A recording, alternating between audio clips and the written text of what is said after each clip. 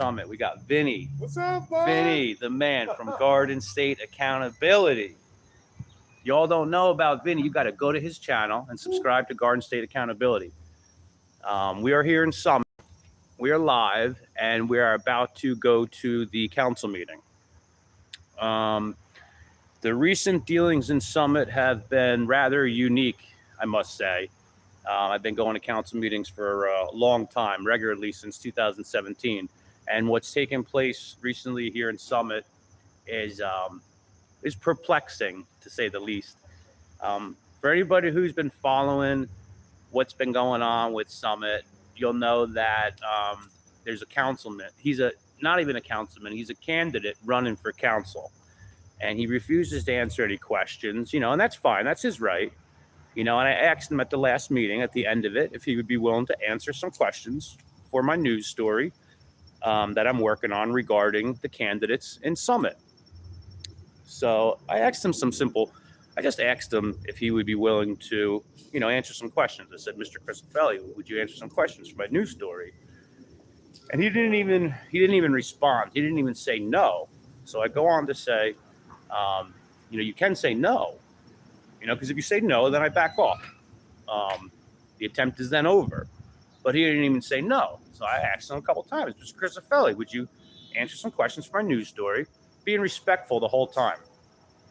He winds up filing a police report and saying that I harassed him, intimidated him, threatened him, and followed him to his car. All of those things are not true. After the meeting ended, I didn't shut my camera off. I had it rolling the whole time. So I was able to produce video evidence of the interaction with Dan, totally putting any question to rest about what took place, what transpired in our interaction. So he lied to the police, filed a false police report on me, which once I get the Oprah request back and I see what he says in it, I'm then going to make sure that he gets charged with filing a false police report. So what he did was at my expense, he attempted to advance his own political gain, his own political opportunity. Also at the expense of all of the residents in Summit, he tried to gain some political opportunity in it by lying, by creating a false atmosphere, a fictitious political climate where he can then position himself as the victim. That's what he did. And those are the actions of an inferior candidate. His opponent is Councilman Smallwood. So the reason why I find out about this police report that he filed was the very next day after the meeting, he sends me a private message, Dan Cristofelli. And it's the article from Tap Into Summit where talks about how Dan filed a police report against me for threatening him, harassing him, and following him out to his car. None of these things were true. And I'm reading this and I'm like, what is this shit? And then right after he sent the article, he sent a message saying, hey, Mikey, let us know how we can help. So I'm like, this is very confusing. So immediately I'm like, well, I'm going to post on the internet, on my Facebook, the encounter between me and Dan, where all I was doing was asking him if he would answer some questions for my news story, which he refuses to do. He refuses to answer questions. And again, that's his right. He didn't even have the decency to say, no, I don't want to. But he went on to go to the police and he filed this false police report. So what's up, Mike? How are you? So tonight I had to call in the troops. We have Vinny from Garden State Accountability here. We have Leroy Truth from Leroy Truth Investigations. We have David Snow from the Exposure Report. We have Lefty Grimes from Sativa Cross. I believe Scalzo is going to be here as well. So the whole crew is out. They came here to support me because this is an attack on the freedom of press. It's also an attack on freedom of speech, because in this article, he goes on to say that Councilman Smallwood called two candidates disgusting, and that's his right to use those words. And what's going on in here? You know what? I'm going to go inside because I see Vinny talking to the council president. I'd like to ask him something.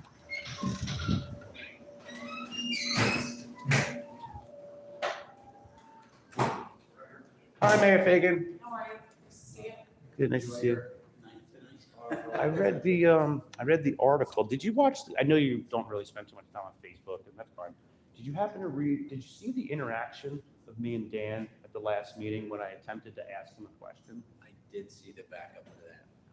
That to me, I don't get it. Like, dude, you're running for office. It's the Truman quote. If you can't stand the heat, get out of the kitchen. I get it. You want to be asked questions, but don't run for freaking office. Well, that's my position. And I had, emailed Mayor Fagan. She would, want to do an interview, this and that. And at the last meeting, she kindly said, oh, I'm sorry to get back to your email. I was on vacation. And no, I don't want to do your interview. Fine. Yeah, that's it. Over. And I still support her. So, we move on. If Dan had said, no, I don't want to answer any questions, then I back off. You don't want to answer any questions, that's fine. That's his right. Yeah. And I don't know if you saw my public statement that I put out on Facebook. And I said, even if he doesn't take me seriously, I get it. I'm not going to hold that against him. At least have the courtesy of saying no. But he created this false, fictitious political climate that does not exist, where he could position himself as a victim. So, and then Tap into Summit winds up writing this bullshit article, and I find out about it, this damn private message, and he sends it to me. Isn't that crazy? And then he sends me Dan himself sent it to Mike. the same guy who won't speak to me, right? Sends me the message, sends me the article. So I'm reading it. Mike, I'm reading this article. What is this shit? This is bullshit. Right after he sent the article, he sent a message saying, hi, Mikey, let us know how we can help. And I don't know if it was like an auto reply because it was just a strange thing to say, especially at that time. And I understand why you made the comments to Tap into Summit to respond in some nature. Funny enough, Chief Peters saw the whole interaction too. Yeah, and look, I agree that no one, I can't change the way people feel, right? But I can say, like, you just asked a question. And that was nice. I wasn't being rude. Right. My point is, like, if that's going to trigger you, what are you doing? What do you plan to bring to the table? Obviously try to advance his own political gain and opportunity at my expense, but also at the residents' expense by creating these lies. And just totally uncalled for. So we got the whole crew out here tonight, All right, gentlemen. and we'll see you when the meeting starts. Thanks, brother. Thanks, Mike. All right, so that's Mike McTurnan. He's the council president. I challenged Mike at every single meeting pretty much, and he chose to be respectful. He chose to be professional, right? And I'll be honest, all of the other people on the council that I challenged were very professional and respectful. Can't say the same thing. He was nice. For- He introduced himself to me. He was like, "Oh, I'm the council president," and all that stuff. And I was like, "Oh, Yeah, you're the word. one with the Constitution tie." And Oh, you said that? yeah, he's like, "Yeah." That's hilarious. That's great. Yes. Oh, here we got Jamel Boyer coming in. He's my boy. I challenged him at a couple of the meetings when I first got here, over the ordinance that he introduced. And he chose to be respectful the whole time, chose to be polite. And, that's what you're supposed to do. If you're a public figure and you're a council member or a candidate running, if you can't, like Mr. McTurnan said, if you can't take the heat, get out of the kitchen. What do you intend to bring to this town if you're unwilling to answer any? Chief Peters, what's up, brother? Got the backup. Everybody or not? Yeah, got the backup. This is Chief Peters. Nice to meet you. Great guy. Appreciate that. Yeah, no, you know what? After we had the conversation, let me just see what you're hearing. You were here during that whole interaction. You were standing right there. I was talking to you. And there's 1.7 thousand people that watched the interaction that I posted on my Facebook. So I think anybody who's paying attention to what's going on Summit saw that video. Not only was I respectful and polite, but all I told him was asking him some questions that he would answer for the news story about candidates. He didn't have the decency to say no. If he said no, then I stopped. Say no. All right, I won't ask any more questions. But he goes on to create this false political climate where he position himself as at my expense, and at the expense of all the residents, by making up these laws. And you know how I found out about the story? This happened in the Summit article. He sent it to me privately with a follow-up text right after that said, "Hi, Mikey, let us know how we can help." So I'm like, this guy is making up all this shit, files a fake police report to advance his own political opportunity. And for what? Hey, guys, what's up, Kevin? So, I just, and you were there. You seen the whole thing. The video speaks for itself, and not one resident continued that narrative of him being threatened or whatever. Yeah, they attacked me privately, publicly on my posts, trying to ridicule me, and, trying to smear my credibility as a journalist or, whatever. So I just find it very perplexing, very troubling, but he didn't always still film it. Like he made those eyes up, I had it on camera. He didn't think the camera was still on. And then there's a resident at the one meeting who said to me during recess, he's like, why do you come here? This isn't your town, you don't pay taxes here, the school, kids in the school system, this, that. He's like, well, why do you film? You know this thing's being recorded. Well, that's why I film. Because you never know. But I didn't have that on film. He winds up getting away with those comments, and it winds up being tracked. Because then a lot of people in town said, oh, yeah, that crazy guy who's uncomfortable because somebody comes here. Of course he said things that were threatening. Of course he harassed him and made him feel uncomfortable. If you're running, you don't have to answer questions, but you don't go and make up a false police report about, and then the next article the day after says he's going to have a police escort. Well, the thing with that is we would offer that to anybody who asks for it. And if anybody felt uncomfortable with it, I mean, we do it all the time on a daily basis where we deal with victims of crimes. And I don't have it's not something that's outside of our realm of responsibility. It's the police department, especially a city of Summit. I mean, we're a service-based police department, so a lot of what we do on a daily basis is just assisting citizens, residents, whether they be politically involved or not. So Sure. I don't want to be misconstrued that we're anybody gets any special treatment. Everybody gets special treatment. Because that's the city that we operate in, and that's the police And I department. don't take any issue with that. It's just part of the timeline of things or whatever. Well, I'm presenting tonight, so Oh, you are? yeah. Nice. Yeah, I got to present on, two of our guys are actually getting life-saving awards. I don't know if you saw on the news. I did. Yeah, they were down in Newark looking for a stolen car, and they ended up saving a toddler out of a burning house. So, Yes, fantastic. yeah, so we should have a pretty good crowd, at least in the meeting. That's the first thing on the agenda, and then we'll get into the nuts and bolts of business. But This is Leroy, this is the chief of police, Chief Peter. How you doing, Leroy? Pleasure to meet you. Good guy. Yeah, I like that cape you got there. Yeah. A very pro-American flag. I have a little more accoutrements today than usual. Appreciate that. How are you? So, how you doing? David. Oh, right. Ryan Peters. And I have really good things about you. I appreciate that. Yeah, I try. Fundamental involvement, so we want to celebrate and acknowledge and report on good things. Gotcha. Do the right thing. Yeah. I guess you weren't talking to my wife. Hold on. Yeah, I love it. I didn't get dressed because I'm going to present, but we're giving a reward out tonight. You guys are because they get to see two of our guys safe out of the burning house. Oh, wow. So, That's award worthy. Yeah. I'm going to happy to get there on camera. Well, pleasure to meet you. Nice to see you guys. Take care. Yeah, we were just chatting about the false police report and stuff, and funny enough, Chief Peters was standing there the whole time doing the interaction. So he's a witness. He's a witness. Oh, nice. You know? Was He's the a body witness. camera on? He probably doesn't wear one. No, right, I don't think he had a body camera just there, yeah. You were here too? Oh, no. Oh, no, I He was meant, speaking in I tongues. meant when he didn't harass Dan Christopher. Christopher, yeah. Oh, 7:20. Look at this. Because we do have a Cifarelli, right? Yeah, this is Cifarelli. Starts at 7:20. Hudson County Commission. Yeah.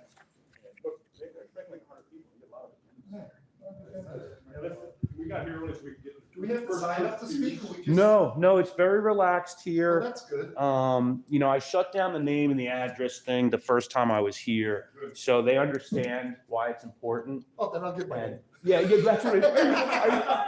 No, I love that. As long as they understand. He's a reserve on this side. Yeah, they totally understand. Everybody on the other side. These are for the guys getting awards, I'm assuming, with their families. These are the seats where you want it being seen on their public video that they Where is film. it at? Where is it? There's cameras everywhere. Yeah, I see. The camera over here is where they use, like when someone's at the podium. That one films. So anyone who's in this seat will wind up being shown. Yeah, so we own this council room. I've always owned this council room since day one, and these guys do the same thing when they show up to a town. They own the room, It belongs to the people. It belongs to the people, and it's that simple. Count at least 6 cameras. This is a very small room. Yeah. Cameras. It is. So which is the one, for the live feed, that one? That one right there when the person's on the podium. In the back. Okay. Yeah. Yeah, they utilize all of them, Okay, but when the person's speaking, it's always that. so they have good production. They do, they do. Checking. So we'll get the names here. We'll start with I like the chief. Good energy. Yeah, Good good energy. energy, yeah. Matthew. Matthew Giacob, he's the lawyer. There you go. He's horrible. Oh, yeah, they usually are. He's horrible. I've had issues with him. Claire Top, This is the, Kevin Smallwood. this is, Kevin Smallwood is the opponent for Chris Offelli. Okay. This is the So they'll formal appreciate us complaint. today. Yes. Jamel Boyer, Jamel Boyer is a good guy. Elizabeth Fagan, This is the formal Mike complaint that I McDermott, filed, Council President, Council President, yeah. Rosemary Lickities, And I want to give this to City Clerk, Bob Pulowski to read because he Delia hasn't seen it yet. Hamlet, David, you say something, I want to see if this mic is working. one-eyed, one-horned, brown, purple people leader. We got the team Bob here. Pawlowski. We got the team here. What is that? So, One-eyed, This is going to be a good one tonight. What is Super grateful that everybody showed up one-eyed, here. one-horned. Flying purple people Flying leader, purple. one-eyed, one-horned, flying purple people leader. He wears short shorts. Tom Hanson and Tammy Baldwin, no relation to Alec. Is Is that what it Tammy the says? one that read the whole thing for the lady after the meeting last time, read off of her laptop? No, that's Councilwoman Hamlet. That was Hamlet? That was Hamlet who we spoke to in the parking lot. So I'm hoping if I don't get time to finish my speech, she'll read the rest off. Right. For me. Right. Did you watch my video on that, right? Yeah, I saw that. I had a problem with that. No, I didn't have, well, I understand why you had a problem, but it was actually a nice gesture. It was a nice gesture, but the thing is, it's my opinion. It's not content neutral. No, it's not. The only time that they cut me off every 3 minutes, every single meeting, right? The only time that I ever seen someone go past 3 minutes was when a resident named Gary Jackson, who's the former township manager of Mount Holly, came to speak. They let him go for 4.5 minutes. And the whole time, what are we doing? Right. You know, It's, doing here? 5 Right, if bucks. they were lax about it with everybody, like, oh, I don't know, and they're like, all right, now it's 5 minutes, we gotta kind of wrap this up, yeah. And as much as I support Councilwoman Hamlet, I don't like that favoritism is always, Right. you know, when it's in their interest, when it's in their best interest. I usually feel reserved on there, that's, I usually sit there. Yeah, that's a cheap seat. Oh, I didn't know. Sorry, we It's got not the the chief seat, seat. but it's me. Not cool, dude. I gotta present and I try to stay close to the Yeah. podium in case they call me up. That's on me. Vinny, that makes you the chief. That's Said you got to arm wrestle. Yeah, no. I haven't arm wrestled in years. I probably blow my bicep out. But if you want to take any of these chairs, we're gonna move this one over there, buddy. No, we're good. Let's take it. So I have a question. So when they file a harassment charge against you, right? That has to go to a judge to find probable cause, correct? Yes. So Yes. how do they know who you are? Well, you know, that's an interesting point. I mean, I'm proud of my name. I'm proud of what it represents, even though I come here and I remain anonymous. Right.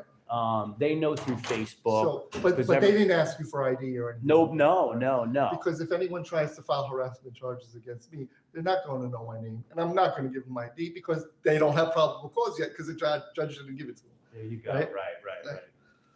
So it'll be like harassment against the exposure report. Right. I mean, I'll give my name David Snow. We got the whole team I'll here. give my name David Snow. Who's like, Nice where costume. Oh, that's you? Yeah, Leroy got his. Yo, He what got. up, what up? Yep. Subscribe to Social Water Pipe. Yeah. If you're not subscribed already, subscribe. You know, because I think sometimes I'll get a lot of like the last time we went live, I had 11,000 views, but I only have like 3,000 subscribers or something. But I want to run through it to everybody who's here. Make sure you hit that like button. And the Double like tap the button. screen, double Yeah. tap that screen, the like. and make sure you're a subscriber. Let's go. And Yeah, please, yeah. guys, nobody spit on any chairs. Don't spit on any chairs. Whoa. So we got Vinny from Garden State Accountability What's here. going on? Subscribe to his channel if you're not already. We have David Snow from the Exposure Report. The exposure report. Definitely follow him. He's doing great stuff. And we have Leroy Truth, the man himself, the myth, the legend. Leroy Truth from Leroy Truth Investigations. Hello there, everybody. Defending his heavyweight Yeah. title. This is Rocky 5.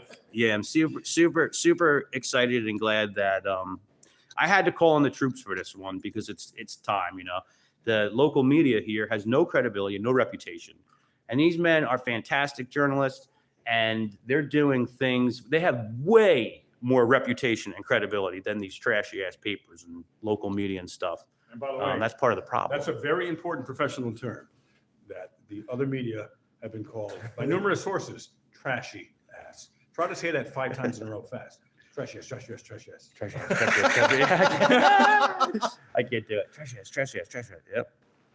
All right, I think I left something on my top of my car. I shall return, but my thing will be here. Yeah, it says 7:20 anyway. So what time is this? Oh, my phone right here. I do that all the time. I'm looking for my phone. It's right in front of my You know what's face. beautiful? There's no one doing the stupid metal detector stuff. Right. It's just It's freedom like 1954. yes. Andy Griffith, welcome to Mayfair. Yes, that's how it should. I'm glad he brought that up, because we don't have to go through some bogus ass metal detector here like we go through when we go to Edison. And that's how it should be. They should be welcoming people to come to these meetings. There shouldn't be security checkpoints and barriers. That's why I consider giving the name and address another barrier. Some people don't want to give up their privacy rights. And some people are not compelled to speak because they think you have to give your name.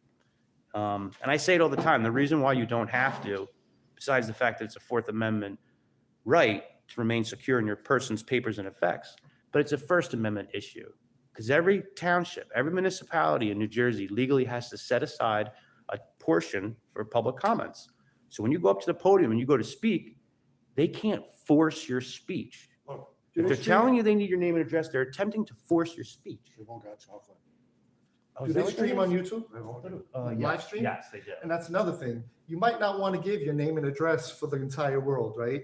Once it's posted there on YouTube, it's there forever, and everyone has access to it. So there is a legitimate fear of retaliation, not only from the government, from their supporters or for your haters. So, it's a legitimate thing to not want to divulge your personal information to be broadcast out into the entire world. Yeah, it's not a crazy foreign concept, People don't want everybody knowing, where they live and stuff like that.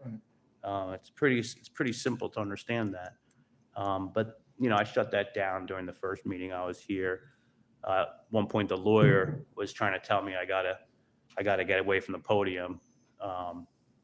But Council President Mike McTurnan realized in that moment that we can't stifle this kid's freedom of speech. He has every right to address the council. And Shout out to him. Yeah. Good job. It was funny because he was wearing his Constitution tie the first meeting I was here. Right. And at first he was telling me, no. You got to give your name and address. And I'm like, dude, you're wearing the Constitution tab. And you're ignoring the values and the core principles that come with it Right. by telling me I have to. They would have had to remove me by police. Well, right. I wasn't going to leave the podium, 100%. That makes it too easy. This is You my. just let them violate your rights. Right? I just have a copy of it. I filed this with them last meeting.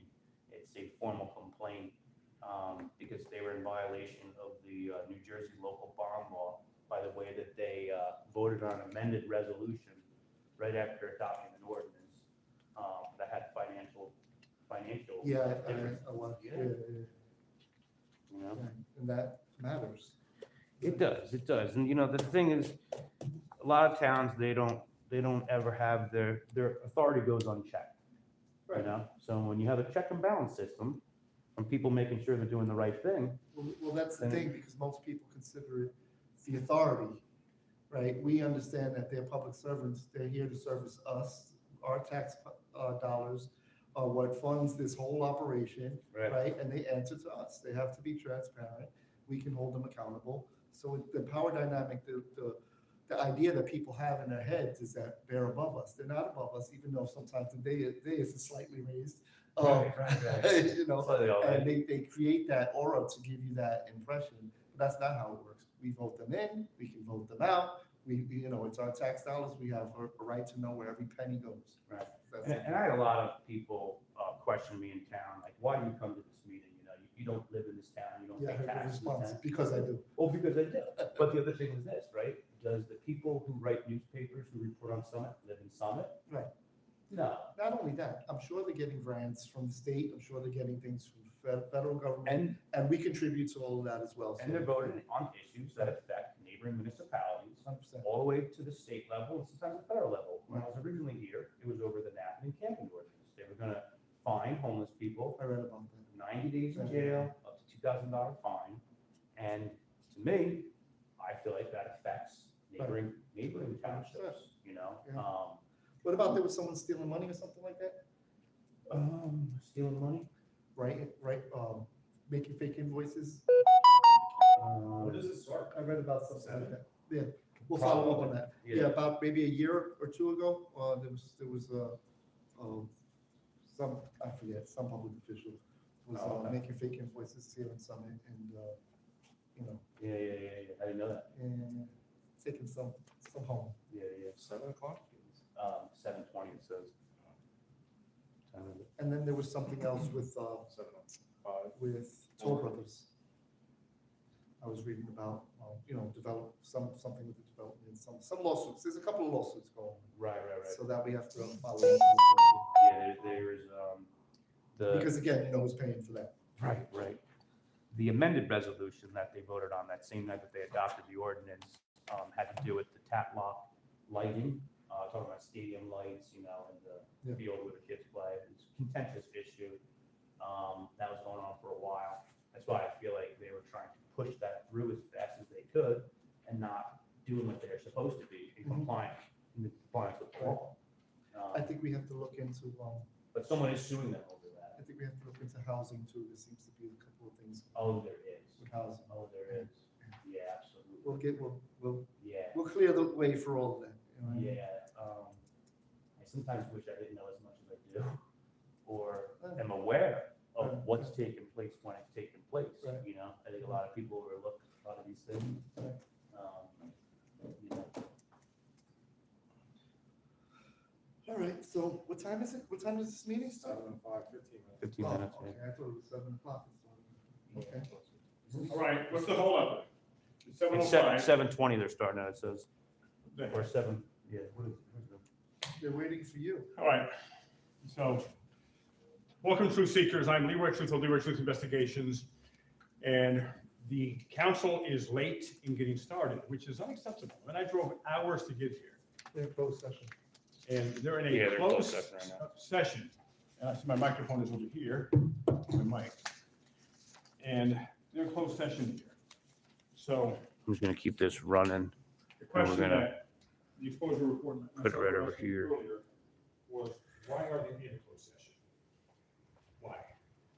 Not only that, what we're really saying is there should never be any such thing as a closed session. Here, come on camera here. I mean, I'm of the belief that there should never be a closed session. What is it that you can't divulge to the public, right? What is it that you don't want to be transparent about?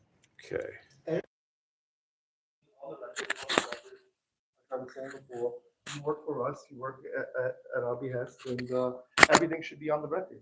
Talk about it. Go ahead, feel free to talk about it, but be transparent so we can hold you accountable. Right, and be transparent, so if you do say something or do something that is good, we want to celebrate that And that, and acknowledge that. right, we could be supportive of you, we want to know who's who, what's what, who's saying what, not behind closed doors, not under the table, transparent, in our face for everyone to know. So on behalf of the council, we apologize that we are running late, ladies and gentlemen. 7:30? Oh, it's till 7. Yeah, we said 7:30. All right, so then I take that apology back. So now you gotta offer a different apology. Well, it's a correction. Yeah, numerous people said 7 o'clock. Well, 7:30 is an unusual time. I think it's a good time, though. But It it's a gives good people time. time to get here, after Absolutely. work, maybe they have to feed their kids. Yeah. Do homework or whatever it is, it's way better. Yeah, I like that. You're absolutely right. And I'm gonna conserve some battery here. All right. And before we go here,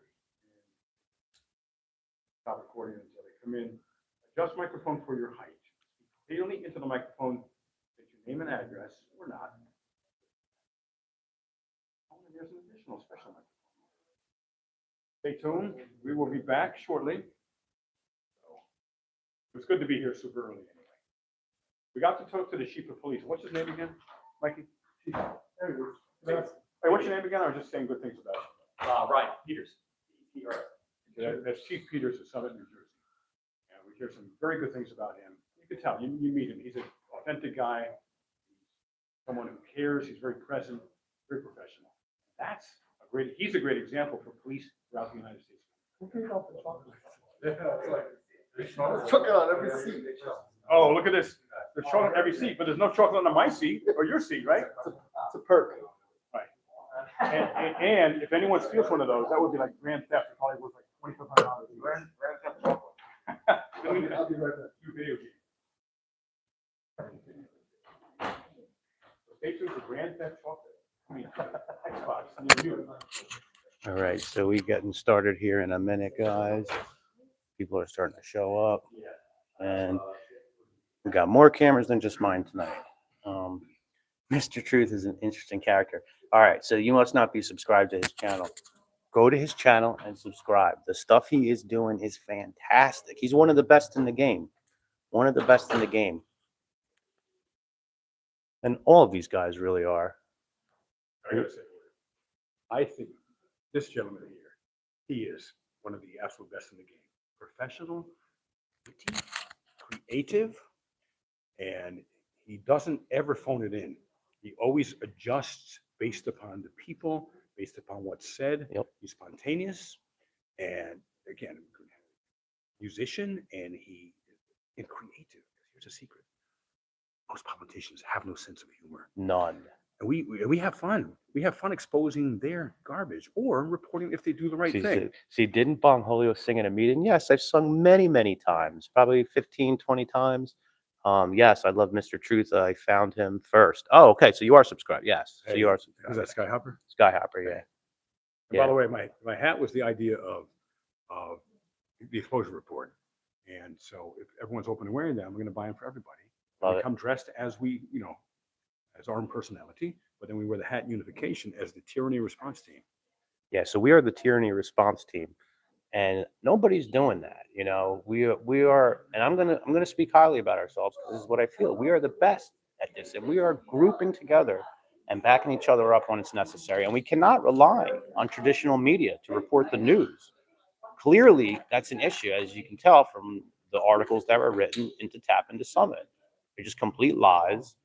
And the editor never bothered to watch my video, apparently. They just wrote a second article talking about how Dan would have his own personal security at the meeting. So these are some issues. So that's what we do. We report on the news the way we see it. We don't have bosses that we answer to. We have the freedom to report on what we choose and as we deem necessary. It's a big advantage over traditional media. They can't really do much. They have to answer to bosses. Yeah. Do you think it'll be? I think tonight might be You see these? because if they're doing some award for the police that. So yeah. Safe space. So you should be safe to exercise your constitutional rights, and anyone opposing that is biased. Yeah. So I don't know if you guys are following my Facebook, right? So all the stuff that's going on in Summit, I've been sharing on Facebook and stuff because I know all the residents who are paying attention are watching. I wound up getting. I didn't tell you this. I told Vinny this. I wound up getting what I would call a soft death threat. I get a phone call from an anonymous number and it says, "Hey, I know you like anonymity. Don't worry about who I am. If you go to the next Summit Council meeting, it just might be your last." Was that This was recently? Wednesday, So, the same day that so this might be the last one. this would be me coming. That could possibly very well be my last, right? Oh, well, we'll So certainly document it. so 1,000%, right?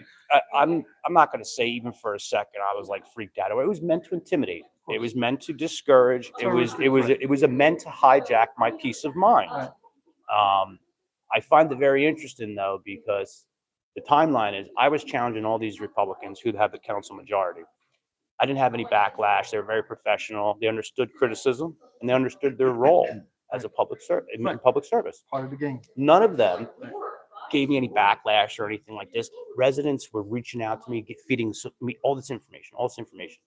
Then I find out that the Summit Democrats page blocked 5 residents, so they can't, because they had there was no issues other than they didn't agree on certain stuff. You know, they weren't. What do you mean they blocked him? They blocked them from Facebook.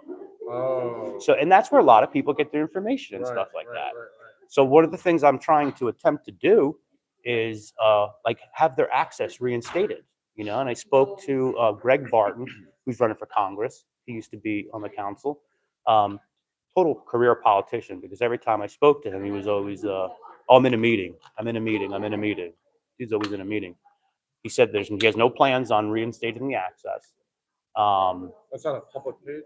It's a private entity. Private. Yeah. So I'm like, You know, they disguise these things though. Their political pages disguised as private pages. Yes. Right. You know, and that's where the loophole, so to speak. Right. You know, Right. it's really a political page. It should be open to free speech 100%. I agree. I Yeah. agree. So what they're doing is they're controlling the narrative. Mhm. Anyone who speaks outside the bounds of what they want get blocked. Right. You know, and the residents that were blocked were also Democrats. They blocked Democrats who were just in Right. disagreement. Mhm. So the second that I started challenging them and asking questions to Mr. Cristofelli, who's a Democrat, same people who were telling me, I love your videos, I love what you're doing, I'm glad you're in Summit, all of a sudden turned on me, sending me messages, like ridiculing me, trying to smear my credibility. And that's the timeline. And I hate party politics. You guys know how I feel about that. But I'm giving you the examples of the timeline as to how the response has been. You know, the divisiveness in Summit is 100% is happening on the Democratic side. You know, and on that video that shows my interaction, you even see me speak to the council members, and I said that. I said, you know, the divisiveness is coming on their end, in my opinion. And then I even said, you know, I feel like sometimes they're going over the lines of like violence. And then we see what happened this week with Charlie Kirk and stuff, and that whole thing of if you can't discuss things, you're attempting to silence the person who's asking the questions and stuff.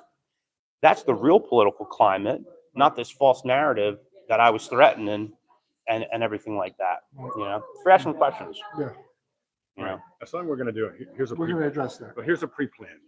When I let Tim speak, I'll go last, and I want to hear what you all say. Jerry is, I'm gonna ask him, because he said he felt threatened. I'm gonna say, well, a threat would be if someone says they're going to F you up. So what if you say, hey, I'm gonna ask you a question, make this you. So you get an inside scoop here, everybody. And I say, and ask me what the weather is. But I'm gonna ask you, what's the weather, sir? And then whatever you say. And then I'll say, do you feel threatened? Right. but if he said that he felt threatened, I could accept that more than he said he was threatened. Ah, He's saying he Were you was right? threatened. So I'm gonna There's a add- very big thing Yeah. between You know what what I'm you saying? feel Right. and what the person Because feeling did. is subjective, but again, he's doing this to play victim, number one. You know, we know it's not real, 1000%. but you made a very, very important point. So when I ask you, were you threatened? I was not. All right. But that's if I'm being truthful, right? Right. You know, that's if I don't want to spin a narrative and make something into something that it isn't. Joe, how are you? So, What's up, brother? Doing good. Doing good. What's new? Sure. This is the crew. This is we the people. we the Right, people. I'm David. Hey, Leroy Truth. Pleasure to meet you, Joseph. Going on, Benny? Joe, remember last time when I told you outside how every time I speak, you're lowering your head and you're shaking your head and stuff like that? You did it again last meeting when I watched the video. You can't stand anything I have to say. And I love it. I just love it. But like, I was 3 words into my statement and you're shaking your head and you're turning to the guy next to you and you're like throwing your hands up.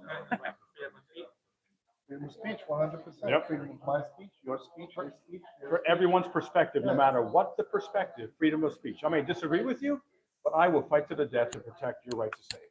And we all will. That's the First Amendment. And it's first for a reason. First for a reason. And then the Right. second came because they wanted to protect the first. So are you aware of what third is what Mr. Cristofelli did after the last meeting? Did you read the Tap into Summit article where he claimed I was threatening him, harassing him, and followed him out to his car? I don't think anyone in this right now needs anything that goes on? Well, so this is we the summit, we the public, we cause this is a family right here. His family, their family.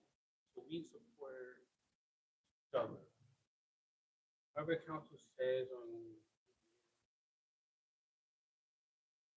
might disagree. We don't have to like what they said. Correct. And we all have a first amendment right. Amen, brother. You guys might have a listen, guys. Gotta be respectful. When they talk up there, but we all are. Be respectful. We should all respect each other. Sure.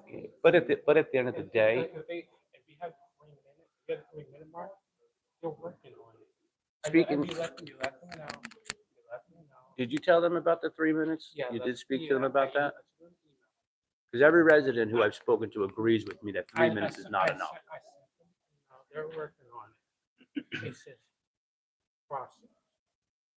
Someone's got to put a motion. Yeah, someone just got to put a motion. Motion to make it 6 minutes. Yeah, motion to make. Yeah. Yes, yes. They can vote on it. They can vote on it right there. Yeah. Yeah, it's very quick, actually. Hey, Tom, how are you? That's Tom. He's running. Was he in the newspaper too? He was not, nobody claimed that he was threatening or harassing. Nobody made any false police reports about him. Just me. He looks like a scary guy. Nightmare on Elm Street. Smiling. And I support, As do you. I support, I support Tom. Sometimes I like being disrespectful, if I'm being honest, because that is my right. At the end of the day, the First Amendment is meant for things that people don't want to hear, unfavorable things, you know? And in those moments, it's up to You're gonna like my them speech. to be respectful. And Scared me. you know, yeah. Boy, I'm almost quoting that verbatim. 7:20. What did I say? I already forgot it. Don't worry, because I already forgot. I just, I'm just. That's a quote from Charlie Kirk. Oh, okay. Word, yeah. Yeah. But sometimes I mean, sometimes when I say things, I mean them with all disrespect. They all have different roles. And they gotta be respectful of us. Everyone, they all have different roles. Right. Like nobody has the exact roles that you guys. Nobody has the exact answer. Nobody has that role. Hey, Delia does it the most. Delia does the most. She does this. Is she the one that got the standing ovation? She was the one that we spoke. Yeah, kind of. Who was the woman in the dress? That was Delia. Delia Hamlet. And Kevin or Dan Christofelli went on to say that the reason why the two Democrats didn't clap or stand or acknowledge it was because they were exaggerating her work. You know, she did work for the homeless, you know, volunteer. Her work was so good that they invited her out to California to speak on the issue.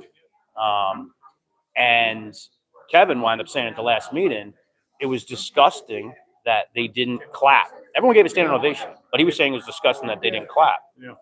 So Dan Christofelli goes on to say, attacks Kevin and says that he called them disgusting for not giving a standing ovation. No, he called them disgusting because they didn't clap while everyone was giving a standing ovation. That's a big difference, Yes. you know? Just exaggeration after exaggeration. And I then, want to see, what's his name come in with the cops. I know. I feel like that's happening like any minute. Everything I have is directed at one person. Whether he's here or not. Well, whether he's here or not, yeah. Yeah, I want to sue.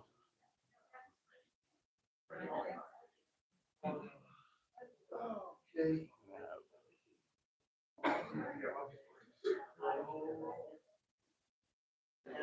Taking a perimeter seat. I love how you do that. I love how you cover the full view. The chief said I can have it. So. Yes, absolutely.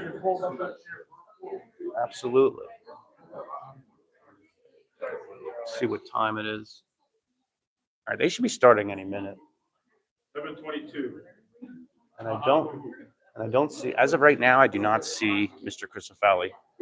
I wonder if somebody took them off. Yeah, right. Like you got a whole. There's a lot of cameras. You're gonna be. Yeah, there's too many cameras. No. Oh, there he is. There he is. There he is. He's here. He's here. He's here. He's coming in right now. He's coming in right now. Yes. Yes. Yes. Yes. Yes. Yes. Okay. So Dan Cristofelli has just arrived. He has just arrived into the council chambers. He is not with a police escort at the moment. He is not. Yeah. It's him. Yeah. He is not with a police escort at the moment. So we shall see what happens. We shall see what happens. Where is he? Right there. Guy in the blue shirt. Hey, hello, Dan. Good to meet you. He will not be speaking. The whole room got quiet. Hello, Dan. He doesn't speak. He's the one who lied to the police and falsified claims saying that I was threatening and harassing him. Oh, no. And my video of the interaction, which he didn't know was recording, caught the whole thing. Wow. 1.7 thousand people watched the video. Not one person continued with this narrative of him being threatened. And that's why we record, right? And I told him, I'm a member of the Free Press. I'm working on a story. And he didn't answer the question, will you answer questions? Hey, he's exercising First Amendment Look at right. that. God bless That you. photo. I'm getting frightened, sir. So, harassing.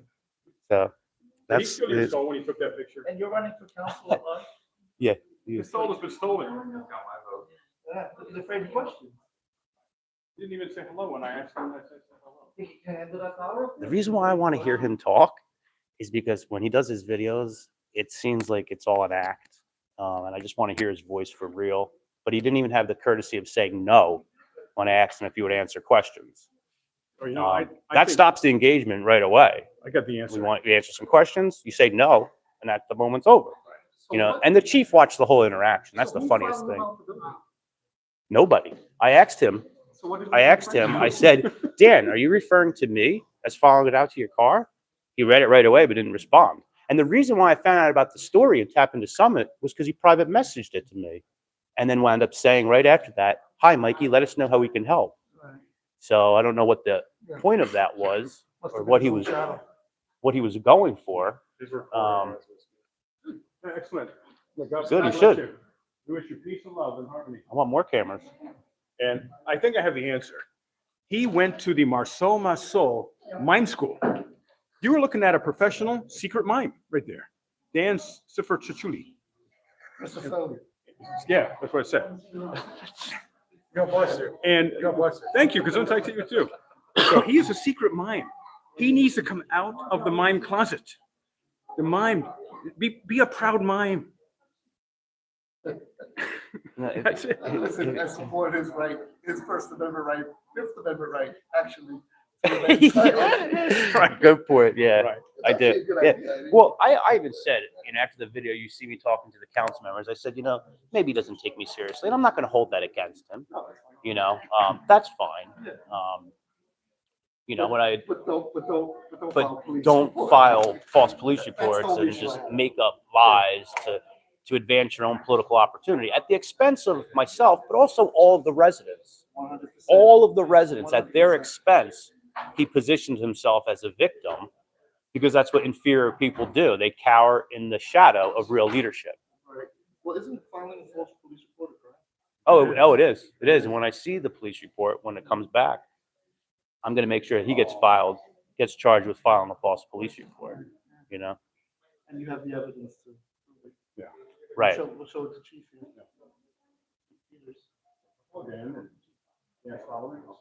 Oh, he was, I think maybe his escort's here. At least he's holding. Yeah,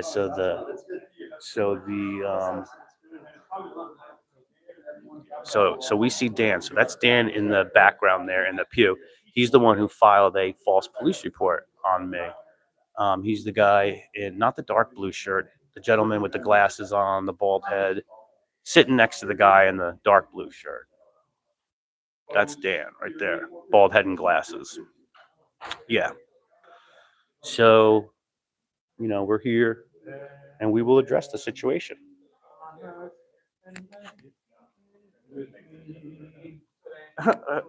I got my notepad here that I always bring.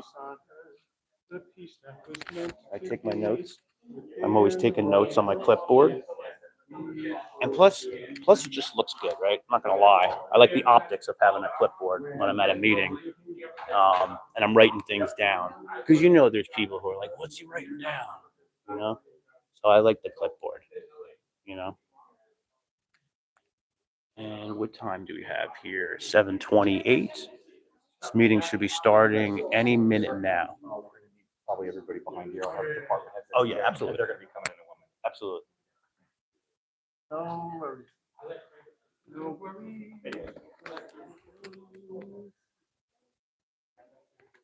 Yeah, that's Chief Peters, man. He's cool. He's a nice guy. Yeah, my name is Bond. Leroy. Always respectful. Always says hello when I'm here. I appreciate that. That's funny. Oh, that's nice. I see. There we go. He's got his camera. Official tissue. I hope he's got a charged battery since he's gonna run that camera the whole time. He took a cue from me, right? Get everything on film. Yeah. Get everything on That's film, great. right? Now he realizes the importance of why you 100%. film things. 100%. Sometimes you learn things the difficult way, but the important thing is that he learned. So this is going to be interesting here. Oh, that's mine.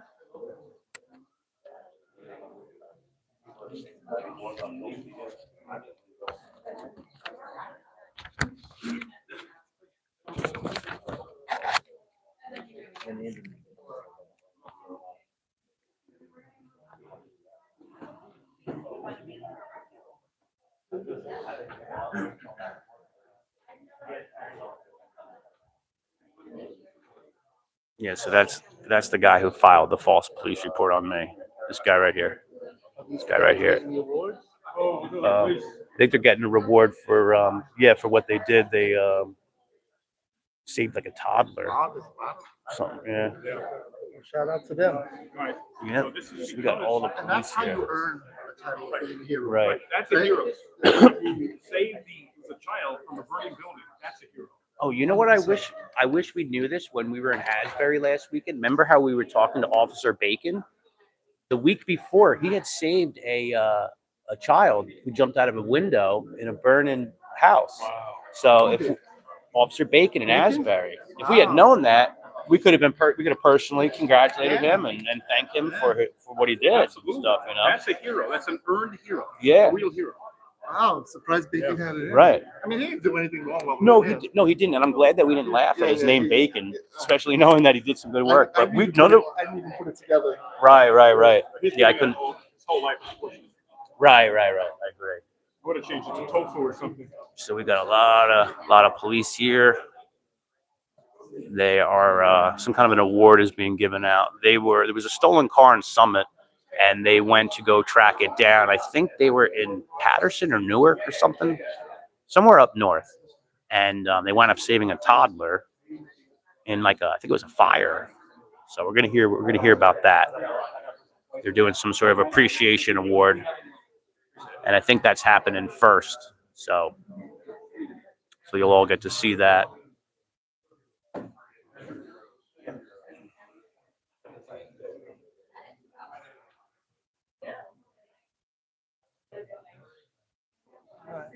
Well, 7% back. That's not good. No, that's not. But I started Yeah, on 9. It's a big bet. That bank probably charges it way faster than it takes away battery, right? Yes, Yeah. but I have this backup.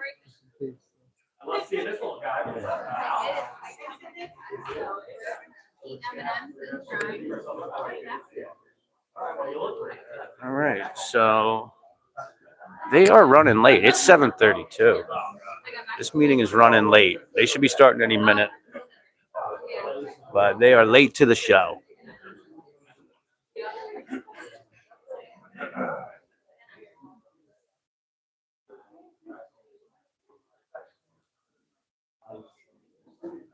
see. You guys tell me if you can still hear my audio. I'm gonna go walk by Vinny, and just when I come back, just let me know if you can hear the microphone. I want to see how far it goes, how much reach I have over here.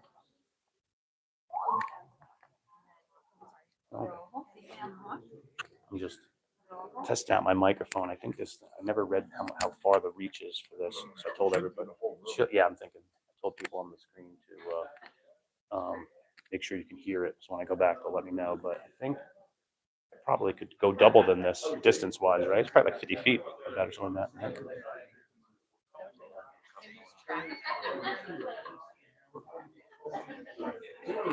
All right, so I'm going to find out now if the audio works from you guys. Guys, could you hear me? Could you hear me when I was on the other side of the room? I'm not sure how far this microphone reaches, but can anybody tell me if they could hear me? Let me know, please. Because those two police are heroes.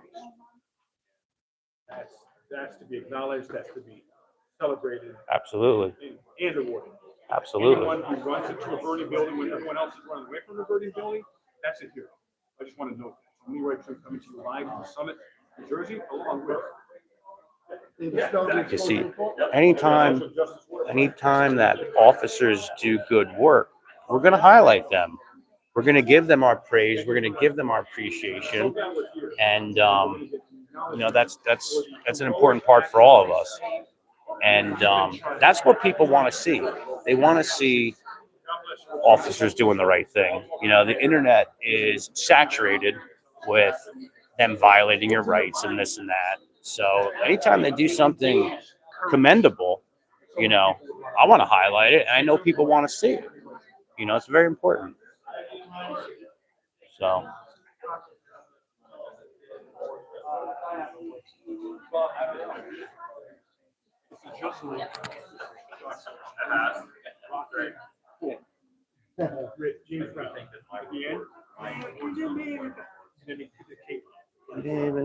Could you guys hear my microphone when I went over to the other side of the room? Someone let me know.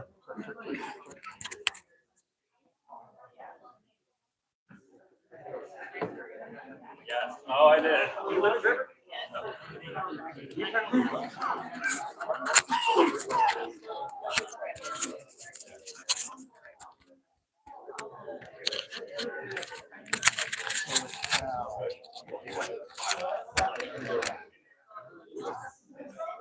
All right, so we got a packed room here.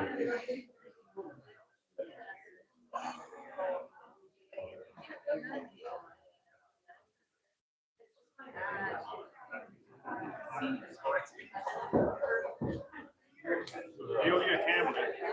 Council member that does good work. Free speech Makes free people. Yep. Free speech makes free people, baby. All right, so for anybody who's just tuning in right now, we're here in Summit, New Jersey. And if you've been following what's been going on in Summit, if you've been watching my videos, you'll know that there was a candidate for council at large, Kevin Smallwood's opponent, who made fictitious claims of being threatened and being harassed and followed out to his car. And if you saw the video, all I was doing was just asking him if he would answer questions. So, and he could have said no and end the whole thing right there. That's his right. He has every right to not answer questions. That's fine. But he probably should have at least said no. That's my opinion on that and the engagement.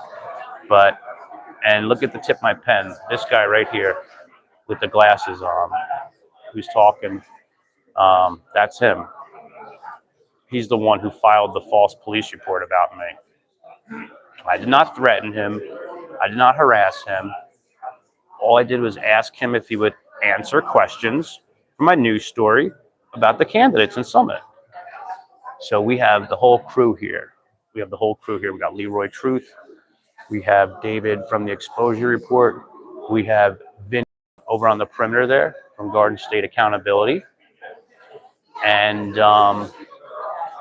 I believe Lefty Grimes is going to be here as well from Sativa Cross. He's not here yet, but I believe he's coming as well.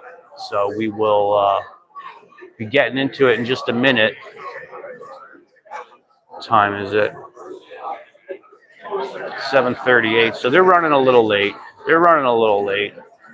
And the room's getting loud. And we should be getting started any minute now.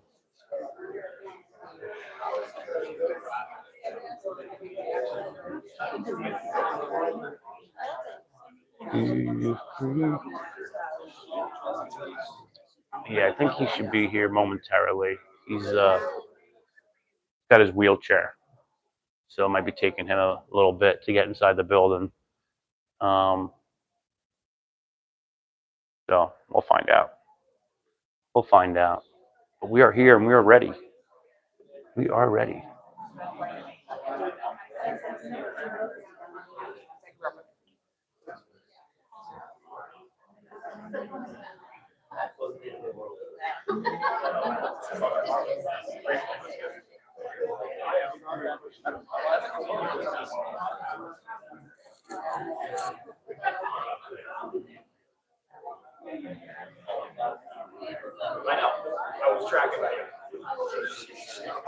Can you, you couldn't hear what that guy is saying. Oh, that's, I don't know if that's an old comment or not, but you guys can hear me all right, right?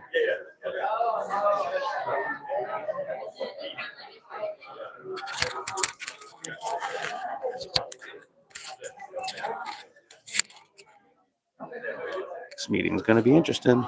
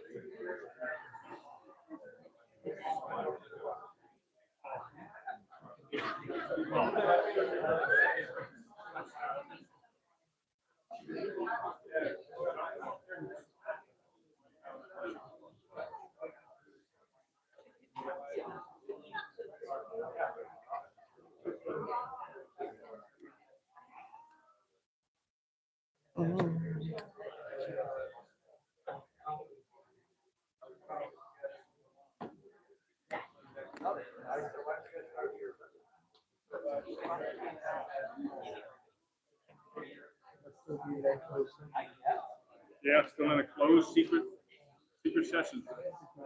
They never started this late. We're all bodies are buried. Definitely never started this late. They never started this late. Yeah. Yeah, I know. They got a whole room. Communists. First of all, we're not going to disrupt the ceremony there, award presentation. You respect what the guys did. Right, right. So, have at it, do your thing, kid in the room, get them in, they'll get out. Right. Yeah, no, I can't help but be laughing right now because they never start this late. What time is it? It's 7:41. They still haven't started.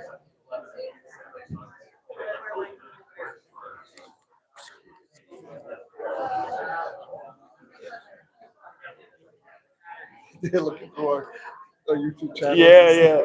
Oh, shit. There he is Definitely. with a football helmet. Yeah. Ah. There he is. No, you're not getting Yeah, they're probably in the back right now looking at all of our channels, trying to find out who they are. You know, they already know who I am. Yeah. Absolutely. I will say I do appreciate how relaxed these meetings are. Yeah.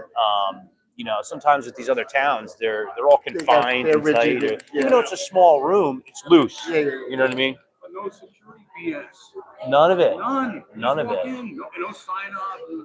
And that's It's unnecessary. They're effectively in the police station, right? it. Right. And they have so many security cameras as it is, you know. And they should welcome people to these meetings, you know, not Right. deter them with these barriers. It is a deterrent. It is. And they certainly shouldn't be afraid of the people. I mean, That too, you know?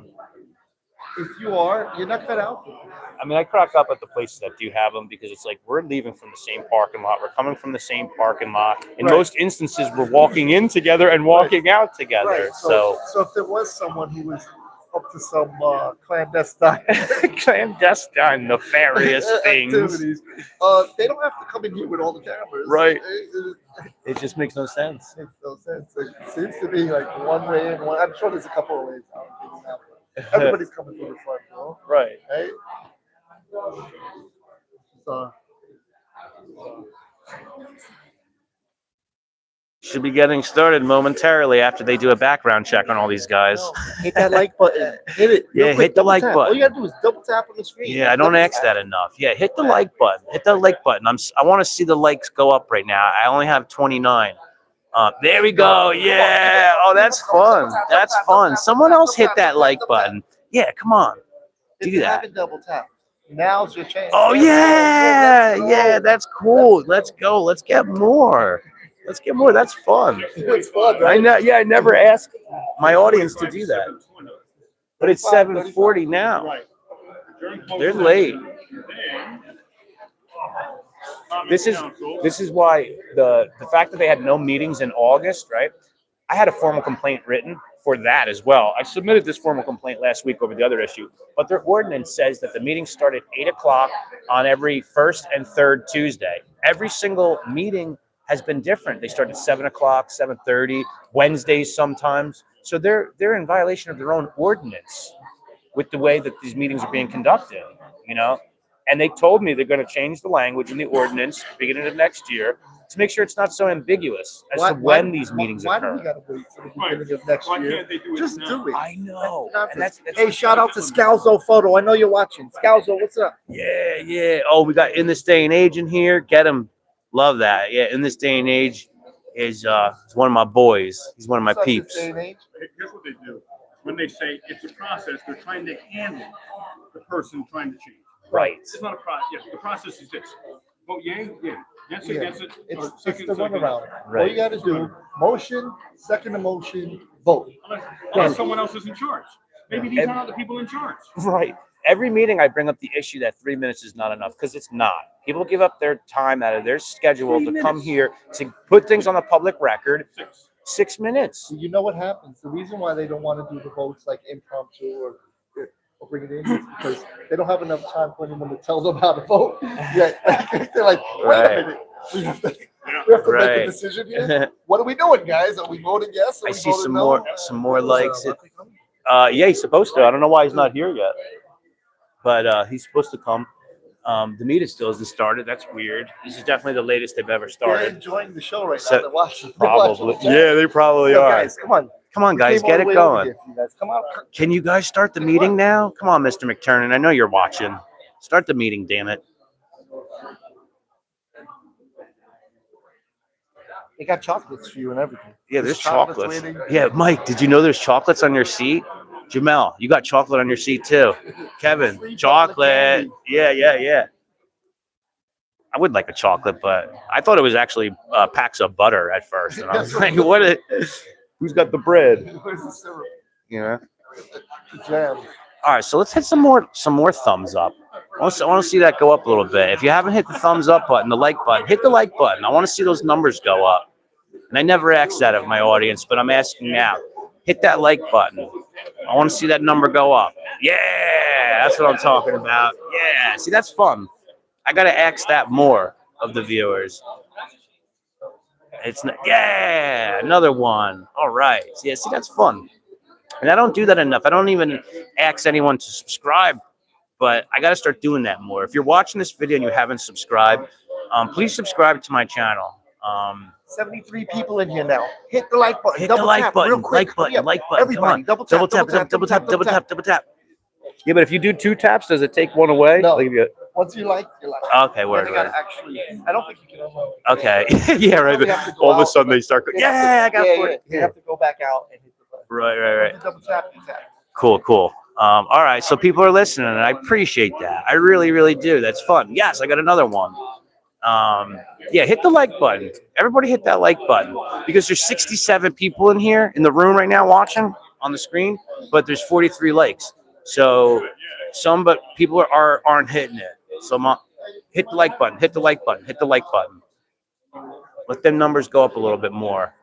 Let's see if we can get to 50 in the next minute. I know that's asking a lot. It's 7 in the next minute, but anybody else want to hit that? It went down. Yo, see you can. See you can. I'm like, I was asking, I was like, come on, hit the like button, and then it went down one. Yeah, so you can do that. But now it just went back up. Yeah. Maybe, okay, yeah. So we 78 people watching, 44 likes. I didn't tap nothing. Does that work? I don't know. No, you can't. See, look, it just went down again. It was at 44. That was at good. 43. No, someone's missing. Yeah, no. Yeah, they were having fun. No, I appreciate. You know what? Have fun. Play around. You know, I appreciate that. If you want to take a like away, I'm not going to hold that against you. I'm glad you're. Yo, that's insane. You know what? It's fine. It's fine. You have the right to hit the like button or don't like it. I like it. Yeah, you know. It went down again. Yeah, you guys cracked me up. You guys cracked me up. I feel like I was at 44 a couple minutes ago. Now it just went up again. Okay. Right? That's these guys back here. Yeah, they're playing games. What are they doing? It feels good to not be here alone, right? Yes. Oh, it feels so good. Yeah, no, I was so pumped on the ride over. I'm like, damn, I got my back right now. And I needed you guys tonight, you know. I've been in this town for 8 months. Every single meeting, you know. So they know you're not a threat. Right. And they know I'm respectful too. Right. You guys know Yeah, I know how I how am. you I move. like you can pay me. Sometimes You too can- respectful. Sometimes. Yeah. Sometimes. When I watched the video back, I was like, yo, I was being so nice. I was like, what the? Yo, I was licking that boot. Yeah, I was being so nice. I ordered 6 hats. I ordered 6 hats 60 seconds ago. It's already been shipped. Awesome. And that's incredible. That's destiny. That's wild. I don't know if it's actually been shipped. but- Is that the second It thing? says your package was shipped, not that it's prepared. They were fast. They got That- the gnomes working in the underground bunkers. Amazon. Oh, shit, That's they delivered. crazy. Anybody ever have that happen where you order something on Amazon and within 1 minute it's already shipped? It's being shipped? They've been shipped. The drones are landing right now with the hats. That would be dope. That's wild. I've never had that happen before. Listen, I would give them an extra $200 if they could get it here in 15 minutes. It was Yeah, right? I would. I ordered something else earlier today. Oh, that shit. 60 seconds I've been ordering something else. Sorry, that's what happened. No, that was. All right, so we're still waiting for this meeting to get started here. They're a little late. It's 7:51. They are taking their sweet time. Maybe they're waiting for other people to get here. I'm not really sure. But we're all ready. So we shall see what happens here. And I'm just going to stand. I'm going to stand in protest. I'm going to stand in protest until the meeting starts.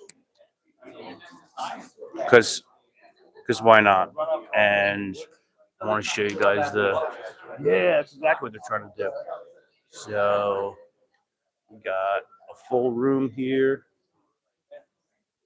And here we go. We're going to get started now. That's Councilman Smallwood over there. That's Rosemary, the city clerk. And they are taking their seats. And we are getting ready. We are getting ready. Mike McTurnan's here. Councilwoman Toth is here. And we are about to get the show on the roll. Hello, how are you?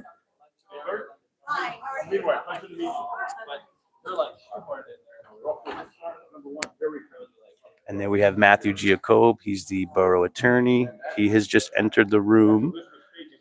And there's Mayor Fagan. Mayor Fagan has entered the room. Mayor Fagan's the one with great backpack, the great bag. There's Mayor Fagan. Oh, the great bags. Yeah, the great bag. Yeah. So question, what is in there? What is in there? That's chocolate. Bags of chocolate. Politics are like a box of chocolates. So we shall see. We're going to get started here in a moment. We are still waiting for Jamel Boyer. Jamel Boyer is Is it always this bad? not really. Not really. No, But no. they're giving out the awards. so it's Yeah, a perfect night, yeah. Yeah, it actually works out We well. also have the heroes who are here to protect our rights. Absolutely. Yeah. Absolutely. All right, so we're getting started here. We're about to get started. All of these police officers, making sure the First Amendment is. Absolutely. Absolutely. We're in good company right now. We're so safe. We are safe today.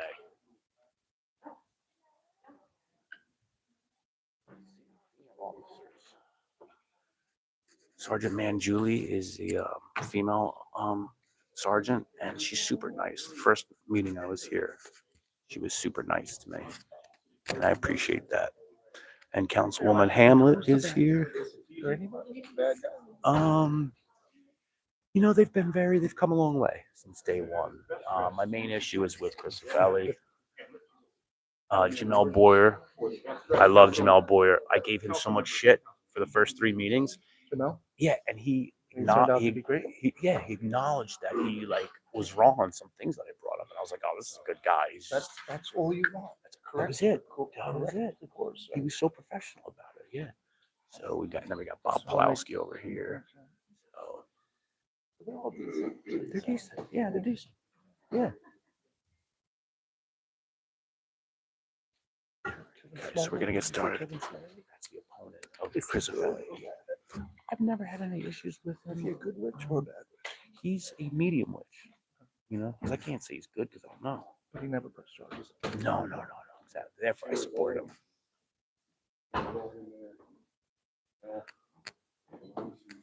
And we're about to get started.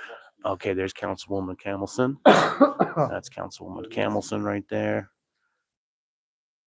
And we're about to get started here. That's what we always worry about, the lawyer. Yeah, I'm not a fan of him. Not a fan of the lawyer. All right, so we're about to get started here.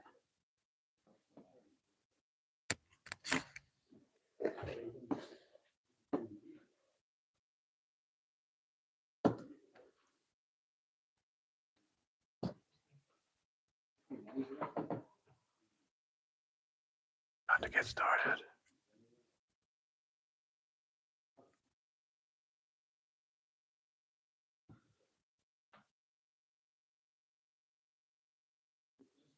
Everyone in the audience, I'm sorry we're a bit late. We can't start until Rosemary's back. You will be back in a second.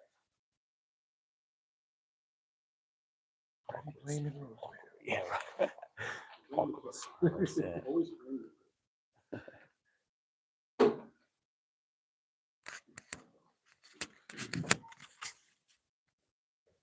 So we're about to have a recognition moment for the police officers here.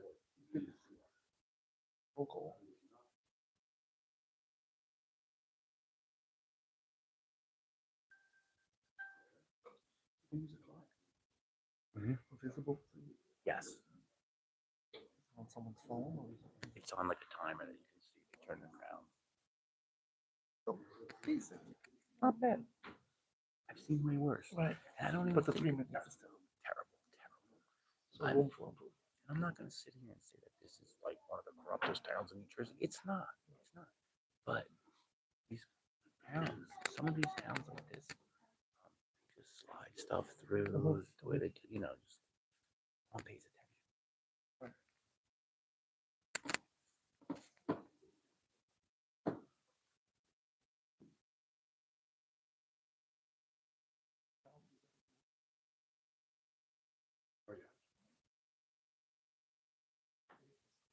And so there's like an awkward silence right now in the room.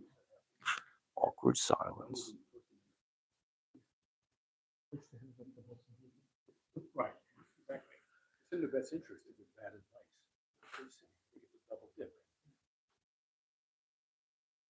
Let's see, is this a good guy? We're waiting on Rosemary. see what happens here.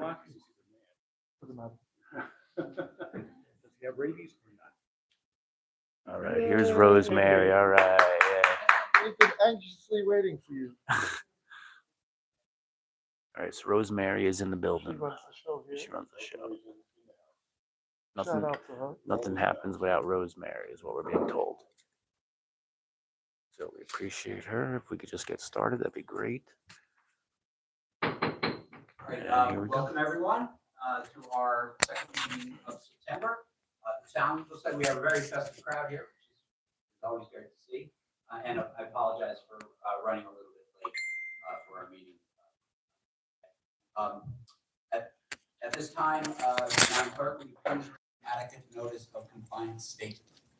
Adequate notice of this meeting has been provided by the city clerk's office in preparation of the council annual meeting notice dated December 16, 2024, which was properly distributed and posted per statutory requirements. Please be advised that fire exits are to my right, your left, and at the back of the room. The city has a listening system to assist the hearing impaired. If anyone needs hearing assistance, please obtain the system at the dais and return it thereafter. Thank you very much. Roll call, please. Mr. Boyer, Present. Ms. Hamlet. Here. Ms. Callinson. Here. Mr. Pulowski. Here. Mr. Smallwood. Here. Ms. Toth. Here. President McTurnan. Present. All right, at this time, I'd like to actually ask our esteemed Madam Mayor to lead us in the Pledge of Allegiance. To the flag of the United States of America and to the republic for which it stands, one nation, under God, indivisible, with liberty and justice for all. Thank you, Mayor Fagan. All right, at this time, Madam Clerk, will you please read the explanatory note regarding closed session and hearings and comments? A closed session meeting as authorized by state statute was announced and held prior to the start of this meeting, and the known items for discussion were listed on the published closed session agenda. Please be advised that council meetings are broadcast live on Comcast Channel 36 and 34, Verizon Channel 30, and rebroadcast on Thursdays and Saturdays on HGTV on Comcast 36 and Verizon 33. When invited to speak, please come to the lectern, clearly state your name and address, spell your last name, and speak into the podium microphone so that your comments can be understood by all and properly recorded. Whenever an audience or council member reads from a prepared statement, please give or email a copy to the city clerk at cityclerk@cityofsummit.org. To help facilitate an orderly meeting and to permit all to be heard, speakers shall limit their comments to 3 minutes. Unless you're using an electronic device to follow the meeting agenda or needed for professional emergency contact purposes, please turn it off. Thank you. Thank you very much. At this time, do I have a motion to approve the minutes for regular and closed session of September 3rd, 2025? So moved. Second. All in favor? Aye. Opposed? Motion carries. All right, at this time, normally we do our reports. We're just skip them and come back to them after this. It was appropriate, particularly as we're running a little late, to do our first ceremonial award. Our award is the Chief's Life Saving Award. It's going to be presented by our Chief Ryan Peters to Detective Sergeant Ruddy Garita and Detective Darren Sliker.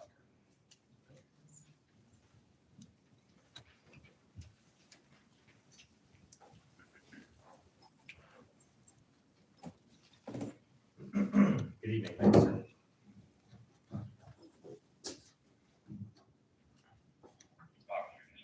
Fuzzier than usual. Good evening, through you, Council President. On August 29th, 2025, at approximately 2:58 p.m., while on duty in the South Ward of Newark, New Jersey, Detective Sergeant Rudy Garita and Detective Darren Sliker were actively canvassing the area for a stolen BMW reported out of Summit the previous day. During their patrol on South 19th Street, both officers observed thick, dark smoke billowing from the second story of a nearby residence, a sight that demanded immediate and decisive action.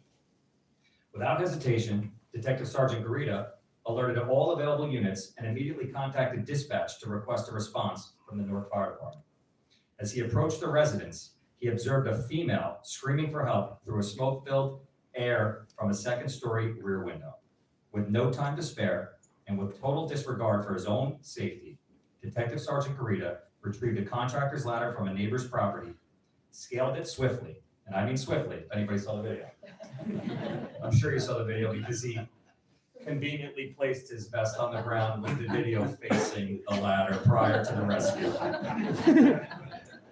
And heroically rescued the toddler from the window, bringing him safely down to the ground and away from danger. The woman then exited the window and climbed to safety with the assistance of officers on the ground. At the same time this was happening, Detective Sliker, accompanied by on-duty Newark police officers, entered the home through the front door in an urgent effort to evacuate any remaining occupants. As Detective Sliker and a Newark police officer ascended to the second floor, they encountered a locked door, which they forcefully breached. Despite being met with thick black smoke that severely limited their visibility, Detective Sliker and the Newark officers remained inside the residence and continued to shout loudly through the darkness to ensure nobody was trapped, ultimately confirming all occupants had exited the house before retreating themselves. Their actions, Detective Sergeant Garita and Detective Sliker, were nothing short of heroic. Their courage, swift decision-making, and unwavering dedication to preserving life under extreme pressure reflect the highest standards of law enforcement. Without regard for their personal safety, they relied on their training, instincts, and commitment to duty to perform life-saving measures in a rapidly deteriorating and dangerous situation. For their valor, composure, and life-saving intervention, I proudly present Detective Sergeant Rudy Garita, as well as Detective Darren Sliker, each with a life-saving award as well as a distinguished service award. Please join me in congratulating both officers on this well-deserved honor.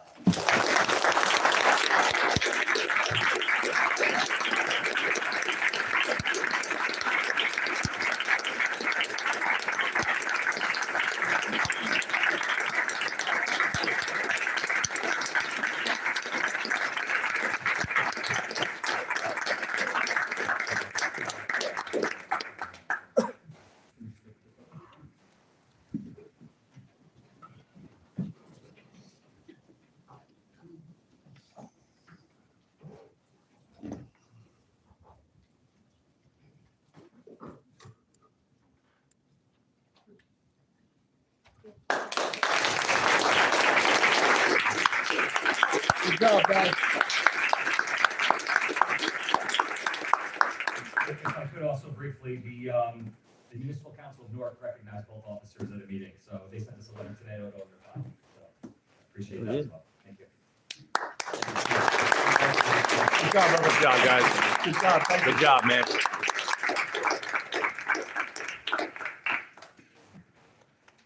All right, that was great to get to that first. Very impressive. All right, we're switching back then to back to page 3 to our reports. And as always, we're going to start off with our mayor's report. Mayor Fahey. Thank you. Good evening, everyone. Congratulations, gentlemen. We have a lot of great events coming up, so I want to make sure everybody's aware of them. This Friday, September 19th at 6 p.m., we'll be celebrating Fiesta Latina on the Village Green.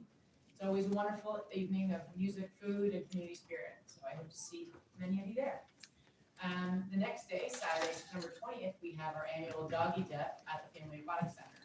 Fun way for our four-legged friends to enjoy the pool before it officially closes. The next day, on Sunday, September 21st at 1 p.m., come out and check out our new bike depot. New being, it's not really new, it's been there for a year and a half, and everybody keeps asking when it's open. It is open, but we're gonna have a ribbon cutting on Sunday, September 21st. This amenity allows for commuters to ride their bikes or scooters to the train station and keep them in a secure and weatherproof location for a monthly membership fee. Ribbon cutting coincides with Arts and Cars downtown, so it's a perfect opportunity to enjoy Summit, take in the festivities, and check out this great new amenity for commuters. On the topic of biking, our e-bike safety video is posted online, and there will be a live Q&A with Officer Katiga and an e-bike safety expert on October 1st at 7 p.m. If you're considering buying an e-bike or have one already, please tune in to get critical safety information. Also, we'll be putting up new signs downtown reminding everyone that bikes, both traditional and electric, are not allowed on sidewalks in the central business district. This is an important step in keeping our sidewalks safe and comfortable for pedestrians. Speaking of safety, we have committed to quarterly reports, quarterly updates from our chief of police And I've gotten several quarterly updates on crime statistics and things going on in Summit. And I've gotten several inquiries in the past week or so about specifics on crime statistics. So I've asked Chief Peters to be to participate in my report.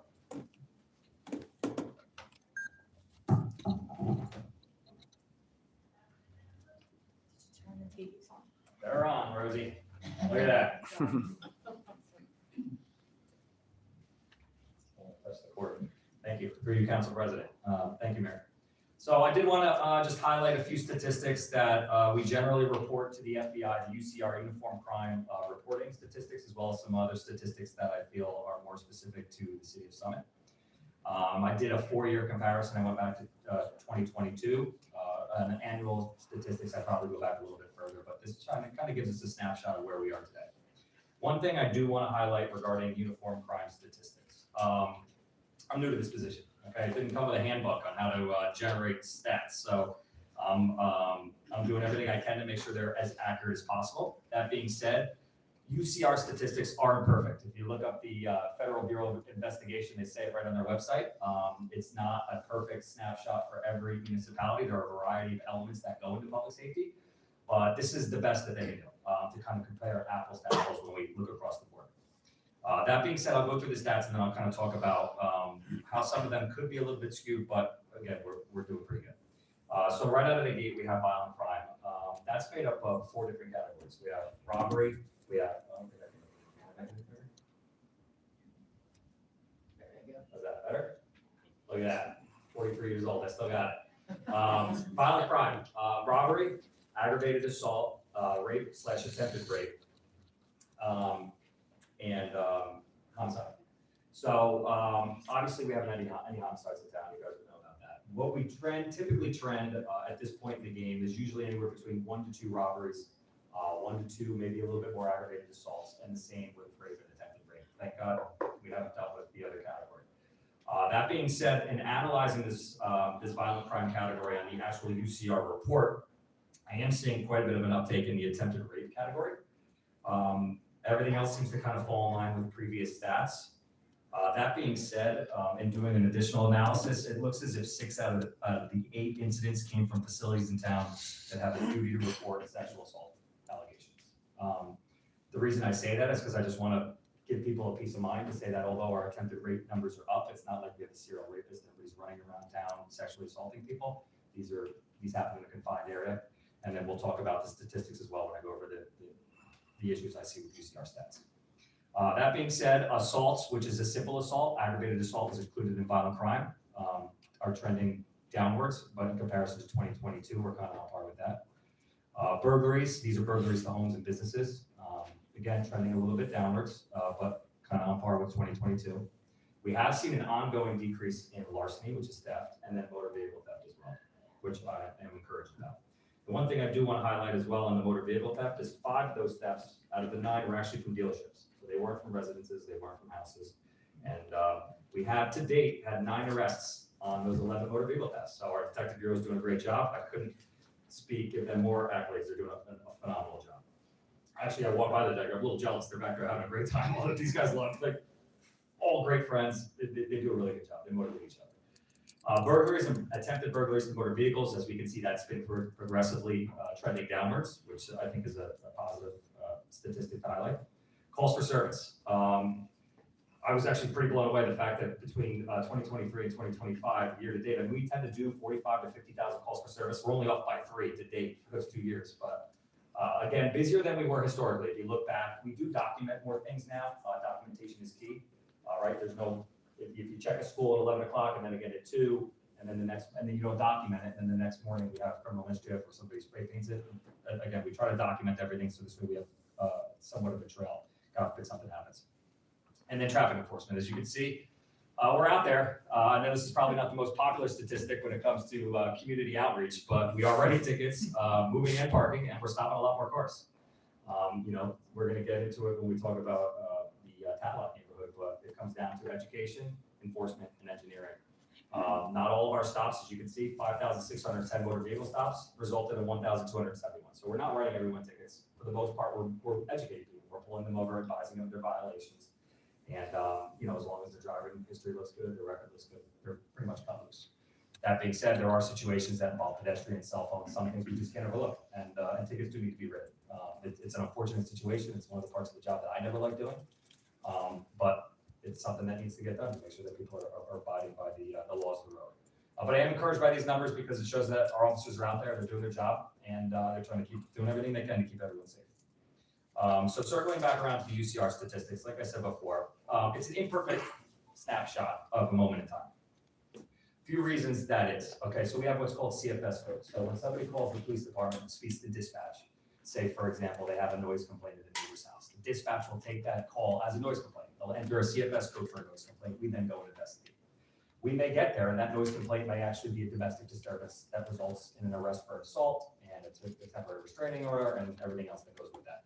It is then at the responsibility of the reporting officer who does the report to change that CFS code from the initial noise complaint and close it out to the domestic violence complaint in which we finalize that report. That can be done almost immediately, which happens a lot of times with calls that patrol take on a daily basis, like a noise complaint that results into a domestic, but sometimes those CFS codes could change a month later, 3 months later, based on the carrying out of the investigation from our detective bureau. So something that might generate a statistic on the UCR today might not necessarily be the same statistic 2 months from now. In addition, we often encounter initial allegations with no further cooperation from victims, which results in the case being closed with what we call exceptional needs. The FBI takes victim statements as their word from the initial report, even if they don't follow up with the investigation or cooperate with us for another statement. So again, that could skew our UCR data because we could get an allegation of an attempted rape and then we reach out to the victim does not want to cooperate for whatever reason. There are no charges that are being filed because we don't have a cooperating victim. And then ultimately that will get closed out as an attempted rape without a complete investigation. So that's one of the things that also could kind of skew these numbers. In addition, we've seen this before actually at my mid-year numbers. I got called out by a resident because my motor vehicle thefts were not 100% accurate. Again, I'm new to this. They don't give you a UCR reporting class when you get chief. It's not something like Chief Zagorski called me and was like, here, let me teach you everything you need to know in the next 48 hours before I retire. So the UCR stats, the way it works is if we have a stolen car from a residence, which we've had, but also that was tied to a burglary to that residence to get the key fobs. Well, that case is going to get closed out at the most severe charge, which would be the burglary. So when I run the UCR stat and it shows me motor vehicle thefts, which it does in this report, and I can send it to you, Rosie, for the record, it'll show less amount of motor vehicle thefts because 2 of them were actually home burglaries that resulted in motor vehicle thefts. So they actually get closed out as burglaries, not motor vehicle thefts. So that it's incumbent on us and the detective bureau to have accurate record keeping inside our own management system, separate from the UCR management system. In addition, we see this a lot with sexual assault allegations. There's a delay in reporting. We understand that a lot of these events are traumatic. Oftentimes they involve juveniles, and they're not reported for years later, which could skew the stats. An assault can occur in 2020, 2021, and it's reported in 2025, and that's when the stat gets reported. And lastly, Summit Police Department did 48,952 calls for service, while the men and women of the police department that were just in here do a very good job at making sure the CFS codes are as accurate as possible. I would be, I wouldn't be 100% truthful if I said we were perfect all the time. Out of the 49,000 calls roughly, there are a few cases that used to drive the old captains crazy if the CFS code wasn't right. We have checks and balances, but there are a few that every once in a while at the end of the year, you might have a small percentage, a margin of error where the CFS code might not be 100% accurate because it just wasn't closed out properly. So that's the story, and I'm sticking to it unless anybody has any questions. Open the questions, analysis. Anything else? Yes, How's please. it work? So, Chief, we have the hospital, we have Fair Oaks, some other facilities in town. How many of these violent crimes and assaults occurred there? Aggravated assaults to date, we're looking at, I don't think any aggravated assaults. I think actually, we'll be mistaken. So again, to date, the violent crime, we are at 16. Of that, we had 0 homicides. We had 7 attempted rape allegations. We had 2 robberies. I think you're intimately familiar with one of those. And we had 2 aggravated assaults to date. I believe one of those aggravated assaults did occur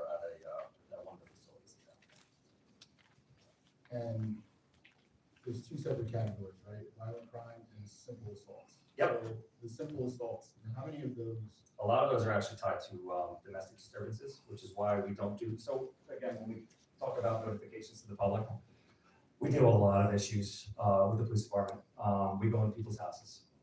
Sometimes we see the worst of the worst. So there are certain statistics that while we do try to be as transparent as possible, we also need to take into account the privacy of someone's home.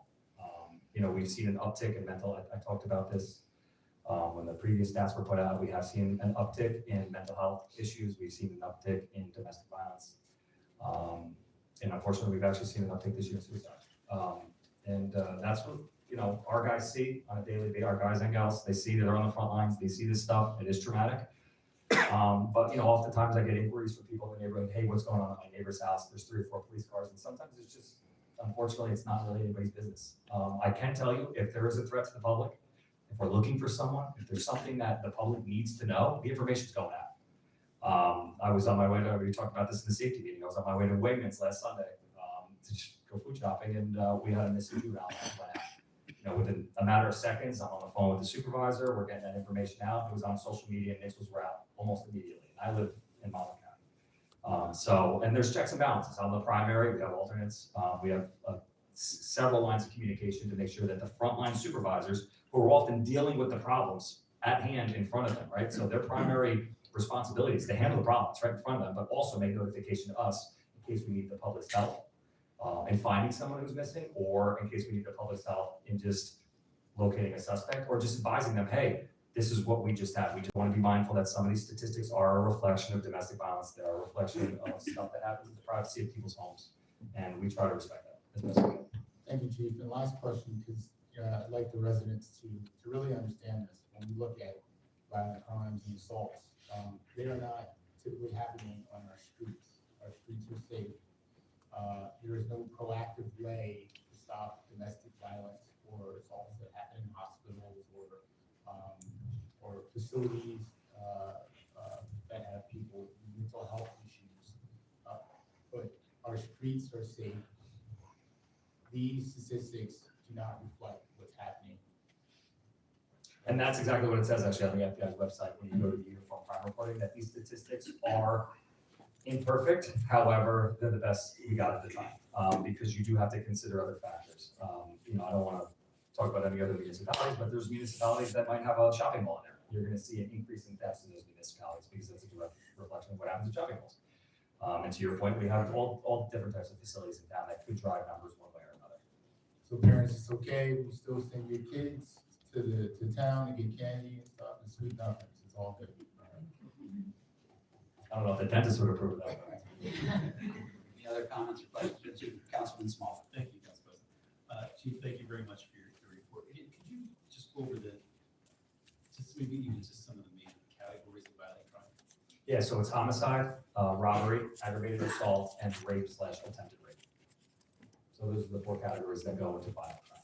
And like I said, the anomaly, I saw the number go up, and I was intrigued. And the number that's I see at least for 2025 that's driving this number higher than usual is the attempted rape. And the 16 that we have so far, are those typically within the home? Well, like I said, with allegations of rape, 6 out of 8 came from institutions in town that have a duty to report. Councilwoman Toth.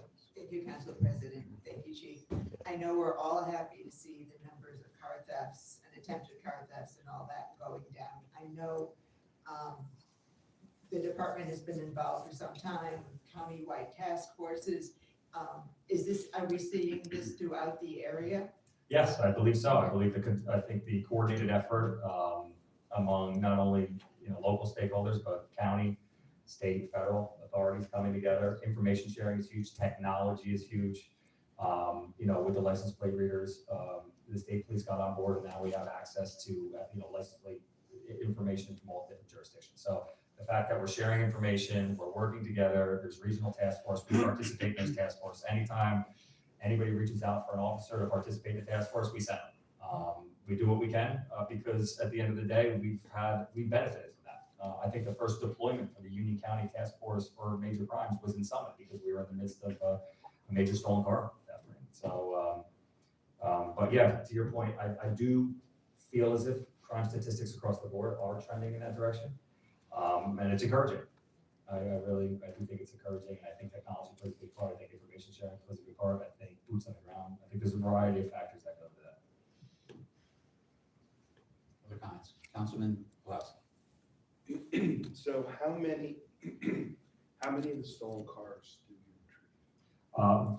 Almost all of them, I think. I have to pull the spreadsheet, which I don't have on this computer, but I'd say the vast majority. I mean, you just saw the two guys that got the awards for down in North. That's not something we take lightly. A vehicle's taken from a residence or even a dealership here in town, the full force of the detective bureau is usually in the areas where we tend to find these vehicles, whether they're getting cooled off or they're staged or, waiting to go on a container overseas. So we do recover the vast majority of them. To date, I don't know. Out of the 11, if I had to take a guess, I'd say 8 were recovered. Again, we had 9 arrests, so, they're out there. One of the things, and we do the same thing with criminal mischief. If somebody spray paints the side of a building, we get it cleaned up the next day. It's the broken windows theory. If every time you come to Summit, not only are you met with police resistance because our notifications through the technology we've invested in, but you steal a car and the next day that car's back on the flatbed and it's back up at Summit eventually. Again, we're not solving the world's problems here, and I certainly don't want to invite crime into any other jurisdiction, but they're going to stop coming to Summit if every time they steal a car, it gets scooped back up. What benefit did they get? They're running a possible second or third degree charge for 12 hours and then the car's gone. So we don't take that lightly. I do know there are other police departments that don't go down to these areas in Essex County due to the, we've had officers encounter life-threatening experiences while processing in a car in Essex County. And we just had 2 officers nearly die in a fire. I mean, we're out there. We're not going to sit back and just let this happen. So every time a car does get stolen, we're actively looking for it. We're actively tracking. We are dealing with a criminal element that knows how to remove these trackers. They know where to hide it. So it is a little bit of a game of cat and mouse. We were on the tail of that BMW when they came across the house fire that afternoon, which has since been recovered. By the way. So I would thank you for empowering our officers to go and do that, even though not every municipality does. And in addition to Officer Rita and Cypher, that empowerment allowed them to save a woman and her child. So well done. Thank you. Thank you. Yeah, no, one other thing I do want you to speak to, if you have please. time, is. I had the over under at 10 o'clock. I think Yeah, we'll lose. oh boy. Is just the measures that you guys have implemented around the Talbot neighborhood, because I've gotten some good feedback first home football game this past weekend, and I just wanted to kind of hear. Yeah, so that was interesting getting sworn in as a new chief like the week of our lacrosse game making the finals and a complete chaos down at I wouldn't call it chaos, but controlled chaos down at Talbot Field in the spring. So we've heard the residents. We understand that there are some safety concerns from residents, whether it be the size of the roadway, whether it be the parking, crosswalks, stop signs. So we're approaching it the same way we approach most traffic problems, the 3 E's, right? Education, enforcement, and engineering, right? So education, we've been putting out a lot of messaging. I'm sure you guys follow us on social media. You get the Nixels the other day. Working with the Board of Education and Allison Flockhart, she's been great. Put notifications out to parents, putting notifications out to opposing jurisdictions and high schools to let them know that the police will be out. We are enforcing parking with 0 discretion. In addition to that, that messaging, I sat down with Allison and Lieutenant Daly of our Traffic Safety Bureau, and we came up with a plan for drop-off pickup for the buses that we feel is safe.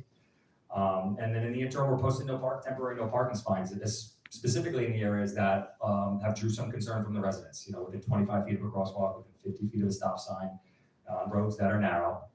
So I do apologize on behalf of the police department that some of these no parking signs are still out there.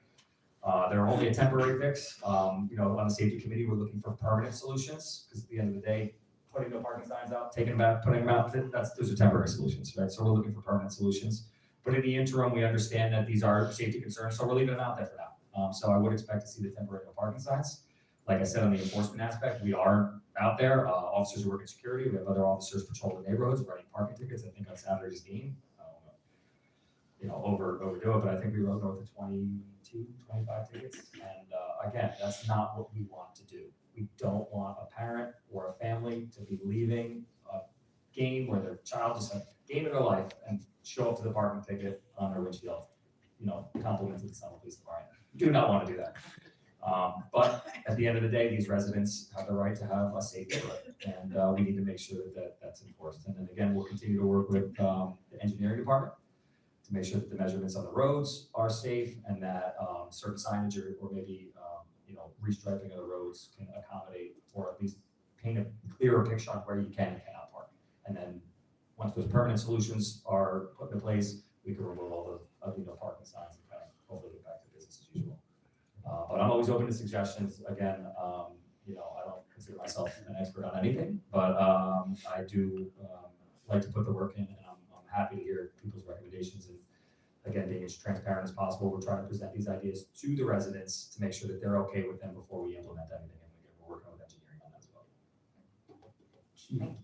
well.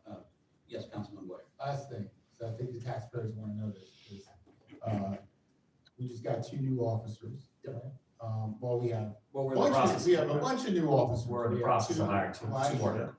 Right, and we're in the process of hiring 2 more. Can you just talk about the new officers that we just hired throughout the year? Because I think there's 5 or 6 new officers. We have quite a few officers. And then the impact of the 2 new positions that.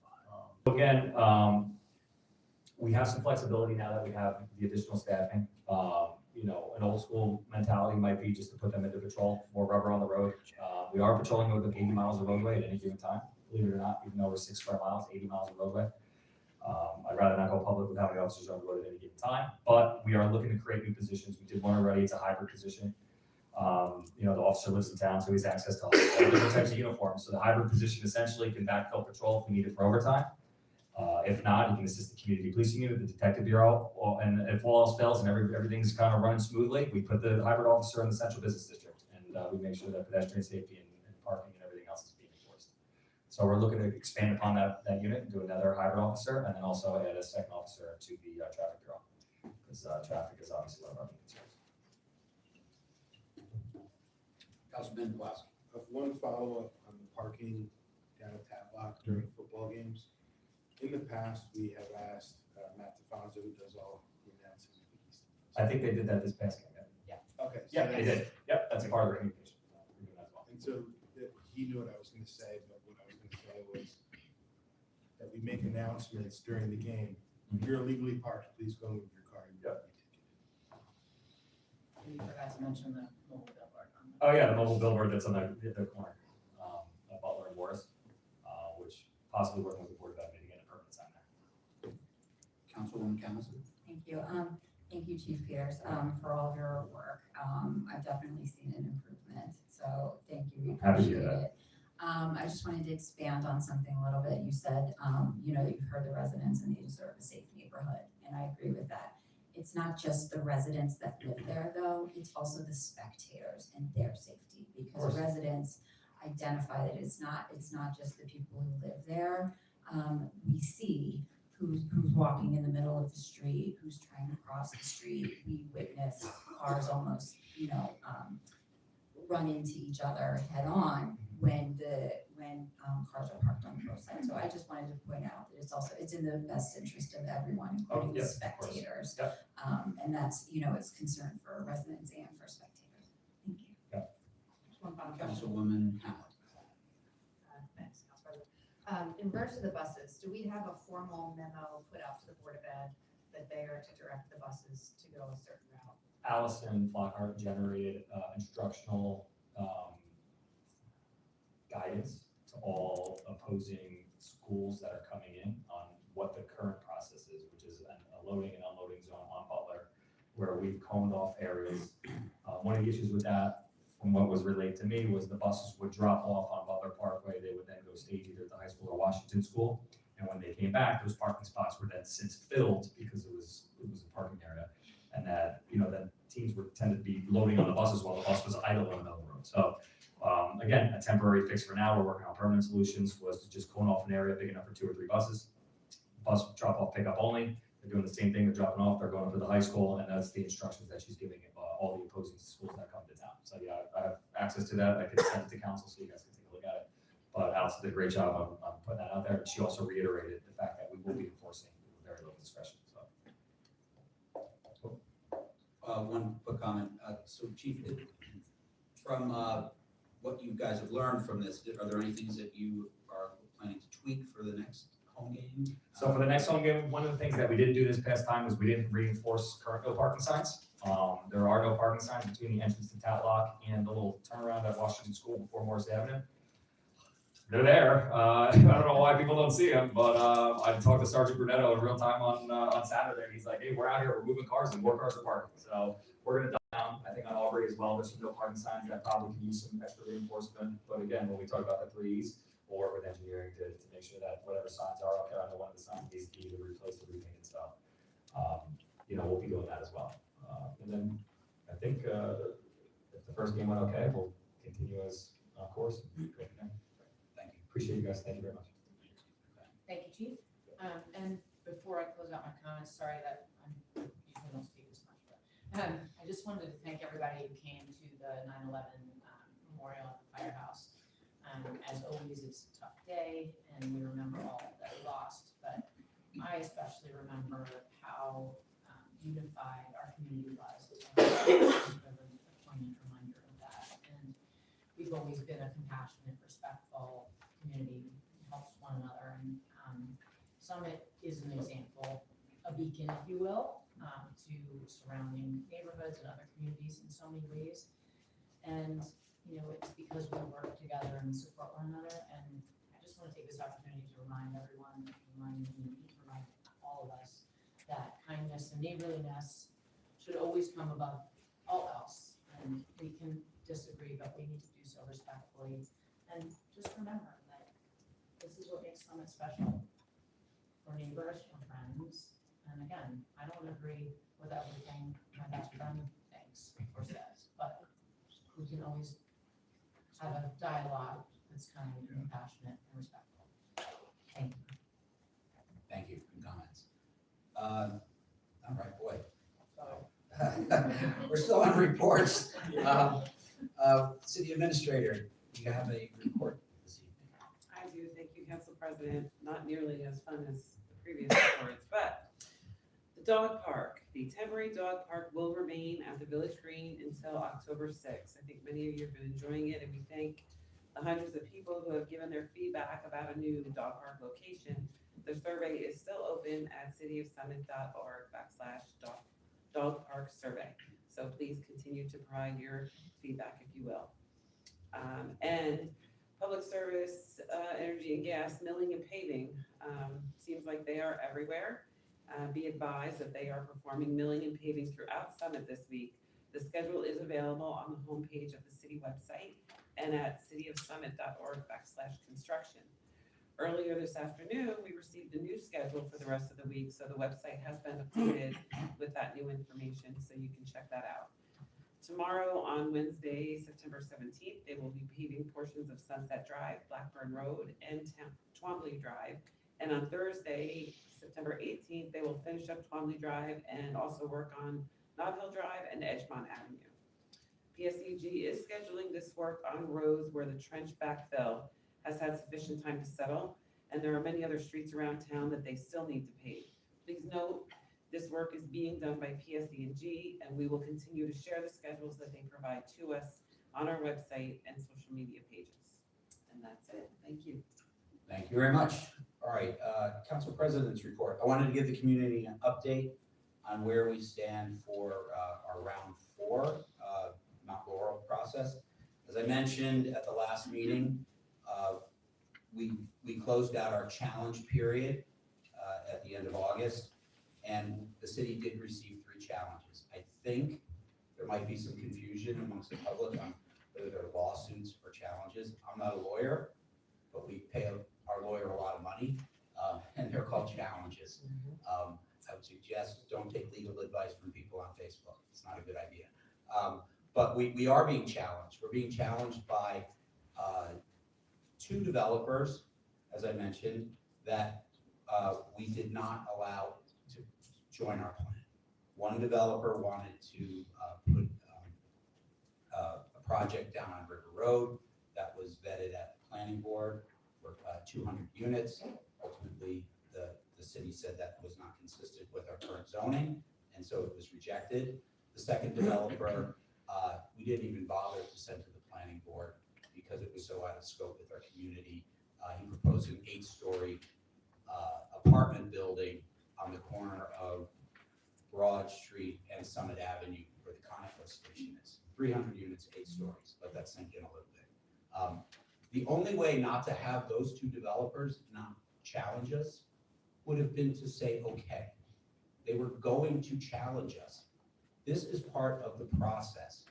So for people who are like, oh my gosh, you're being challenged, the alternative is they'd be doing design plans right now for an 8-story building with 300 units.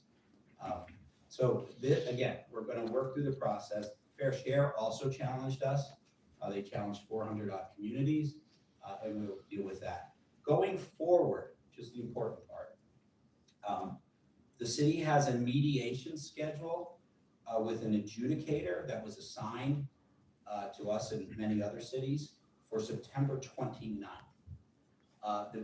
The goal of this mediation center, the mediation meeting, according to what's laid out in the legislation, is for us to try and come to some agreements with the challengers on whether or not to include part or some part of them in their plan, and then we would agree to move forward with augmenting our plan. The city also has the ability to say we're good where we go, and regardless, after the mediation meeting, the adjudicator would then advise what's called a program judge, who is a retired judge, part of this process, would then make recommendations, or would make decisions on what aspects of these challenges would be needed to be included in our plan. Those recommendations would then go to an initial trial court, which is again part of the process that we would have a real back and forth if there's any other outstanding issues to finally settle. There is an appeal process after that. That would happen as well. We are in the next, before our mediation center, we are going to file our objections to the challenges with the mediator, because there are many things in the challenges we just think are factually incorrect, and we're going to push back on those. We're also planning to file a motion to determine what 25% means in the rule. What is going to be our actual realistic development number? The language in the legislation is unclear. If you believe Fair Share Housing, they think we have to build 345 units. Our vacant land analysis, which we've used for the last 3 rounds, says we should be doing 8. And nobody knows. This will have to get adjudicated in court, and we'll figure that out. So there's a lot going on. Stay tuned. If you have questions, please reach out. Happy to talk to anybody about those things. Okay. Secondly, I just wanted to follow along with the end of Mayor Fagan's comments. Last week, we had 9/11, but also Wednesday. I wanted to comment on this. There was an assassination, a political assassination of Charlie Kirk. It was shocking. It was sad. It was lots of different adjectives. And certainly I was very depressed afterwards to see this happening in our nation. Now, I understand this is not the first political assassination. There have been elected officials on both sides of the aisle who have suffered this heinous end. We've had our current president, 2 assassination attempts on his life. In our nation, we value freedom, free speech, dialogue. Every single American should be be abhorrent at what happened here. What particularly makes me sad and disgusted is some of the reactions to this happening online, where people are cheering this, are happy about it, say he deserved it. Nobody deserves this. Nobody. For speaking their convictions, you may not agree with them. They have the right to do that. I think what struck a chord for many, certainly for me, is he was assassinated while exercising what we should all try to emulate, which is dialogue with people we don't agree with. He had strong opinions. Some completely disagree with them. That's great. You don't have to agree with everything. I tell my students all the time, if everyone agreed with me about everything I believe in, life would be really boring. It would stink. We should have different perspectives, but we should be able to talk them through. And worst case, your own conviction will be fortified because you had it challenged in rigorous debate. Or just maybe, if you go into it with an open mind, maybe you're willing to learn something. And that's what this guy was all about. And again, you don't have to agree with everything that he said, but I think that's what's so shocking that happened. Because we have a foundation for that in our country. I'm hoping that this could open people's minds to do that. And certainly locally, like I think, we're in, as I mentioned, kind of the silly season of political back and forth. That's fine. We have elections. People should be challenged back and forth. It's about ideas exchange. Well, let's do it in a way where there's no name calling. Online is a cesspool. And let's try and be better. We all deserve that for each other. I had a tough day on Thursday because Thursday was also 9/11. I still struggle to think about that day. But I talked to my students about that and what happened to Charlie Kirk. And what Elizabeth mentioned is sort of my big takeaway from 9/11. I lived in Manhattan while that happened. And I worked right across the street from the World Trade Center, so I saw a lot that day. Lost a lot of friends. But for the 3 months after 9/11, New York is a city of 8 million people. It was like living in a village. Through that shared grief and shared experience, you walk down the street in New York, people said hi to you. They looked you in the eye. They said, "How are you?" And they really meant it. It was the most amazing thing. And while that was a horrible tragedy, I took away a sense of hope. In our DNA, we have that ability to act that way with our neighbors. We do. I saw it firsthand amongst 8 million total strangers. That gives me hope, particularly in our community. We're not total strangers. Our kids go to the same schools, they play on the same sports teams, they're in the same plays. We go to church together. We should be able to have that sense of community. It's so important. And that is ultimately what I hope that tragedy that happened on Wednesday brings about.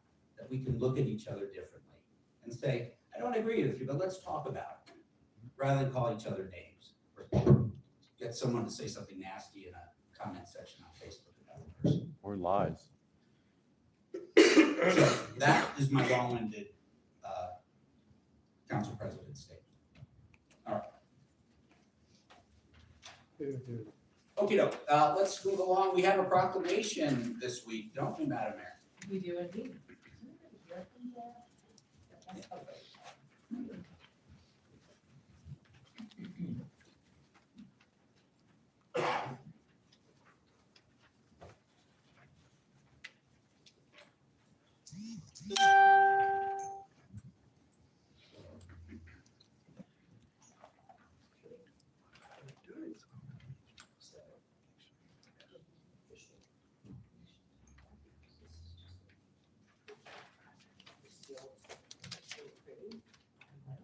We can wait, we don't have kids tonight. It's not until tomorrow that it starts anyway, so you're right on.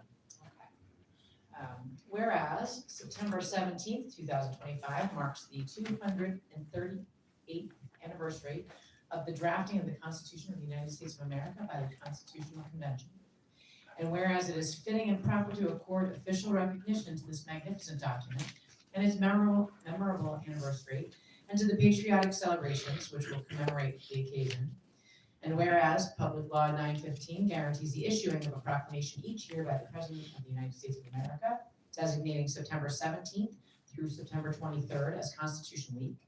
During this week, we celebrate our Constitution and the rights of citizenship that together we enjoy as the people of this proud nation.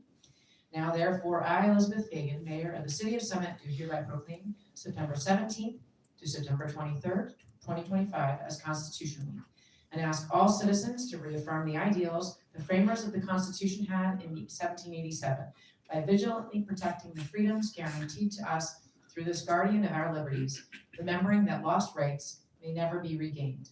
In witness whereof I have hereunto set my hand and caused the seal of the City of Summit to be affixed the 16th day of September in the year 2025.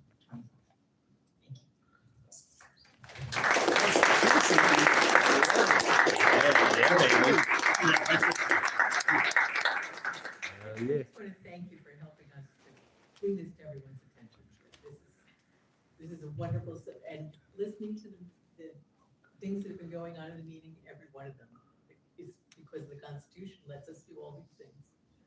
So, thank you. Thank you. We love the Constitution. Constitution Week. Love Constitution Week.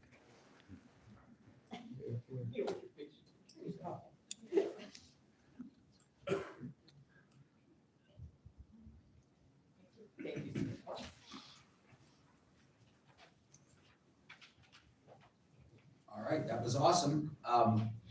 Yeah, I'm wearing my my American flag tie. I'm excited about Constitution Day tomorrow. And I was tasked with the historical minute this week. Councilman Pulaski has been globetrotting, eating a lot of really good food and such, and didn't have time to put this together, but he just flew back just for this meeting, which is an amazing thing to his dedication. I think I would have stayed in a pasta for an extra day or two in Italy, but I've got the task of doing the historical minute today. So it's going to be a follow-up about the Constitutional Convention. So bear with me as I read this. Tomorrow is Constitution Day, which celebrates its signing by the delegates to the Philadelphia Convention that drafted it in the summer of 1787. New Jersey played an important role in the creation of a truly revolutionary idea about government, framing the relationship between people and government that exists to this day. The Constitution was not the first governing document the young United States of America had. During the Revolution, the Second Continental Congress drafted the Articles of Confederation, a quote, League of Friendship, as it was called. It was designed by the new states to create a weak central government. This was on purpose. The main fear of the Congress at that time was replacing one tyranny with another. The new government couldn't tax or regulate foreign trade. It did not have an executive or judicial branch. While the new government successfully steered the young nation to victory during the Revolution, it struggled mightily afterwards in keeping the peace. Squabbles between states, economic hardships due to monetary and trade issues, and a rebellion by disgruntled farmers triggered a call for a meeting in Philadelphia to revise the Articles. The New Jersey delegation played a key role in the negotiations that created our current Constitution. In response to the Virginia Plan, William Paterson, New Jersey is named after, introduced the New Jersey Plan, featuring a unicameral legislature arguing in favor of equal representation for all states, which would favor small states like ours.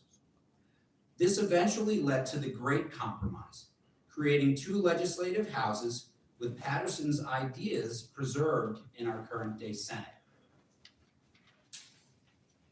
Other New Jersey delegates figured prominently in other debates. David Brearley, who served as Chief Justice on New Jersey Supreme Court, led the convention committee that created the Electoral College system, another key compromise for electing the president. William Livingston, Livingston's named after them, chaired the committee that negotiated one of the most controversial arguments plaguing the convention, creating the so-called 3/5 compromise, which counted enslaved people as a fraction of a person for numbering representation in the new House of Representatives. While justifiably reviled by many, this compromise allowed the fragile new nation to begin anew on its journey towards a, quote, a more perfect union. That journey would include replacing the contentious clause after the Civil War with the passage of the 14th Amendment, which changed the language to counting the, quote, whole person. Our Constitution, which opens with the famous preambles of, quote, we the people, unquote, serves as a reminder to the power of compromise. New Jersey led the way during that fateful summer by listening to diverse viewpoints and forging consensus out of those disparate voices, a lesson worthy of remembrance.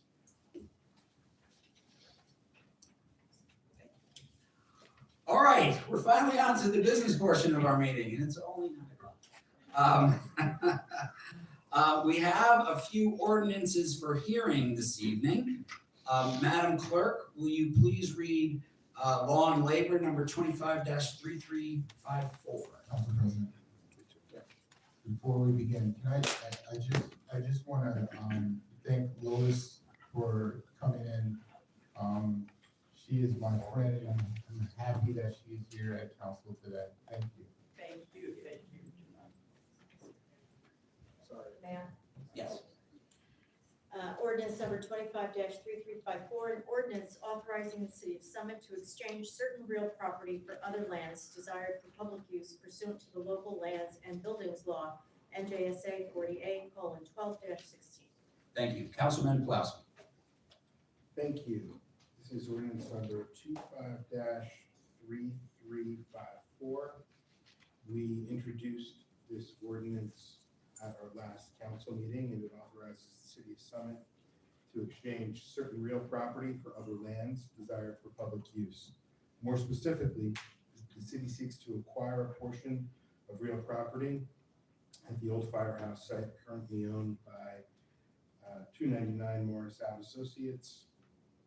And as consideration for this acquisition, the city will convey a portion of real property it owns, having an address nearby, along with the sum of $175,000. Basically, the city owns several parcels of property at the old firehouse site, but they're not contiguous. This acquisition will allow the sale of contiguous lots, which we believe will allow for its sale at a higher price. I move to adopt this. Open a hearing, perhaps? Move to open a hearing. Second. Great. All right, I'm going to declare the hearing open. At this time, would any members of the public like to comment on this ordinance?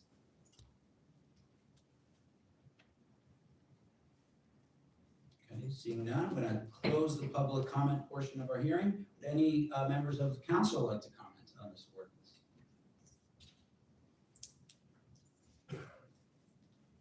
All right, the only thing I would say is I appreciate Law and Labor working on this.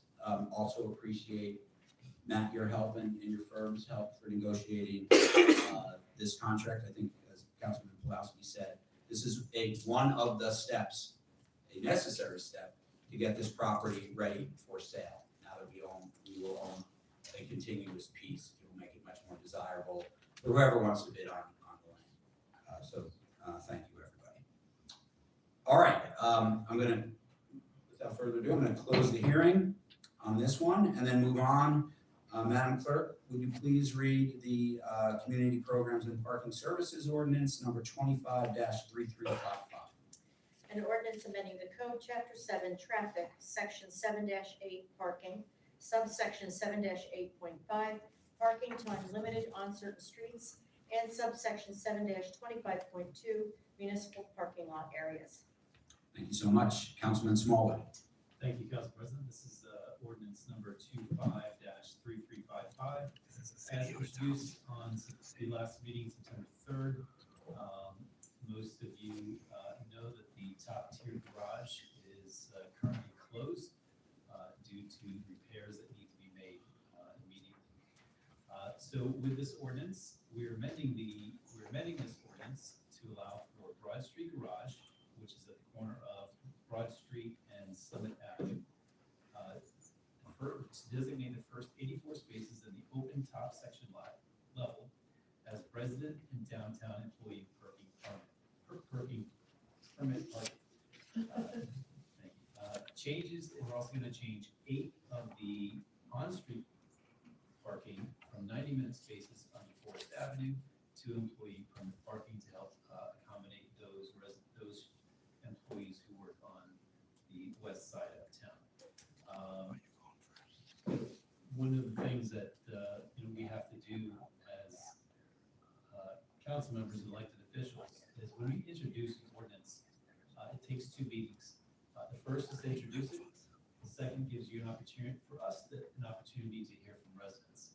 We heard from quite a few shop owners, employees with the original, and so we went back to our parking director and went with another option that is a little bit more beneficial because we need to prioritize our residents, our taxpayers. That's our number 1 priority. Our number 2 priority are shoppers and employees.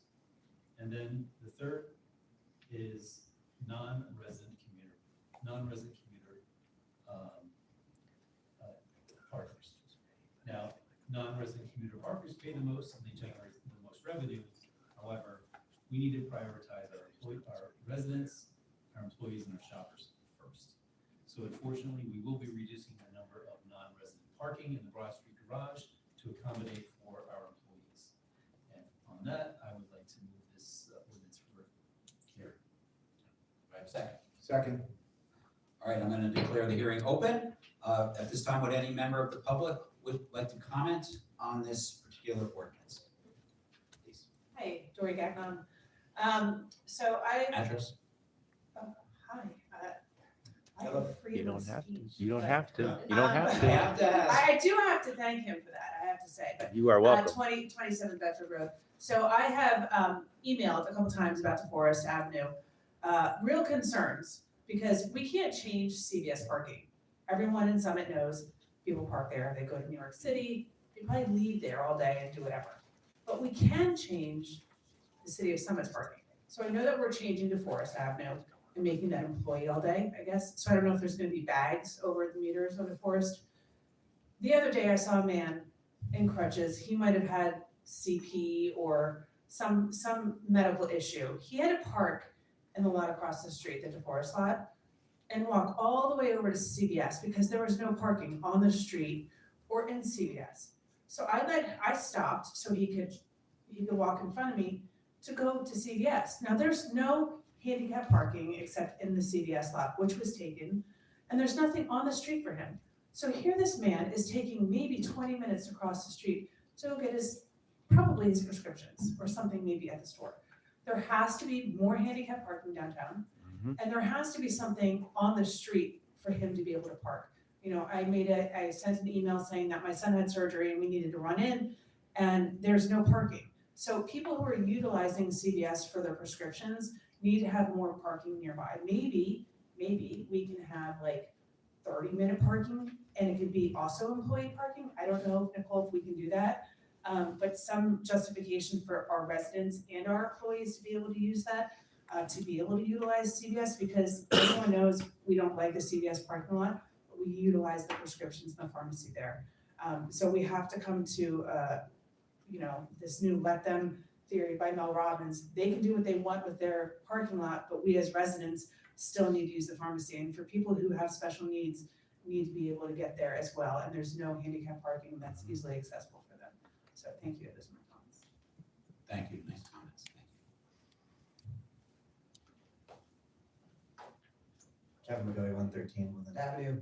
I have a question about parking. When the previous council decided to move the firehouse to its current, the new firehouse to its current location, the city lost 180 commuting parking spots.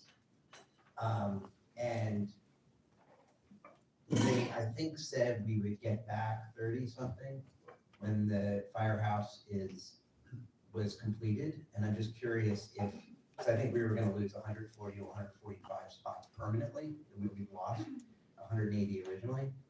Have we gotten that back? And is that also part of the problem? Because I know then what the city had to do was give away, I think, the top floor of the parking garage to commuters to make up for that. And it worked when people weren't returning home. I mean, returning to office, but now that people are returning to office, I think that's probably causing problems. So I'm just curious, have we got back those spots? And do we have any plans to find new parking places? I mean, maybe some of the property that we own around Broad Street West, would that be a parking garage or what? Thanks. Thank you.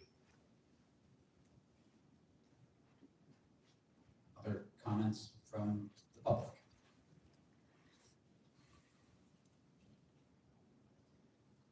No? Okay, I'm going to declare the hearing closed, or not, the public portion of the hearing closed. Comments from council? Councilwoman Toth.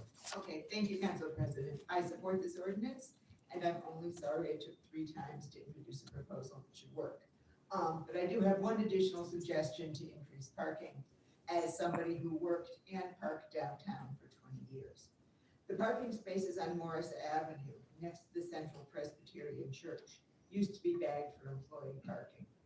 And when you go out to lunch and couldn't find a parking spot in any of the parking lots or the interior garage, you could always find a parking spot at Central Presbyterian Church. But those spots are no longer bagged for employee parking, and if we need additional parking spaces to accommodate resident commuters or downtown employees, I think we should consider rebagging those spaces. Thank you. Thank you. Other comments?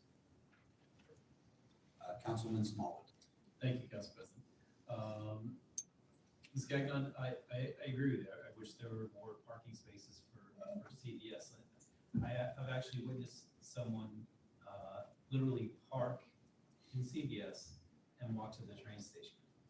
I don't think they actually even monitor their own parking, so that's an unfortunate thing, which obviously limits their parking spaces. So,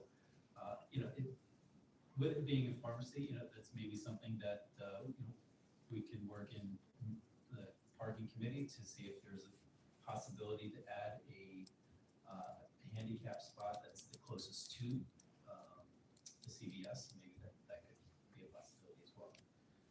Mr. McGoey, you're absolutely right. When we lost 180 spaces due to the construction of the new firehouse, we did retain 30, once it was completed, we did retain 32 spaces.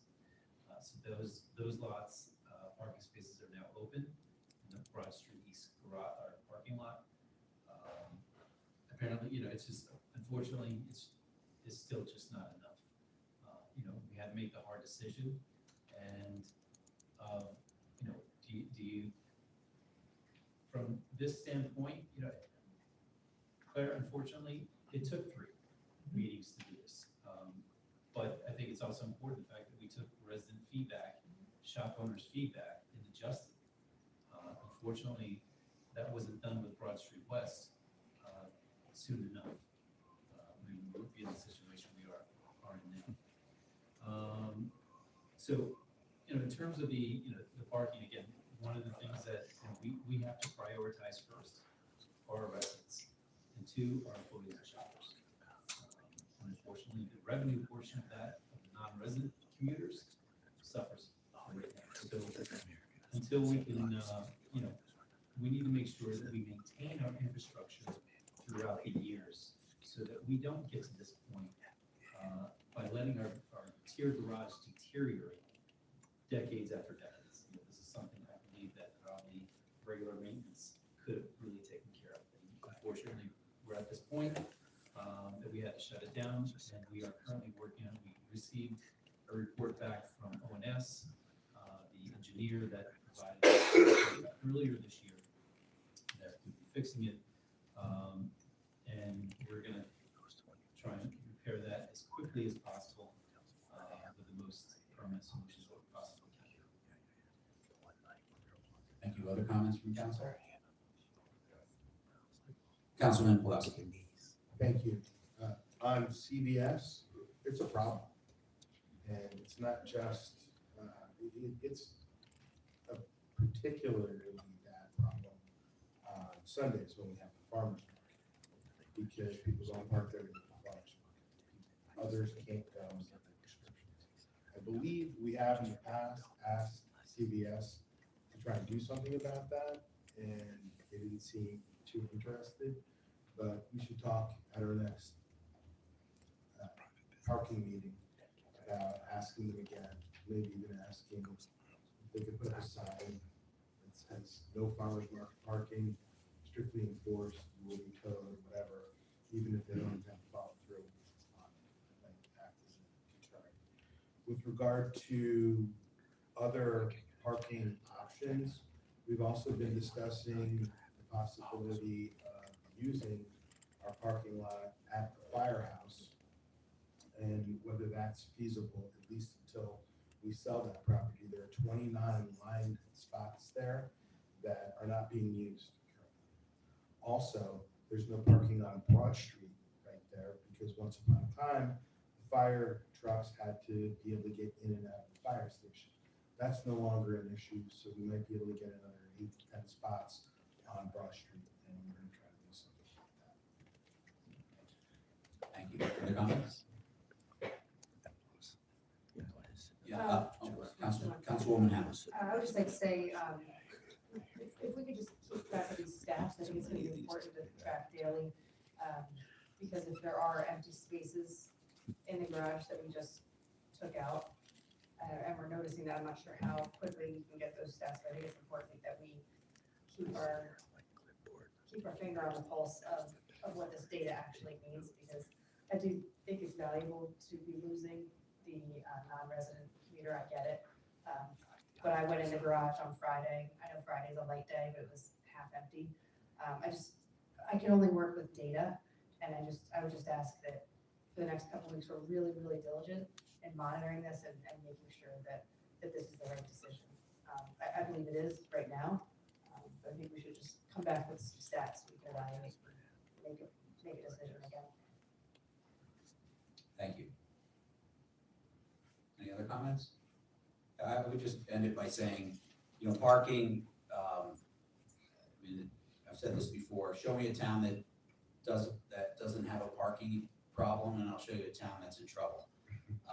It's one of those problems that, it's a good thing people want to come and come to your town, but you have to obviously address it.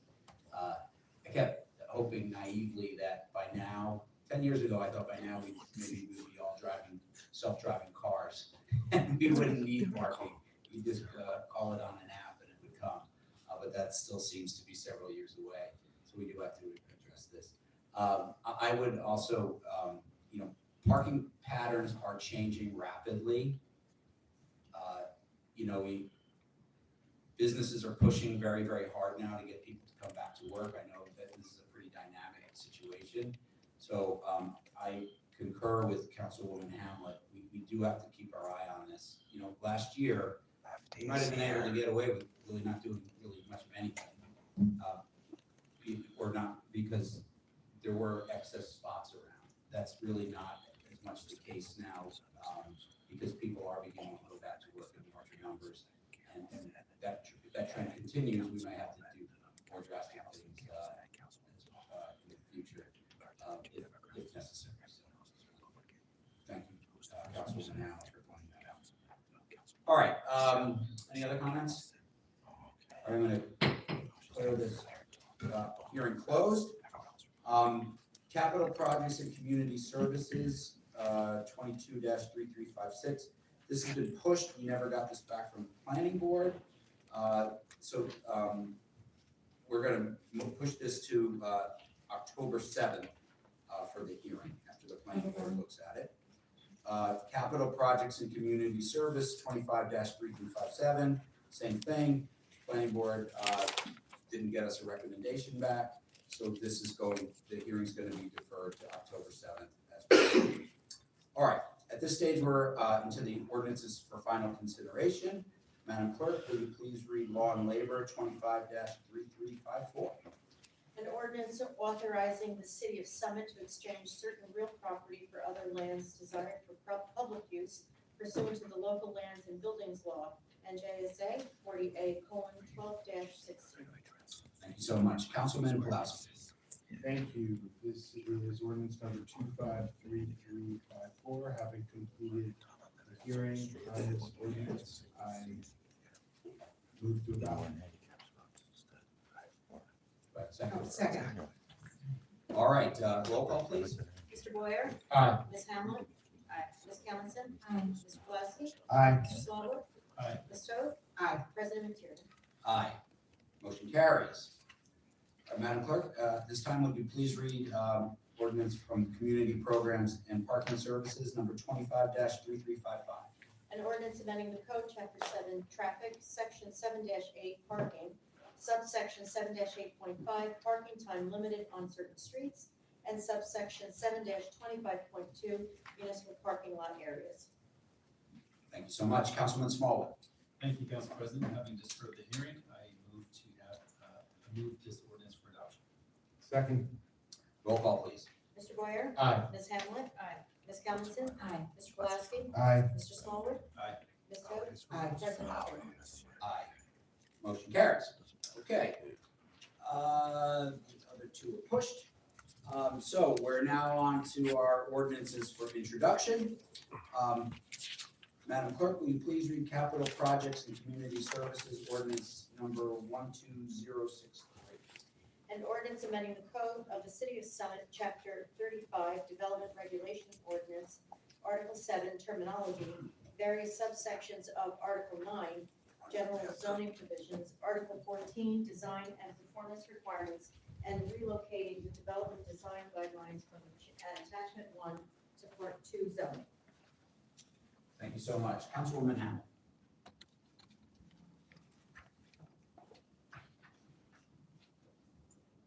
So I was making sure which meeting this was at, the last planning board. Right? I'm sorry, which meeting was this for the planning? It'll be referred to the planning board as soon as we introduce it. Right. Just make sure that. I'm thinking of the last one, but it goes around 3 times. Thanks, Council President. This is ID 12063, ordinance amending the code of the City of Summit. Development Regulations Ordinance, Article 7, various subsections of Article 9, General Zoning Provisions, Design and Performance Requirements. Essentially, the City of Summit adopted a new Chapter 35, Development Regulations Ordinance, or the DRO as we refer it to, of the City Code in 2020. DRO is a living document which is intended to be updated from time to time as deemed to be necessary for the purposes of refinement, adjust policy decisions, and address emerging land use issues. The DRO amendments contained herein are based on the planning board's recommendation derived from a periodic review of the ordinance. So essentially, the planning board goes and looks at any regulations that they think they need to change. In the DRO, they spend all year looking at applications and making recommendations to changes. So I just want to give credit to the planning board for doing that. They work really hard, and I think they need some good recommendations. So good to move this ordinance. Second. All right, roll call, please. Mr. Boyer? Aye. Ms. Hamlin? Aye. Ms. Callison? Aye. Mr. Pulaski? Aye. Mr. Smallwood? Aye. Ms. Toth? Aye. President Mateer? Aye. All right, motion carries. All right, we're on to our resolution section of our meeting, and we have a few to get through. First, our finance, Councilwoman Toth. You want to do finance number 1? Thank you, Council President. I am actually very excited to introduce Resolution 12100, which certifies the city's 2024 audit. Municipalities undergo a stricter audit than most other entities, with additional requirements imposed by the Government Accounting Office. And auditors are instructed that they can find deficiencies. A clean audit should be an outlier rather than a routine event. Well, Summit's 2024 audit was clean with 0 deficiencies, and we should acknowledge the hard work of CFO Baldwin, Finance Director Kabliska, and their staff for achieving this result. It's really remarkable. An audit is not an affirmation of our financial position. It doesn't say we're doing a good job or that we're not. It merely says that we reported our results correctly. So, our financial position at the end of 2024 deteriorated slightly from that at the end of 2023. Assets and account balances are down a bit. Debts and expenses are up. Our surplus is also down. None of this says that we're in trouble, because we aren't. However, the situation does bear watching, and we should be making adjustments sooner rather than later. With all that, I move to adopt this resolution. I second that with a thank you to our CFO for doing a great job. All right, does any member of the public wish to comment on this first resolution?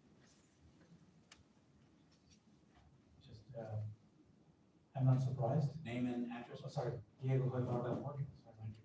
I'm not surprised. Tell me that we have good reporting. I have a simple clarifying question. Where on the website can we find the audited financial statements? Thank you, Council President. I will get it up on the website tomorrow. If you want my activity, I apologize. It will be there, the unaudited is there, but I will get the audited up tomorrow. Thank you, Mr. Mayor. Other comments from the public? All right, comments from council? Councilman. Yes, Councilman Small. I just would like to reiterate the hard work that our business administrator, Ms. Baldwin, does throughout this entire process. From our budget process for the following year actually really starts now, working with the department heads, and end of September of 2025, she's already working on putting together the 2026 budget. So she really has no break, and so you do a fantastic job, and I really appreciate that. Thank you. Other comments? Yeah, I would just echo that sentiment. City Administrator Baldwin, thank you so much. Thank you for that conversation we had when you consider actually becoming the city administrator, and you've done a wonderful job. And with maintaining the hat as CFO, I don't ever remember getting a completely, certainly my old time on council, there was always 1 or 2 things the auditor would say, oh, you got to do this, usually small, just to make sure that you recognize you were paying them for something. So it's incredibly rare to get a completely 100% there. No, you're doing everything right. That's rare. And I just want to say that, but I'm not surprised at that because of the amazing job that you do and your attention to detail and such. So thank you. We're in great hands. Okay, other comments? All right, all in favor? Aye. Opposed? Motion carries. All right, finance number 2, Councilwoman Toth. Thank you, Council President. This is resolution ID 12160, and on July 29th, Council adopted a series of ordinances authorizing the city to issue bonds and notes to fund the 2025 capital projects for the city, the sewer utility, the joint meeting, and the parking utility. Passing resolution 12160 will begin the issuance process. I move to adopt this resolution. I second. At this time, any member of the public would like to comment on this resolution? All right, members of council? Okay, I believe we need a roll call for this resolution. Yes. Mr. Boyer? Aye. Ms. Hamlet? Aye. Ms. Calvison? Aye. Mr. Pulaski? Aye. Mr. Smallwood? Aye. Ms. Toth? Aye. President McCarron? Aye. Motion carries. All righty, finance number 3, Councilwoman Toth. Okay, thank you, Council President. Lieutenant Michael Byrne is retiring from the Summit Police Department effective October 1st, 2025. He's been the lieutenant heading up the Community Services Branch. Resolution 12162 authorizes the city to pay Lieutenant Byrne his terminal leave in accordance with the city personnel and procedures manual. I move to adopt this resolution. Second. Comments from the public? Comments from council? Council President. Yes, Councilman Boyer. The only comment that I would like to make is to thank Lieutenant Byrne for his exceptional service to the city. We're gonna miss him on force. I know the transition for police officers retiring is pretty tough, and we wish him the best. May he go fishing on a boat in Florida. Thank you, Councilman Boyer. Good points. Other comments? All right, all in favor? Aye. Opposed? Motion carries. All right, last finance, number 4, Councilwoman Toth. Thank you, Council President.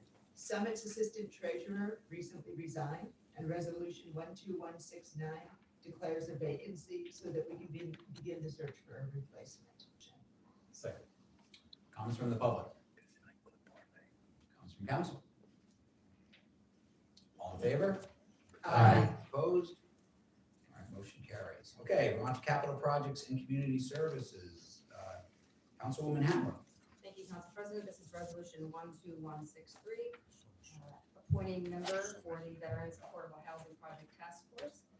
The member that has been chosen is Andy Smith from the American Legion. One of the things that we are pursuing is a Veterans Affordable Housing Project. So we have, I should say, the Council President has established a committee, and the great thing about the committee is it's typically people who are on opposite sides of the table of discussions, which I think is really exciting, to include people from different views, different backgrounds, and just credit Council President for putting that group together. We had a really productive meeting this week, and I'm looking forward to having more meetings. So I'd like to introduce this resolution. Second. All righty, comments from the public? Comments from council? Oh, I'm sorry. Didn't mean to cut you off before you jumped. Sorry. I just one question. I know that like we have a lot of low income housing in Summit right now, 195 units of our own, which isn't counted towards our affordable housing stock from a state perspective. If we did and I think it's because we give Summit residents the right of first refusal. I mean, it's ironic because you're talking about low income, not affordable housing. But I'm just curious, I don't know, is if we allocate a portion to veterans, will that run afoul of any obligations or not allow that to then also be counted? If we did affordable housing that was for veterans. And as an Army brat whose father is buried in Arlington, I'm all for the veterans. So, thank you. Good question. Other comments from the public? All right, I'll just make a comment just to address Mr. McGoey. This would be the goal of this task force is to create, our stated goal is to create a new affordable housing project that would house up to, our goal is 20 veterans. We're still discussing whether that would be some combination of disabled veterans, veterans with families, and or possibly homeless veterans. So this is really exciting, as Councilwoman Hamlet said. We have a very diverse group of people who are kind of all pulling in the same direction for this, which is really nice to see. We're in discussions right now of, how feasible this project will be. As everybody knows, there's not a lot of land in Summit. So where this would go, we're still discussing, but there are some promising possibilities that, I don't want to get everyone overexcited, but we're looking at. If this were to come to fruition, this would be an additive thing. So we would amend our plan to look to include this. We're having these discussions with our planners, whether we're going to amend the plan regardless, because we're doing this. But these are all questions. So this is very early in the planning stages, but it wouldn't, veterans qualify as affordable housing, and you may know better than me. I think you get bonus credits for housing for veterans, so they count more than one. it's great for veterans, as you mentioned. I think that a lot of people were excited about a project like that. And from a numbers perspective, for this process, which I'm less excited about, it would be we'd get extra credits for that. I hope that answers your question. Yes, Councilwoman. I think one of the projects that, I think Soldier On is working on right now is in Tinton Falls, correct? Is that the one? There's a couple of different, in neighboring towns. I think that's all. All right, any other comments? All right, all in favor? Aye. Opposed? All right, motion carried. All right, we have a few community programs and parking services or resolutions. Councilman Smallwood, number 1, please.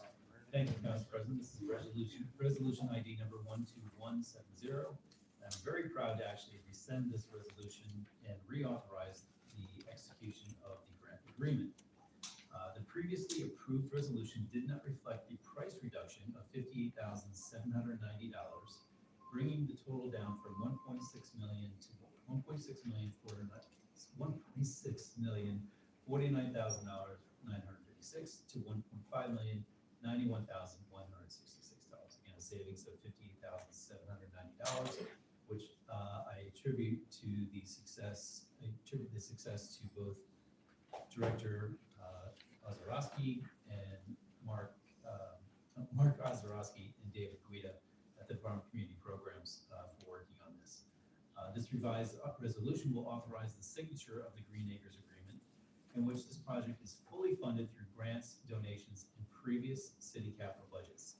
I anticipate this council will award the project to 2 vendors using the state contractor at our October 7th council meeting, and I move to approve this resolution.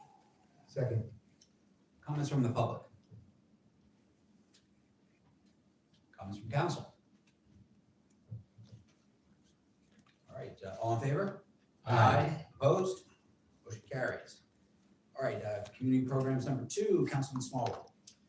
Council President, I would like to combine resolution ID number 12150 and 12151, as they're both grants and very similar in nature. Perfect, yeah, so we're bundling number 2 and 3 on your agenda, following along, perfect. The resolution ID 12150 is the HEART grant program through the Union County Office of Cultural and Heritage Affairs, provides support for community-based projects in the arts, history, and education. The program aims to expand public access to cultural enrichment across Union County. In 2026, the Department of Community Programs will add a Founders Day event to the city's lineup in conjunction with a much larger plan to celebrate the 250th anniversary of America. I move to hold on. And then resolution ID 12151 is the Union County History Grant Program supports projects that promote the research, preservation, and dissemination of local history. The city of Summit played a vital role in the American Revolution, being located along the 700-mile route to Yorktown, Virginia. With that, I move to approve both of these resolutions. Second. Thank you. Any comments from the public on these resolutions? Comments from council? Just Councilman Boyer? Just one real quick. With the second grant, the historic grant, Summit played a vital role in our revolution. I mean, we have the Beacon Hill, we have the light. And I am excited to see that, these traditions come to light and that kids can learn from this and be a part of it. Because our history is very important, especially the vital role that Summit played in our community. So, thank you. Thank you. Other comments? All in favor? Aye. Opposed? Motion carries. All right, we're on to community programs and parking services number 4, Councilman Small. Thank you, Council President. This is resolution ID number 12152 to authorize a grant application submission for recreational opportunities for individuals with disabilities for the 25-26 grant program and authorize execution of the grant agreement. The grant is applied applied for annually to include people with disabilities in our municipality recreation and leisure services. Everyone has the right to participate with their fellow citizens in their local recreation programs. There's 20% local match to state funds awarded. City of Summit matching funds are generated through collaboration fees with other towns and program registration fees. The grant helps to maintain the programs as affordable for all participants, such as the TRICAM program is a great resource that provides the opportunities for individuals with disabilities and mentorship opportunities for Summit's youth. This grant will build on TRICAM's previous successes. I move to approve this resolution. Second. Comments from the public? Comments from council? All in favor? Aye. Opposed? Okay, motion carries. All right, last one for community programs, number 5, Councilman Small. Thank you, Council President. This is resolution ID number 12171 to declare a vacancy in Department of Community Programs, Program Aid. I said it before, and I'm gonna say it again. When Nolly left, I told you he was irreplaceable. And so we now have another vacancy. This resolution will allow the Department of Community Programs to hire new program aid after a recent resignation. This position plays an integral role in the operational of the department as assisting in quality program delivery, department communications, and customer service for the city's recreational needs. This role ensures consistency of staff levels within the department. I move to approve this resolution. Do I have a second? Second. All right, comments from the public? Comments from council? All in favor? Opposed? All right, motion carries. All right, moving right along, administrative policies and community services, Councilwoman Camelson. Thank you, Council President. This is resolution ID 12145, which establishes the Summit 250 Planning Committee and appoints members. The year 2026 marks the 250th anniversary of the signing of the Declaration of Independence and the founding of the United States of America. The Summit 250 Planning Committee will plan meaningful programs, events, and commemorations leading up to and during the year 2026. Members appointed to the Summit 250 Planning Committee are Jenny Hoff, Chief Communications Officer and Co-Chair, Megan Trindell, Assistant Chief Communications Officer, David Guida Jr., Community Programs Department Representative and Co-Chair, Patty Miola, Historical Society Representative, Lisa Kant, Summit Junior Fortnightly Club Representative, Amy Bear Shields, Summit Public Library Representative, Dr. Elizabeth Fagan, Mayor, and Council President Mike McTurnan, Council Liaison. I move to adopt this resolution. Do I hear a second? Second, sorry. All right, comments from the public? Comments from council? Council President. Councilman Boyd. Only comment I'll make is, I was on the admin last year and, we briefly talked about this. I was also excited about it. I'm glad to see it's moving forward. Glad to see that, we have, folks on the committee. Once again, like the grant I mentioned before, this is really important stuff and one thing that the city can come together and enjoy. So, thank you. Thank you. Other comments? Councilwoman Hamel. I would just say that I give credit to Commissioner Tom Arnone down in Monmouth County. So Michelle, I would say, as I've advised in committee, we've got the playbook for the 250. We may not be able to do everything like Monmouth County, but it's really impressive what that group in Monmouth County has done for the 250. And so I hope that we can continue to do really great things with this grant money, and hopefully we'll see a plan at the really soon. And I'll be happy to help you with that. Thank you. Other comments? I just have one comment or question. I mean, are we gonna be liaisoning with the schools at all? I know the schools are doing that. Is that a purpose of this committee, to coordinate things that they're gonna be doing as well? Yes, I mean, we're going to have some subcommittees too that break out, and there's going to be a lot of opportunity for people to volunteer. But yes, citywide, every opportunity available to celebrate. Awesome, thank you. Also, Yes. we partnered with the Ideas programs in the elementary schools to get the kids thinking about ideas around this celebration, and then So that was this past spring, and then this coming spring, this coming academic year, they will sort of solidify some of the suggestions that came through the last year's efforts. Exciting, looking forward to seeing it, that's great. Yes, Councilman Pulaski. So to that end, some folks in town may have noticed that down at Washington School, there's an electrical box that's painted now. There are also electrical boxes all over town that don't look so hot. Maybe we could enlist some of our young artists at the schools to do something with 250th theme, bolster our patriotism, spruce up these boxes. I'll ask Elizabeth, if she's on the Board of Ed. JCP&O might have something to say about it.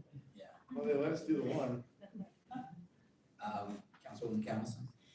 Thank you, Council President. Yes, the one at Washington is not quite finished yet.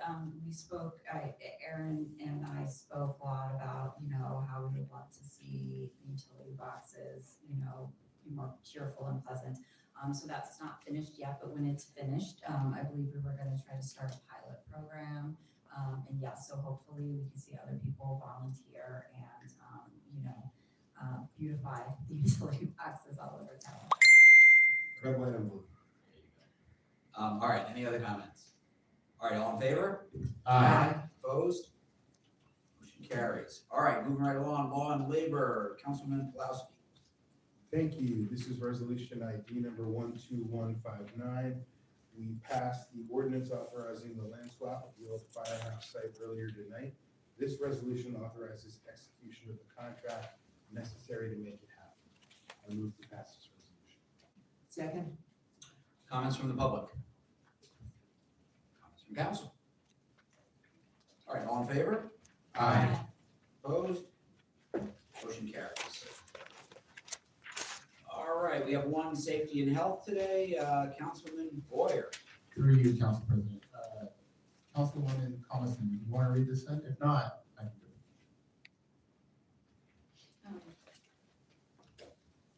Animal control. I can do it. Yeah, do you, Yeah, okay. I can do it. You were on a roll today, so I was like, thank you, Council President. This is resolution ID number 12103. This resolution authorizes a 2-year extension of our contract with Animal Control Solutions LLC for essential animal control services running from January 1st, 2026 through December 31st, 2027. Not to exceed the amount $73,000, $73,500 per contract year. This continues our proven partnership that delivers effective and efficient services, and this was recommended by our health officer and purchasing agent. I move this for adoption. Second. Have any comments from the public on this resolution? Comments from council? Council President. Yes, Councilman Boyer. The one thing I will say is that this was kind of the only ticket in town. And if anyone out there is watching, I know that there's other animal control places in New Jersey. I would say, hey, submit a bid, right? We're looking for more companies to come out. We want to be, the city wants some competitive rates, right? So, yes, thank you. Thank you. Other comments from the council? I would just say, Yeah, Councilman, Councilwoman Hammond. I would agree with Jamel. I spent more time on animal control today than I care to admit to. But when you look at the contract, we pay a monthly amount, and we're getting charged for extra cats and extra dogs, and it does add up. So I think we're gonna pass this tonight, but I still think we should critically think about if there's any other solutions down the road that, I even called former Mayor George Black this morning and looked into whether any municipalities were doing any shared services for this. Didn't sound like that was an option, but I think we should still keep thinking about this one. It's a high number, I'm not crazy about it. I'm gonna go for it. Thank you. Other comments, Councilwoman Council? Thank you, Council President. We've discussed this a lot at the Board of Health, and they're the only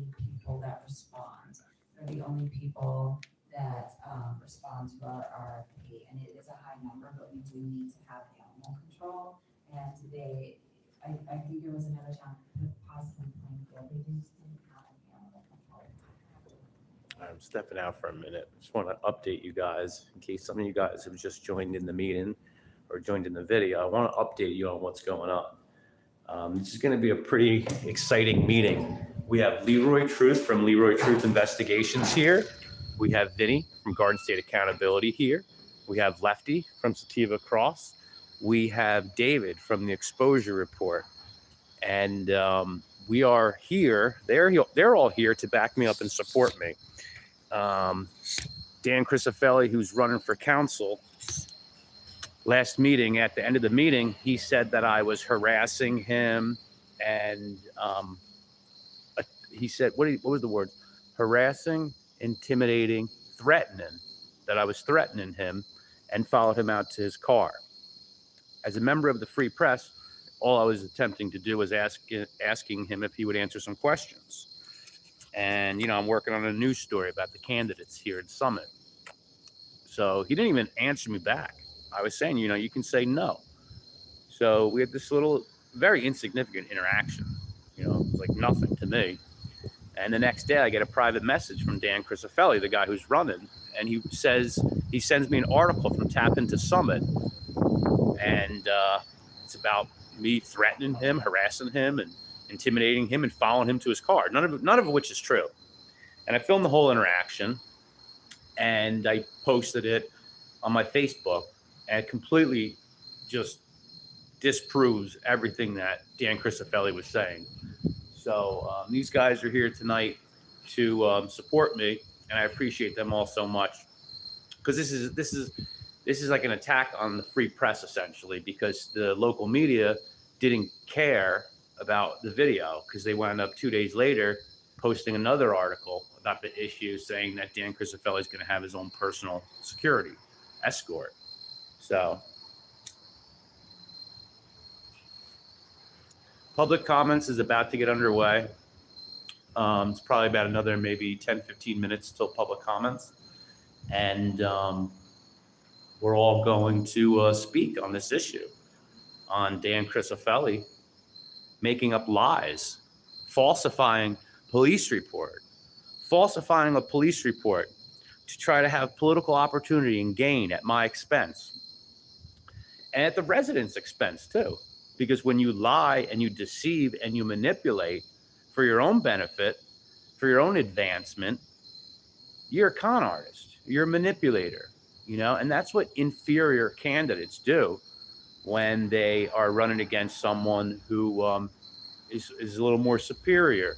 You know, he creates this entire false, fictitious political climate and atmosphere where he can be the victim, this is victim mentality, you know?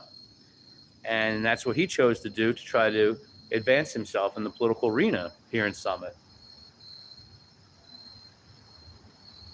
So we're going to address it. Besides myself, we have, is it 5 others? Dave, Exposure Report, Leroy Truth, Garden State Accountability, Lefty from Sativa Cross. So there's 5 of us total. So we're going to have 15 minutes between all of us to address this. I've been in this town for 8 months, every single meeting. And this is going to be the most exciting one. You know, I had to call in for the help. I had to call in for the troops to come out for this one, because it's not right. It's not right when you manipulate the public like that and you make up lies. This guy falsified a police report about me just for asking questions, saying I threatened him. And I did follow him out to his car, stay in the council chambers speaking to the actual elected officials, because there's so many things that I need to address, and they only give you 3-minute public speaking time, which is a slap in the face. 3 minutes for public speaking time is a slap in the face. You know, I've been to hundreds of council meetings all over New Jersey. You know, I've been a regular attendee of council meetings since 2017. And I recently just started my YouTube channel back in February. And my primary mission with the channel is to, well, not only expand my message and my voice, but to encourage other people to take part in their local politics, local government. I have a lot of people who follow me who are in the auditing community. And I wouldn't necessarily consider myself an auditor per se. I'm a regular attendee at council meetings. I utilize the First Amendment. I use my freedom of creativity, freedom of expression. If anybody's who's been following my channel, you'll see that I sing songs, I bring props, and I have some props tonight that I'm going to utilize. And for anybody who hasn't subscribed to my channel already, please subscribe. Please subscribe. The content that I'm making is, I love it. I just learned to edit videos a few months ago when I started this channel. But I want people to take part in their local government. I want them to ask those tough questions or just regular questions even, And the reason why I go to other towns besides the one I live in is because there's issues that they're voting on that affect neighboring townships, across the state. And you don't need to live in the town to go to a meeting and ask questions, And one of the main reasons why I like doing it is because you can't touch me in this town. I don't live in this town. I don't work in this town. And in politics, retaliation is a real thing. I've experienced it firsthand on a macro scale. Trust me. So I'm just going to finish this cigarette, and then we're going to go back in. And public comments should be on its way soon. Yeah, so it's going to be exciting. This is going to be a good one. This guy, Dan Crisofelli, he's here. He's here. I doubt he's going to speak. He didn't speak last time. And last time was the first time I met the guy. And I'd never seen him before that. I asked him some simple questions. Would you answer questions for my news story that I'm doing about council candidates? And maybe he doesn't take me seriously, and that's fine. I'm not going to hold that against him. But he goes and files a false police report, a fictitious police report, to position himself as the victim, And I just don't understand it. There's a lot of energy in the world, especially within government, where they really want to soften people down, And government doesn't like strong men because strong men overthrow the government. This positioning yourself as a victim for gain is beyond pathetic. And he tried to do it not only at my expense, but at all the residents' expense. So there is no place for that. So we're going to address all these things. And I'm going back in right now. And we got the whole front row locked up. Me and the other four guys. We got the whole front row locked up. So this should be a good one. And we shall see what transpires. I think they might have just taken a recess, possibly. We shall see.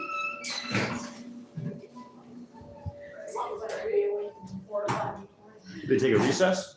5 minutes. Oh, okay. Which is find out 3 minutes. Yeah. What's up, brother? How are you? Nice to see you. Hi. Hello, how are you? Dory. How are you, Doris? Hi. My friend left when he heard that you, he's the one in the wheelchair, when he heard you talk about handicap issues in parking spots, he tried to get in here quick. He's sitting out in the car because he's got a lot of issues. Is that the only one? And, So he understands. I advocate for people with disabilities. I went to school originally to study with people with disabilities, and there's not enough handicap parking. I was on the parking authority originally and was like advocating for more spots, and they were like saying that they needed the money, and I was like, this is bullshit. I'm like, this guy was like, could not walk across the street. I'm like, we don't need more employee parking. We need more handicap spots. There's handicap spots by the train station. So they park by the train station, then we'll have to like wheel themselves over to a restaurant. He does the same thing. He advocates for the disabled. His character with his wrestling mask is El Rampador. He wound up getting 84, I think, is the total at this point. Businesses, ramps that otherwise didn't have one. So yeah, he gets ramps so it's and person donates first. them. So like learning in school, it's all about person first. So it's the American Disabilities Act, and that's when I went on Dan's page. I corrected him. You had on his page originally, and I told him that he wasn't speaking about people with disabilities. They're not disabled; they have a disability. So they need to learn to speak about people with, because he can do, he's able-bodied, he's not disabled. So they have to put ramps and make it accessible for people with disabilities to be able to do the same things that you and I can do. Right. I go, don't get me started. No, I love that will you go- do that, I because- will go apeshit if people don't give them accessibility that they need to survive and live I just know, like we I do. listen, that touches my heart tremendously. Every Yeah. time I go to a public building, the first thing I do is make sure that the wheelchair buttons work. Right? If Always, it doesn't work, you know what? It always. should be a wave. Now, It should I be a used to wave, right, live- Jim? I like how they have the wave. Jim's our parking guy. He works for parking. How you doing, Jim? I'm good. I used to live in South Amboy, and in South Amboy, they have no wheelchair access to the police station. It's an old police station. You walk 4 steps down, and they don't even have a intercom. So if you're in a wheelchair, Like, how are you supposed to get up there? I went to council They meeting, I should be brought it sued. up. Every I place know. should I be know. sued. The- Now, this was, when I went to school, this was 30 years ago. Every place should have I know. accessibility I now. contacted Frank Pallone. He was no help at all. He just sent me like the link to like something online. Like it's something I could find on my own. He was of no help. But I went to the council. I brought it up over and over for like 3 years straight. Because if they've never been sick, if they don't have a disability, they don't know shit until it happens. That one kid in high school just was serving in California, fractured his skull or something. Now he's in a wheelchair. He was supposed to go to Lehigh. He's now permanently paralyzed. And it's So, like, you know, until they know, they don't know, and they don't know anything. and I hate the term grandfathered in because the person who needs the access is grandfather, but he can't get in, you know? And go one step worse, on Broadway there where the police station has no access, there is a post office with no access. It has some historical significance. This is the first post office that had light air mail or something like that, but they won't touch it. Right. You know, these are Because public it's so, buildings. I know. You know, so I mean, this has been one of the things that, you I know, agree with you. and I was been doing a lot of work with him. He fights for the disabled and cannabis patients' rights, and I also fight for cannabis I will patients' keep rights as well. fighting, I'll keep fighting for people with disabilities. Yeah, I love that. Guess what? It's not gonna change. It's not gonna change until somebody makes a change and Yeah. advocates for them. I hear you. Yeah, we'll speak afterwards. All right, I'm going to call our meeting back to order. Thanks for being on time for 5 minutes. All right, so we do have 3 pulled, 1, 2, 3, 4 pulled resolutions. Let's go, we'll just go down the page. So Councilwoman Hamlet, why don't you read the capital projects, community services on consent agenda number 2.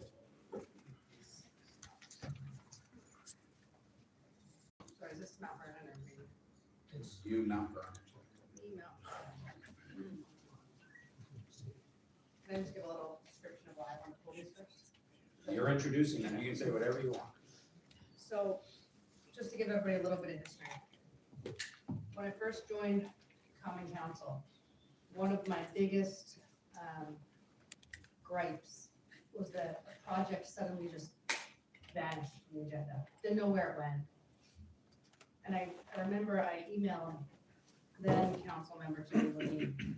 This was in April of '23. I said, hi Jamie, can you please provide a recap on why the project is off the table when you have time? Nothing right. When she responds, significant resident opposition. For some of you who've been paying attention for years, this is probably triggering your memory. I couldn't figure out where the Mount Vernon project went. We planned for the grant, we got public feedback, never heard about it again. So I went back and forth with Lisa Allen, and I said, we have to tighten this up, we have to tighten this process up. We're going through resident feedback. We're going for grants, we're talking residents, they're coming to meetings, and then poof, it was gone. And now here we are, ironically, talking about Mount Vernon sidewalks, which was, I think, proposed in '22, and suddenly disappeared, and Canoga Parkway sidewalks. They went for the grant, but there wasn't a ton of resident feedback at the time. What we've done is our engineer has gone back and asked for a ton of resident meetings, a ton of resident feedback.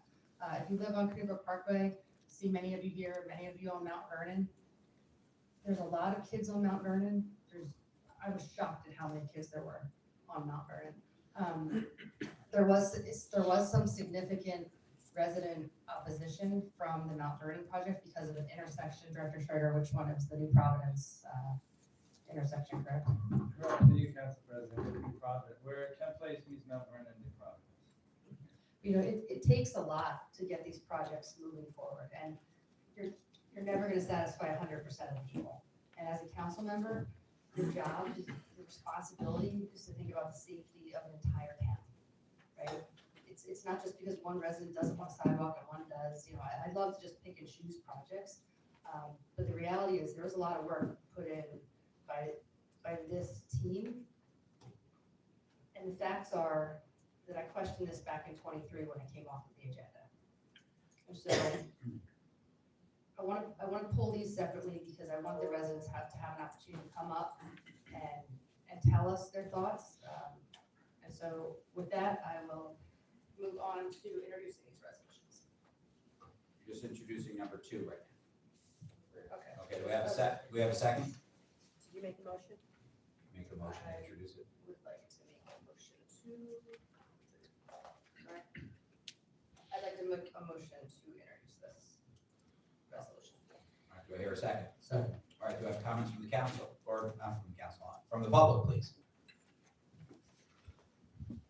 All right, comments from council.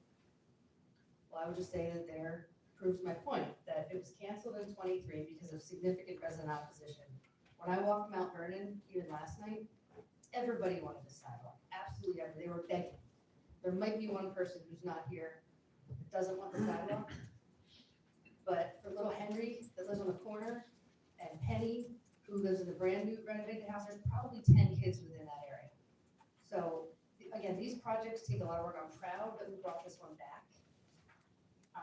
This has taken years, and that is a very, very busy street. Excuse me, I think I missed my opportunity. We're talking about Canoe Brook Parkway. No, this is Mount Vernon. Forgive Mount me. Vernon again. I Okay, thought any they other- were bundled. We'll get to that.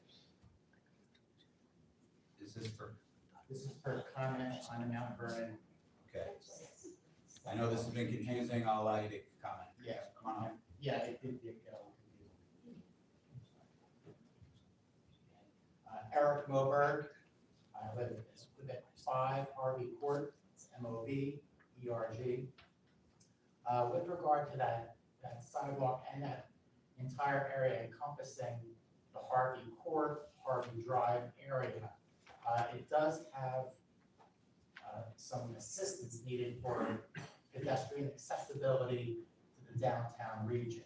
So whether it's the sidewalks along Mount Vernon to Kent Place, and also potentially a crosswalk at Passaic Avenue where it meets Harvey Drive. So just to help everyone picture it in their mind, if you're driving southbound on Passaic Avenue, you're heading towards the Kings, so Bristol Myers Squibb would be behind you. You'd be passing the cemetery on your right, heading up towards the light.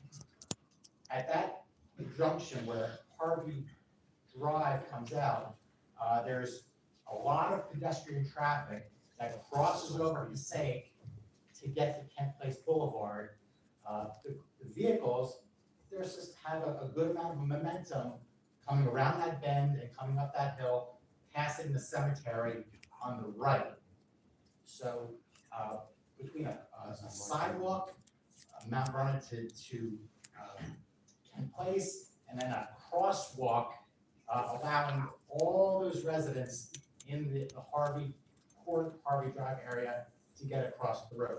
Another little interesting fun fact is in that neighborhood, there's 23 dogs.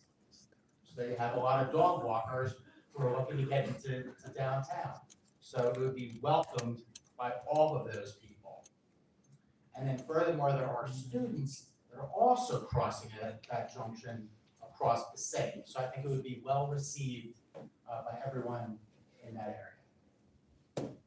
Thank you very much. Thank you for your comments. Other comments from the public on the second consent agenda resolution about Mount Vernon?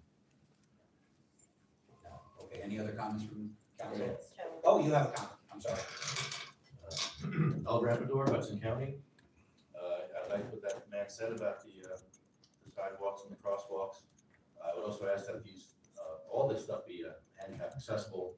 Also, the signage for stop for pedestrians, in Hudson County, I have to fight for traffic access for a blind person because there's no traffic light at an intersection. And we also need talking traffic lights for blind people. People don't know about this stuff because we don't talk about it enough. But we need more accessibility. Please put the last first when you put all this stuff in. And I have more comments later about this. Thank you. Other comments from the public? Okay. Comments from council? One final. Yes, council. Just one final one. The residents on Harvey are putting together a petition for that crosswalk, and I've been speaking with Director Schrager about that, so I'm hopeful that you guys can rally. Because it's a tough road there, and I see exactly what you guys are saying, so hopefully this will help in the meantime as you get that petition together and rally the neighborhood up. Thank you. Other comments? All right, all in favor? Aye. Opposed? Motion carries. Okay, capital projects number 3 for the people keeping score at home. This is on the Canoe Parkway Improvement Project. Councilwoman Hamlet. Thank you, Council President. So this one was a little bit of a different story. The previous council, I think I was at the tail end of the initial vote for this grant for Canoe Parkway, so I don't think anybody up here was here when the last council went for this grant for Canoe Parkway, which puts everybody up here in sort of a tough position because the city went for a grant and nobody really understands what the residents' feedback was until most recently, until we had a lot of resident meetings. We did have a bunch of resident meetings, and there are a lot of people who were for the sidewalks, against the sidewalks. It didn't seem like anybody wanted to narrow the road. There was overwhelming opposition to the roundabout. We did change after resident feedback, after looking at all the statistics from the sidewalks being on both sides to the sidewalks not being on the sides where it was most impacted by utility.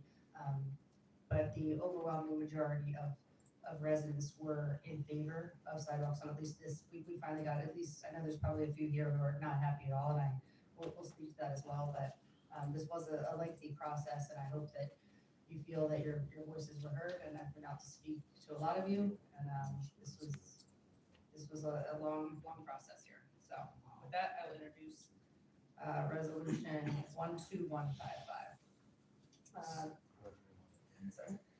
So this is engineering, go out for bid ad for Canoe Parkway Improvement Project. This will include upgraded draining structures, inspection of repairs of sewers, curbing repairs, ADA sidewalk ramps, crosswalk installation, 4-way stops. Anticipated duration of the project is 12 to 16 weeks. This is funded by a local transportation project fund from NJDOT grant in the amount of $1 million. And then there's some capital money as well. I'd like to introduce this resolution. Second. All right, do we have any comments from the public on this resolution? I will defer to this gentleman. Yeah, you're going, right?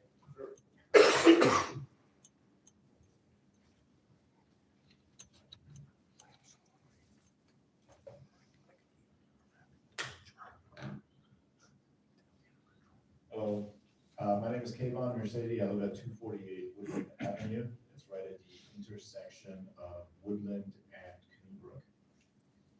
Here to speak about the Canoe Brook improvement project. First, I'd like to thank the council and the city engineers for taking the time to be thoughtful about improving our community. I know it's not easy. My 2 daughters, my wife, and I live directly at the intersection of Canoe Brook and Woodland. While we support much of the plans that have been presented by Councilwoman Hamlet, we strongly oppose the plans for this intersection specifically. Currently at this intersection, there are 2 stop signs. The proposed plans are calling for 6 stops.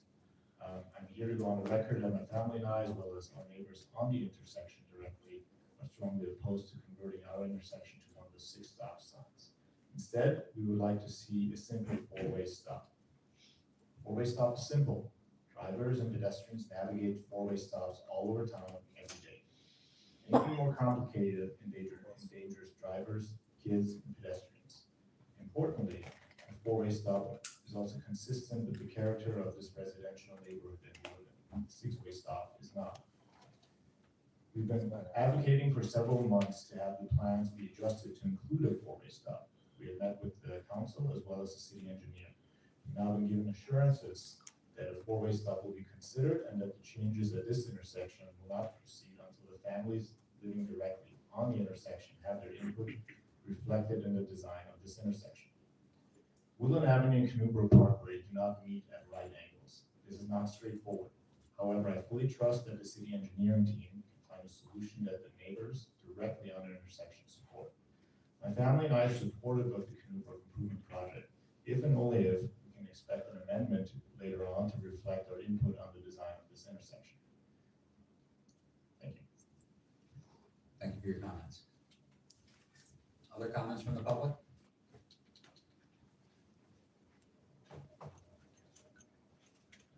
Hi, Stephen Peterson, 63 Canoe Parkway, Peterson. I actually came, I would like to differ about overwhelming opposition to the traffic circle. I was one of, I think, 2 people who thought it was a good idea. At the time, we were told that a four-way stop was not possible at this intersection. When I then read or learned a few days ago that we're moving ahead with the four-way stop, that was very easy for me to reconcile myself to. Four-way stop is simple. And I actually came simply to ask what happened to make the four-way stop possible. Our neighbors, we're one house removed from that corner, but we're pretty darn close. Our neighbors actually showed me the plan just now for the six-way stop. And I would like to concur that it looks needlessly complicated, and I'm a little concerned about the aesthetics. The comment that the gentleman made about consistency with the residential neighborhood, I think is spot on. What is happening at the corner that's closest to our house just looks like a whole mess of concrete and signage and crosswalks that wouldn't really need to be there. So I would like to concur that a simpler plan for a normal four-way stop would be completely acceptable. I understand as far as traffic circles go, that in places where people are used to them, they are enormously more efficient and safe. And that the objection, which I heard again tonight, that people simply don't know how to drive in them, I find kind of lame. But four-way stop would be fine as an alternative. Thank you. Thank you for your comments. Other comments from the public? Hi, my name is Megan Lee. I live at 184 Woodland Avenue. And I was most recently in the accident on Friday on the corner of Woodland and Canoe Parkway.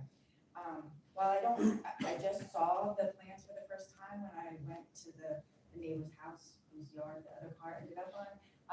And he shared with me that this was even kind of like a thing in the neighborhood. And I've lived on Wade and Woodland for the past 16 years. And so obviously I've made it through that stop sign multiple times. I would just encourage, kind of to Delia's point, something needs to be done, and we can't have like another 3 years go by with us not making like a decision. And while I don't think we'll probably all ever agree on like the best looking spot, I think at some point we have to trust in engineers that we've hired and paid to do the best assessment to, and if we don't like that, maybe get another one, but I think we can't let it just drop off and not do anything else with it. Thank you for your comments. Other comments? Hi, Dory Beck on 27 Bedford. Well, I'm not on Canoe Brook, I am at the top of Canoe Brook. And so I have been advocating for sidewalks for 20 years. First administration, some, God knows how long ago that was, said no. Wow, my children had to walk down Morris Avenue because I didn't want to walk down Canoe. We walked down Morris, down to our school. Now, the topic of sidewalks is coming up and my children are now in college. So, I do have a dog and I walk down Canoe every single day, so Mr. Schrager did not include me on these emails. But I insisted that I be a part of it because I do walk Canoe and I walk to Washington every single day now. The roundabout was an awful idea, and I am so glad that Ms. Hamlet pushed and listened to me and many of the other residents and advocated for us. And Mr. Schrager, I'm glad you listened to us and are gonna put this four-way stop. Now, I understand that it kind of looks like the intersection here at Springfield and City Hall. I think it would behoove the whole audience if we actually put the plans up here so people understood what we were talking about. So maybe in the future, when we have something like this, we can put them up here so people know what we are talking about. I don't think that this intersection right here is bad. You get used to making that right. You get used to stopping at the light and then stopping and making the right-hand turn. Anything is better than a roundabout, because now that we're gonna make the no left on Iris, I believe, didn't we put that in? So everyone's gonna be making a left onto Woodland coming off of River Road. So if we put that roundabout in, and then everybody's now figuring out how to do a U-turn because they missed the Short Hills Mall, I think that would be a big uh-oh. And then traffic would be diverted, and then everyone's trying to figure out how to get back to the Short Hills Mall. Because you know that's why everyone was doing U-turns on Iris, right? And that's why you made the no left. I know you did. So I agree, and I think are we also putting four-way stops on, up further on Canoe Brook? Okay, so there's maybe three four-way stops gonna be on Canoe Brook, which is great. It's gonna slow traffic down, and the sidewalks are gonna be an added benefit. So again, thank you for listening to us. Thank you for listening to us finally after 20 years. I appreciate you, and thank you for taking the time. Thank you for your comments. All right, other comments from the public? Good? Don't want anyone to miss out? All right, any comments from council on this resolution? Councilman Small. Thank you, Council President. Just the idea here about the accident, I'm very sorry. I'm hoping everything was okay afterwards. So it's an unfortunate incident. So I am totally in favor of a four-way stop there. You know, with Aaron, our engineer, is very talented, and I'm sure there's a way that we can square off that intersection some way. I know that in downtown we have bump outs. There's got to be a way that we can look at this from an engineering standpoint to square the intersection off. And I know if you're going northeast away towards 24, you know, it does kind of the property on the right-hand side of Canoe Brook, from Canoe Brook to Woodland. That area is just not really squared off. There's got to be a way that we can somehow square that off so that it can actually be just a four-way stop. Again, this intersection over here, is it fine? Yes. Does it work well? But it doesn't fit into the character. It's a downtown. It doesn't fit, the six-way stop doesn't fit into the character of Canoe Brook and Woodland, in my opinion. I'm very happy about the sidewalks because I'm very, you know, I'll always be in favor of safety first. One of the things that I really want to stress is that I believe this grant was originally to really help the stormwater management. And as we deal with the sidewalks and the four-way stops, I don't want that to be lost in this project. We already have an issue with stormwater management, so I want to make sure that this doesn't get lost in that project as well. And then the number of trees that will need to be taken out, if there's any way that we can do a bump out, go around them. I would also like to limit the number of trees that are actually going to be cut off. Other than that, I'm in totally favor of this. Other comments from council? Councilman Pulaski. Thank you. Councilman Smallwood took a couple of my points. I've been to some of these meetings, and the familiar refrain for me has been, I just want to make sure that we're taking care of the drainage, especially in light of the trees that are coming down, which do help with that a good bit. One question that I have is, the current plan has a 6-way stop. We can't amend that after it goes out to bid. Through you, Council President, so I think we're using, I mean, a 6-way stop would imply it's like a 6-point intersection. So what's being proposed is really 2 square foot intersections, that's essentially a dedicated right turn lane. So it will have a separate. Could you speak into the microphone? Sure. No, so a 6-way stop is really when 6 roads meet, but this is still a 4-way stop. But on the 2 legs of Canoe Brook, because of their angle of the approach, we are proposing a right turn lane. In 2-dimensional plans, yes, I think this intersection here is a good comparison, middle and broad. But what I referred some people to, it's more like Hillcrest and Summit. It's a small little triangle made of granite block. Some residents requested we add plants in there. We can. It can't be tall plants. It's just something that one we'd have to maintain, but it just has to be lower just because you get obstructing view. So that's something we could do to solve it. We do have blatant stop painted in the intersections. That's not required. It does help. We do it sometimes.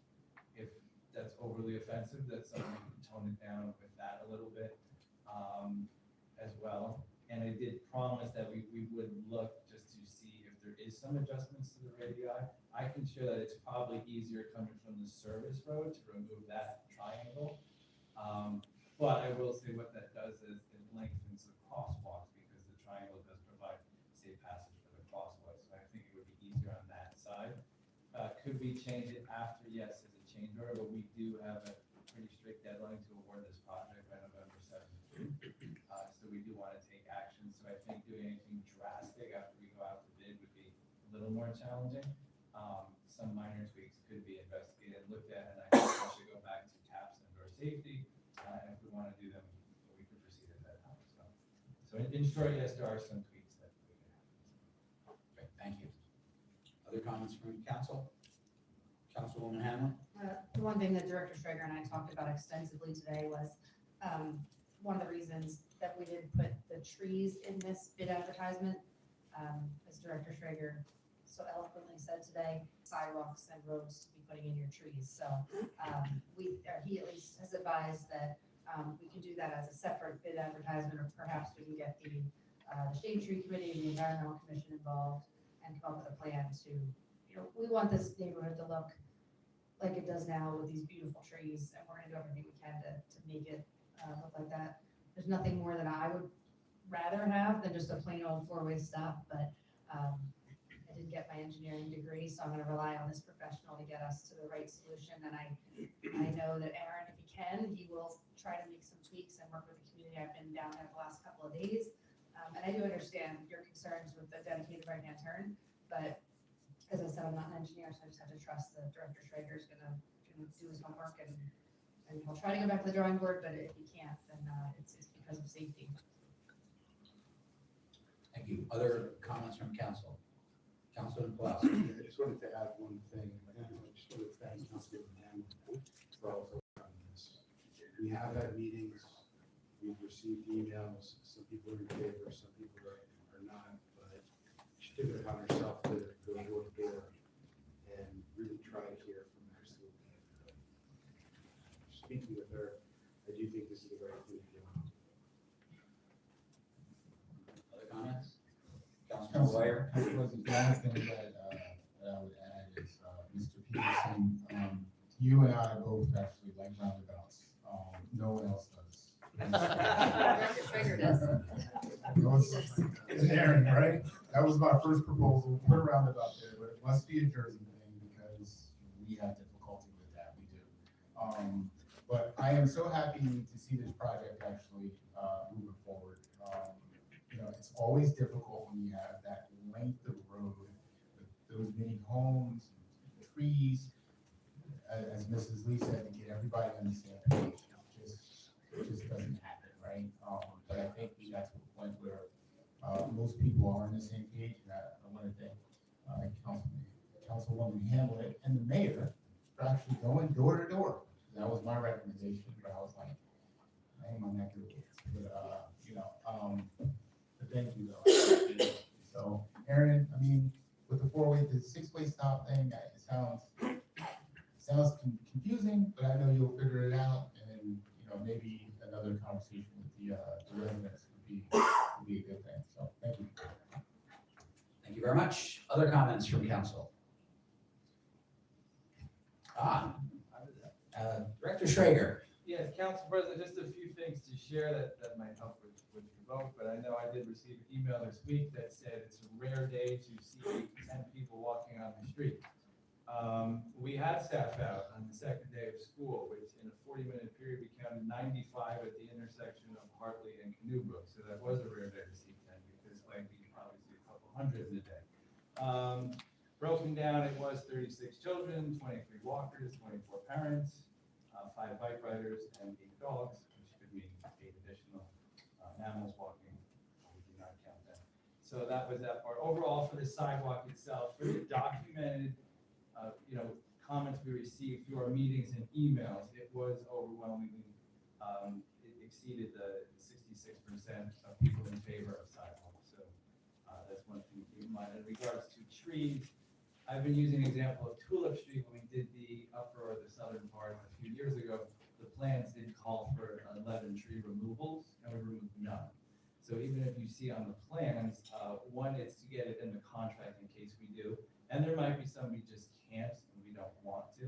But once we have a contract that we go out with the forester and we do try to save each and every one we can, if it's a 6-inch, 4-foot tree, it's just not worth the effort. So.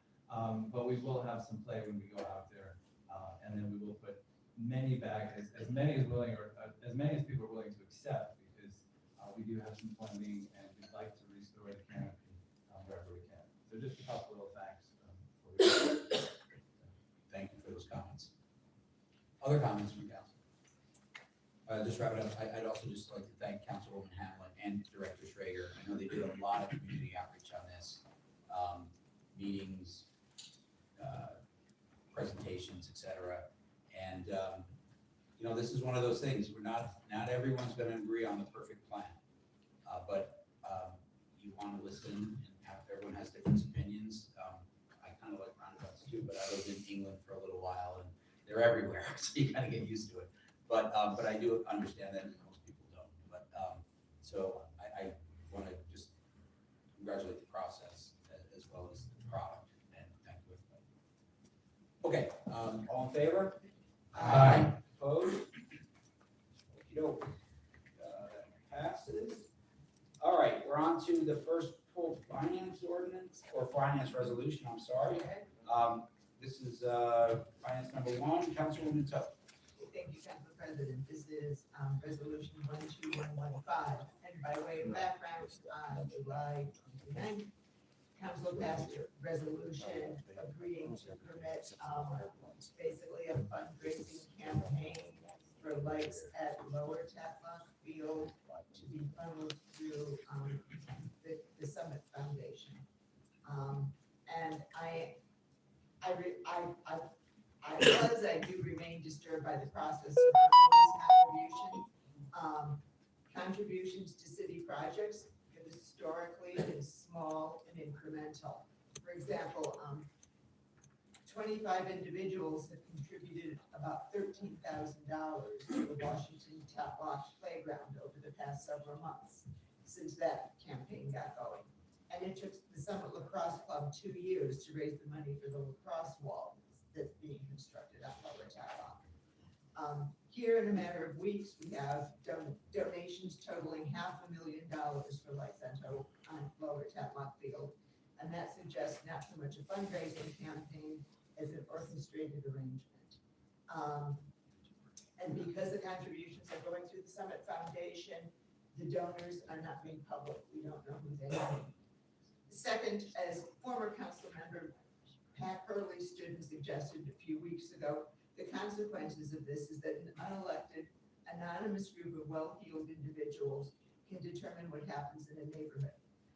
This isn't just about Tatlock lights. What happens if a group of anonymous donors decide they want to change the character of Memorial Field or the Village Green, the Arboretum? Anonymous donations lack accountability and can erode public trust in our government. That's why state law prohibits anonymous campaign donations of $200 or more. There are no similar guardrails regarding contributions to a governmental entity. So what has happened here is absolutely lawful, at least for now. And this does leave me no choice but to vote to accept the donation and to work to change the city's policies to require transparency for any future donations. And I guess with that, I'm moving to adopt the resolution. Do I hear a second? Second. All right, comments from the public?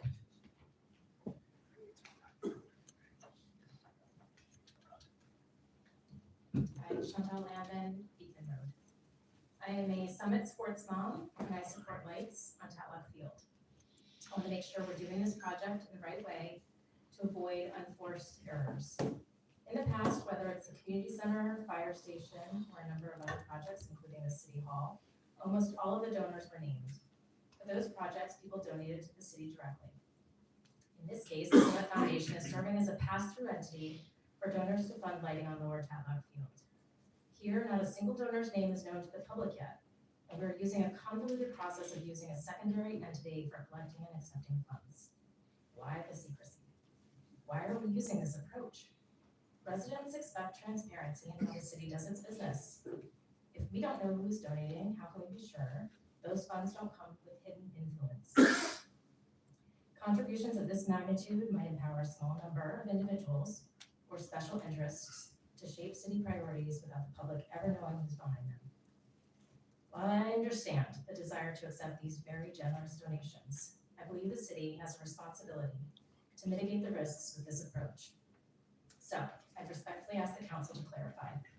Why hasn't the list of donors and amounts been released to the public like we have in the past? What safeguards are in place to ensure these anonymous donations are ethical and legal and will not create any real or perceived conflicts of interest? How will you balance the needs of the Tatlock community with the interests of these anonymous donors? At the end of the day, Summit residents expect to see clearly how council decisions are made. I urge the council to reconsider the approach for funding lights and put strong accountability measures in place before moving forward to preserve public trust. Let's not fumble this important aspect of the project. Thank you. Thank you for your comments. Other comments? Jan, 69th Street. First off, thank you to the council for continuing to move this project forward. This is clearly something that town wants and needs, going back several months. Just a reminder for everyone. I, as well as several other residents, started a petition to push this project forward. In 2 weeks, got over 2,000 signatures, and now there's been a fundraising effort put in. We raised $500,000. This is not nefarious. We're keeping these donors anonymous because specific people asked to be kept anonymous for very specific reasons. Some of them because they've been harassed by a couple people who are against this project. I also shared, if you're worried about it, I'm one of the donors. I've also helped with the fundraising. There's nothing nefarious here. There's nothing, no ties this other than move this project forward and light these fields. The sheer fact that we got 2,000 signatures in 2 weeks and raised $500,000, in a short time, should tell you that the town wants this and needs this. This isn't from some, random or not, nefarious group that's trying to push an agenda here. This is from the citizens of Summit. We want this, we need this, our kids need this, so I urge you to move this forward. Thank you. Thank you for your comments. Other comments? My name is Betty Lee. I'm from 184 Woodland Avenue. I had no idea I was going to speak on this topic, but I am a staunch supporter of the lights. I love the lights. I think it is what Summit needs. We need that community. We need life. We need energy in our neighborhoods where children can enjoy, and it can be a place where families are. I do worry that the money is largely coming through this way, and while I don't think it's nefarious, I think I grew up here. I lived in Summit my entire life. We all know that there's certain people in sports in Summit who have a greater influence with what happens on our fields and who gets to practice where.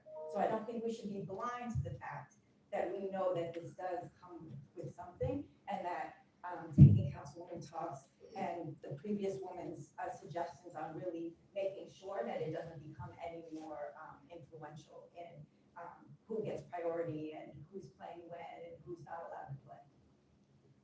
Thank you. Thank you. Love the enthusiasm too. Thanks. Other comments from the public? Hi, Dory Gagnon. I have a question. Did the Summit Foundation donate to Maybe Playground? They did, I correct? believe so, yeah. So the Summit Foundation takes donations from all of us in Summit. That's what's so wonderful. I donated to the Summit Foundation. So what they do is people donate to the Summit Foundation and they donate your money as they see fit. So are you questioning Ms. Tothin? What, that money to Maybe Playground, was that a nefarious act on their part? Because nobody ever did that. Now, there are a lot of influential people in this town.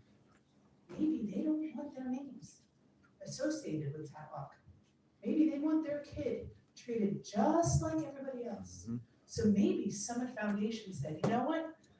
I am going to collect the money and I will donate it as we see fit. So everybody is treated the same.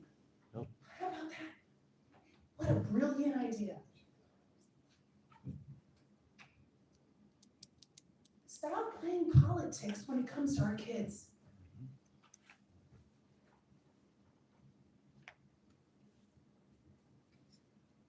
We need playgrounds. We need sidewalks. If the town wants lights, put in lights, put in restrictions, put in no parking around your house. It doesn't mean you sue the city because you don't get what you want.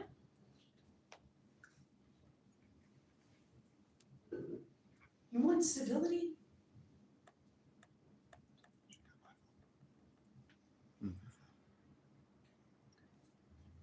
Everyone says to be calm and civil. We put out press releases. We say this stuff here. The Summit Foundation has done more for this town than anybody up here has done. So I will say something right now. You're not gonna go after them, but I will stand up for them and say, they've done a lot for this town and everyone should respect them. And I'll leave it at that. Hell yeah.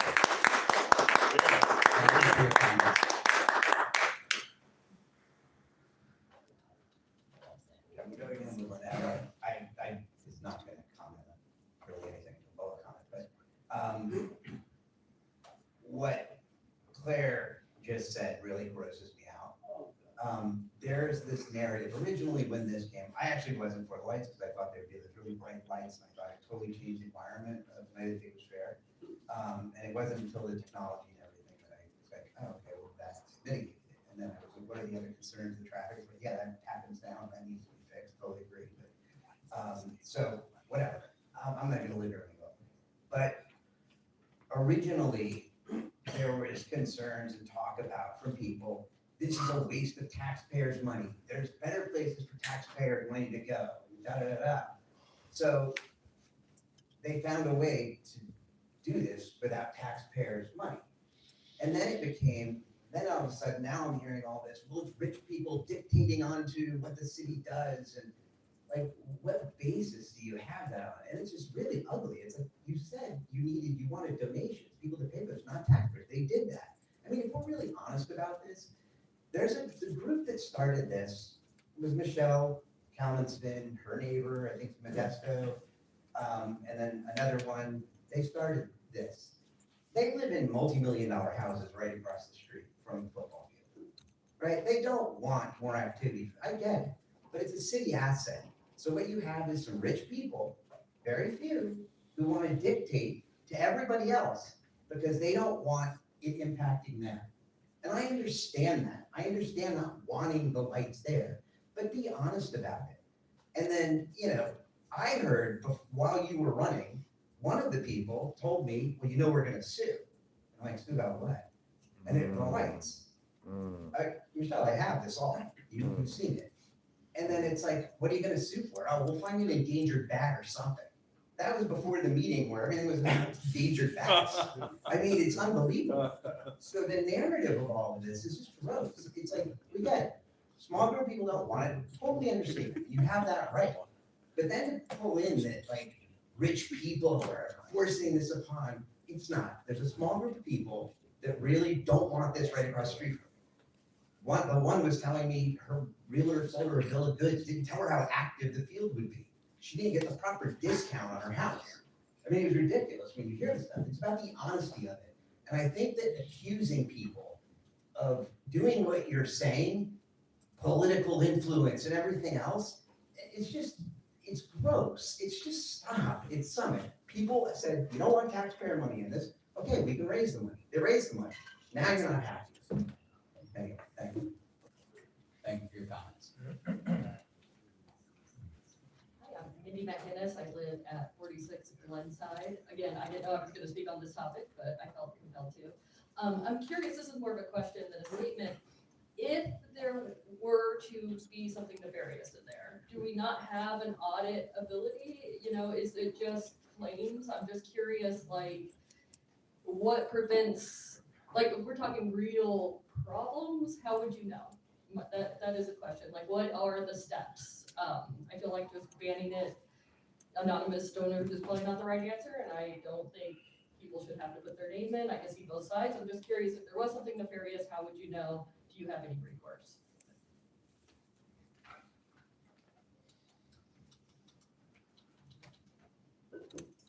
Hi, Erwin Miller, 5 Knoxville Drive. I'm just curious, I know that people are opposed, who are opposed to the lights. I'm wondering, do those same people ever derive any benefit from living next to the paddock field? Because I hear a lot about that. They're complaining about the downsides of living next to the field, but they never talk about the benefits that they get from living next to it. So I'm just curious if they ever consider both sides. Also, I know everyone's upset at Claire and Chantal and everything about bringing up the payments, but they do need to find a way to differentiate themselves, because at the end of the day, they agree with the success that Together for Summit is doing for the town. So they have to find a way to differentiate themselves, so they bring up these non-issues. Thanks. Thank you for your comments.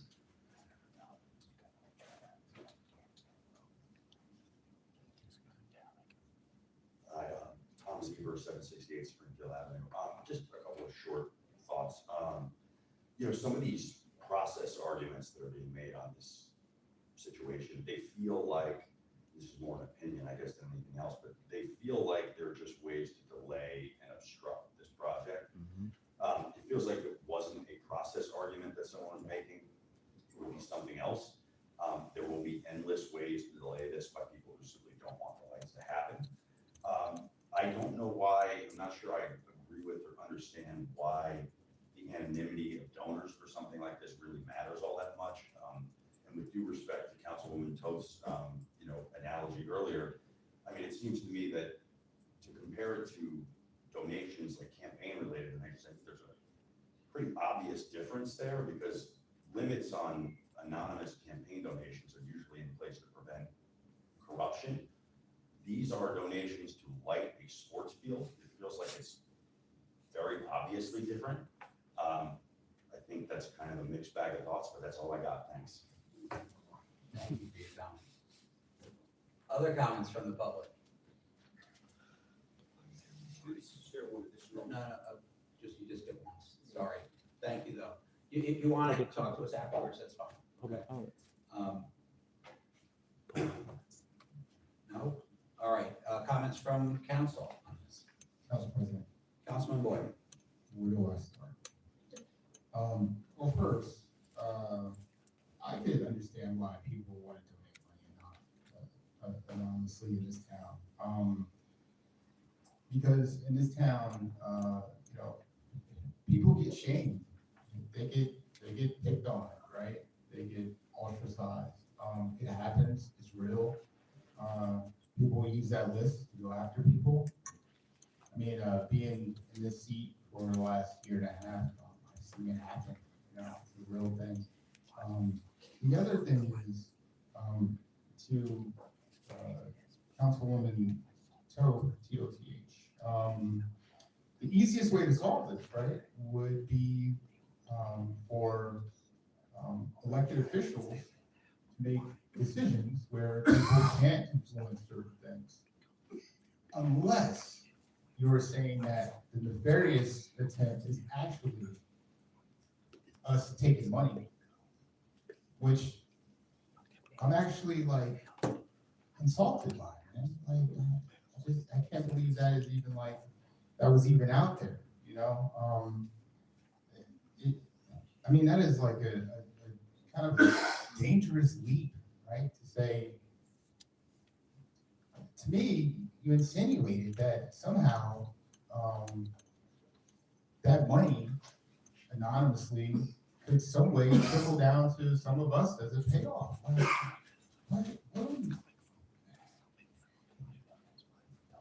I want to thank the residents for taking the initiative to donate money. It shows that this is what you want to do, right? You know, don't get upset that, you know, $500,000 was raised in 2 weeks. It just shows that this town wanted it. I mean, you know, if it was a playground, nobody would be having this conversation. It's just that this is political, right? So that's all I gotta say. But again, the insinuation about the nefarious stuff is just, I think that's just not right, you know? I agree. So I think we're all up here as volunteers deserve a little better than that. I agree. Thank you. Thank you. Other comments from council? Councilwoman Council. Thank you. I have a prepared statement, but I also take issue with people regularly defaming online, making statements that they know aren't true, that they've been told aren't true, and continue to do so. And that needs to stop. And we all need to agree that that is not appropriate and it needs to stop. As far as harassment goes, I don't know who in support of the lights has been harassed, but I know that someone who's opposed to the lights has been harassed with her daughter in the car. Both of them were very shaken after a light supporter stopped and screamed at them. I'm gonna move on to my prepared statement. We should not accept these funds. First of all, we are currently in litigation and need to resolve the complaint before moving forward with accepting any funds or awarding any contracts. It is irresponsible to take money when we don't know if and when we will be able to use it. Second, neighborhood concerns have not been addressed. Residents have expressed the same concern for almost 2 years and nothing has been done. They've expressed concerns that community programs noted in meetings that lights would be on until 10 p.m. No details have been given on when the lights would be used. The neighborhood should know when the stadium lights will be on and how many evening events will take place before the city proceeds with the project. They've expressed concerns about noise pollution into late hours of the evening, light pollution, unknown cumulative effect of the lighting from the upper field, lower field, tennis courts, parking lot, and pathways combined. No details have been worked out on what it will take to hold practices after dark, aside from putting light poles in the ground. They've expressed concerns that there are serious safety issues with holding night practices and events in a quiet residential neighborhood. The lack of sidewalks on the field side of Butler Parkway, extending towards River Road forces spectators to walk in the middle of the street. Finally, they've expressed concerns that 80-foot stadium lights and a constant rotation of sports practices will change the character of the neighborhood. Nothing has been done to alleviate those concerns other than the platitude, trust us. A former council member shared his perspective, noting that accepting private anonymous funds sets a dangerous precedent. A precedent where a handful of wealthy individuals can impose their will on the neighborhood. That's what's happening here. This is not a grassroots effort. This is a small number of wealthy donors funding their pet project at the expense of residents and with the blessing of the council majority. It might not be your neighborhood today, but it might be tomorrow. The intent to move this through with the least amount of public dialogue is disappointing. The original resolution to support private funding was introduced in the middle of the summer when no one was paying attention. Now, the resolution to accept these funds was was buried in the consent agenda. This is not transparency.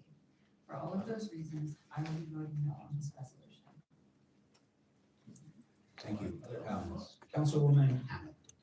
Just a quick question, if I can ask the city clerk a question, when you're preparing the agenda, Rosie, who determines whether or not something goes in the consent agenda? How does that process work? Well, there's normally resolutions, the type of resolution it is automatically dictates where it'll go on the agenda. Amending a budget usually goes on the consent. So anybody on this council, did anybody give guidance to specifically put this in the consent agenda? No. So Councilwoman Cannelson, I guess, my first question to you is, if anybody buried in the consent agenda, it was our nice and honorable city clerk, and she clearly didn't do that. So unless you don't understand how the process works, we don't just put, in fact, today I put something that was in the consent agenda, a bid advertisement, and I pulled it out specifically because no one's burying anything. You know that. You're in all these meetings. No one on council is burying anything in a consent agenda. Anybody has the ability to pull it out. It's Calvinson. Other comments from council? Councilman Pulowski. When we built the rec center, where did that money come Through you, Council President, that was just prior to my arrival, but I can I can see tell you. there is a grant from Summit Foundation was one of them. And some of them, and I think there were various other grants and fundraising efforts, and there was capital ordinances, so it was a combination. That was a public-private partnership where I think the city kicked in 60 or 70%, and as a stretch to make it the amazing place it is, we asked the residents to do that because it was a big basketball crowd who wanted courts, and we challenged them, if you want them, let's see how much you really want them, and they went out and they raised the money. The Summit Foundation was involved in that. They did the exact same thing that they're doing here. They collected money from people who wanted to donate to that. I don't know what the percent of was anonymous, but, and they donated to the city. This is not new. We've done it before. The Summit Foundation has done this countless times. I would just add, words have meaning. They have power. Throwing out a term like nefarious, hate to say it, we'll see it in Facebook chat rooms all over the place. We'll get people talking about it. It matters to choose your words wisely. The Summit Foundation is made up of some of the most respected, professional people in our community. Look at that board. They're amazing people. They know who's donating the money. If you think it's nefarious, you're accusing them of being in on it. All of them. That's incredible to actually make that kind of suggestion. They've done this constantly. They work their butts off to make our community better. I look at this, there was this thing that this is just being jammed through by a few select individuals, and the idea is that, they're controlling the money. And a petition where 2,000 people supported this. Have we just forgotten about that? The opposition to Broad Street West, I think, got 1,200 signatures. Put that in perspective. And the fact that they were able to raise the money in such a short period of time tells me that people really want this. It's not nefarious. It's a signal that the community is very excited about making this happen and recognizes the incredible need for it. And I'm not going to discount the issues that, the neighborhood has that are being worked on. Chief just gave a comment at the beginning of the council about all the changes they made for the football field, or not the football field, the football game, the first home game the other day. People are being listened to. And you just can't ignore that and say like it hasn't happened. It has. So, look, as I said, I think we should think about choosing our words wisely, because they do have meaning. And let's not disparage people. I don't even want to get to where Councilman Boyer has gotten to, because that'll make steam come out of my ear. But again, like, this is a good thing. It's a good thing. I can't believe we're debating a $500,000 donation. You must have a lot of problems, or no other problems if this is what we're gonna debate. And again, I'm not downsizing that there are neighbors who are concerned about it, but we're working to address those concerns, and they will be addressed. They will be addressed. Is it still my turn? Oh, I jumped in. As for the incident that Councilwoman Tomlinson mentioned, I wonder if she heard both sides of the story. There's always two sides of the story. Next, I agree, people shouldn't be making statements that they know are not true. I had quite a day on Facebook, if anybody was following. There's a lot of that going around. Also, some name calling. Someone called me Barney Rubble today. Now, I know I'm short, but I'm not that short. I'm almost 5'6". And I thought to myself, I always kind of like Barney Rubble, so I looked him up. And the experts at FlintstonesFandom.com describe Mr. Rubble in several ways, including respectful, noble, encouraging, reasonable, responsible, understanding, big-hearted, and extroverted.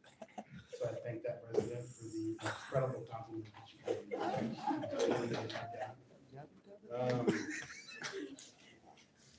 I'm in favor of limits. I think probably I'm the only one sitting up here who said it when they were campaigning. I did that in a Q&A with TAP, and I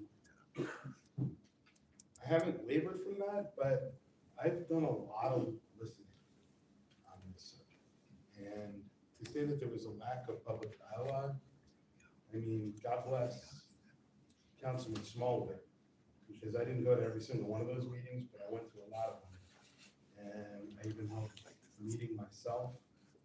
I spoke to the folks at David Guida and Marco Zerowski about all the other options that we looked at to fix our field space issues. And I remain convinced that lights were the way to go. I used to be a lacrosse scheduler, and it's difficult. It's difficult. And those practices and games are really packed in there. So I support this, and if I won the lottery and I offered the city $1 million to do something, would that be a problem? I don't think so. People do that all the time. So I thank the folks who raised this money. Earlier this year, we did approve taxpayer dollars to put lights on Upper Catlock Field, and that was a safety issue for our football players who probably were practicing without enough light tonight. So I'm glad this is going forward. I'm glad that residents took it upon themselves to make it happen. I'm gonna vote for this. Other comments? Councilwoman Collins. Thank you. One additional point about like listening to the neighborhood. The only issues that have been addressed are traffic issues, safety issues. I mean, it would be negligent not to address those. Those have been addressed, and that's good, but beyond that, nothing has been addressed. Councilwoman Hammond. I reject that, Michelle. I absolutely reject that. Our city staff is working really hard. In fact, we have asked our parks, our recreation director to work with Musco to look at other towns' field usage policies. That is in the works. We are doing that. We are absolutely doing that. So to say we're not looking at a field lighting usage policy, that we've only looked at safety, is absurd. We are working very, very hard. So that, in fact, I think I may have yelled at Councilman Smallwood today because I said, I I need the field usage policy for the planning board meeting. I need it before you do, because I sit on the planning board. I'm begging for it, right? So let's just get it done. We're working really hard with safety, with the residents, with the Board of Ed, right? Let's get the Board of Ed involved, because that's who's sending buses down your neighborhood, not the city. It's the Board of Ed. Have you met with Scott Huff about it? Finally, I'm in full support of lights, and I think, you know, a few weeks ago, Jack Cooper, who was the president of the Summit Foundation, died. So the fact that we are accusing anyone in the Summit Foundation, some of the most well-respected leaders, of nefarious donations is unbelievable. You know, these children need to be outside. That's the bottom line. Other comments? Councilman Smallwood. Thank you, Council President. I swear Jamel saw my notes because you said exactly what I just wrote down. But I need to echo a couple of things. But first thing I want to do is thank PJ and the group that you worked with to help raise this amount of money in such a short period of time. Now, because you're fundraised and raised a large amount of money in such a short period of time doesn't mean it wasn't a grassroots effort. In terms of those who want to remain anonymous, would we seriously be having this discussion if someone donated $1.5 million for maybe Playground to be the first ADA fully accessible playground in Summit? No, people would not be asking, who was that donor? Whoever, we would be saying, whoever that donor is, thank you. Thank you. Thank you, PJ. Thank you to your team. And thank you for all those donors who donated to make this project work. Not only did they donate their own private money to make this a private-public project, it's also been in their tax dollars. We approved a $650,000 budget line for upper lights. So $650,000, they're gonna be paying taxes on, and also donated $500,000. And Councilwoman Councilman and Councilman Rose, you know, I'm really disappointed in the fact that you're going to be voting against one, Councilwoman Councilman's own amended resolution from July 29th, which she voted for. We had a resolution, she brought her own amended resolution without sharing with anyone else prior to the meeting, and voted yes for it, in support of this exact donation, as well did you. In fact, I believe, I'm gonna paraphrase, I would always accept money, a donation or a grant to the city.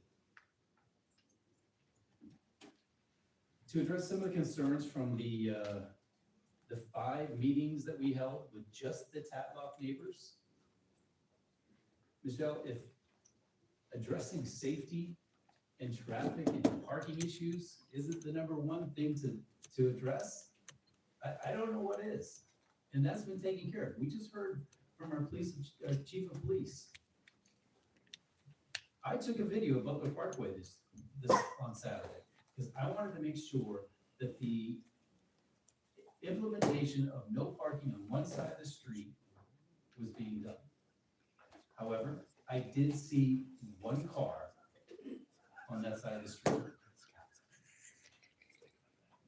3 years ago, during sporting events, there were cars parked on both sides of the street, and the traveling team buses were parked directly in front of your house. We've addressed that.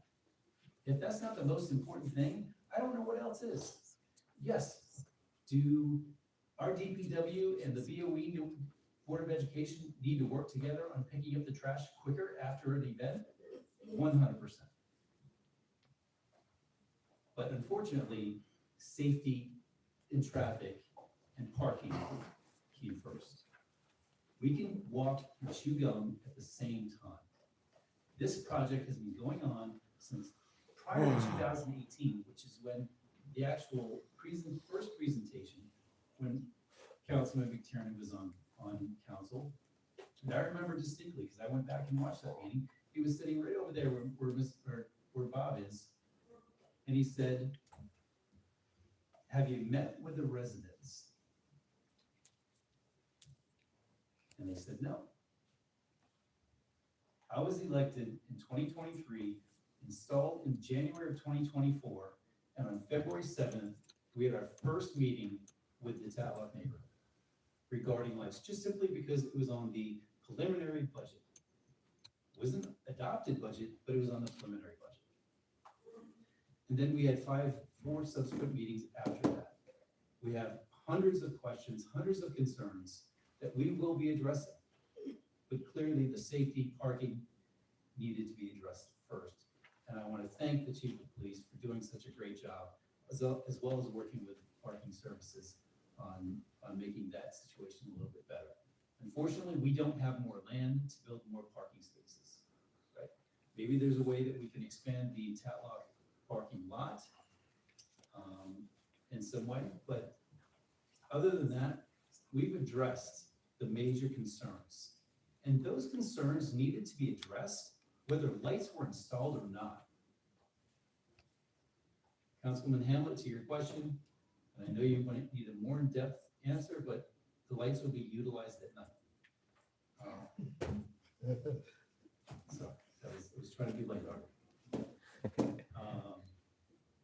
There is a great initiative that was started by a group of moms from the Franklin School. It's called Wait Till 8th. And I think this is a great segue into that program, because their initiative is to get our kids off screens and stop using social media on their phones. Let's get our kids out playing. We have a lot of residents who like to walk.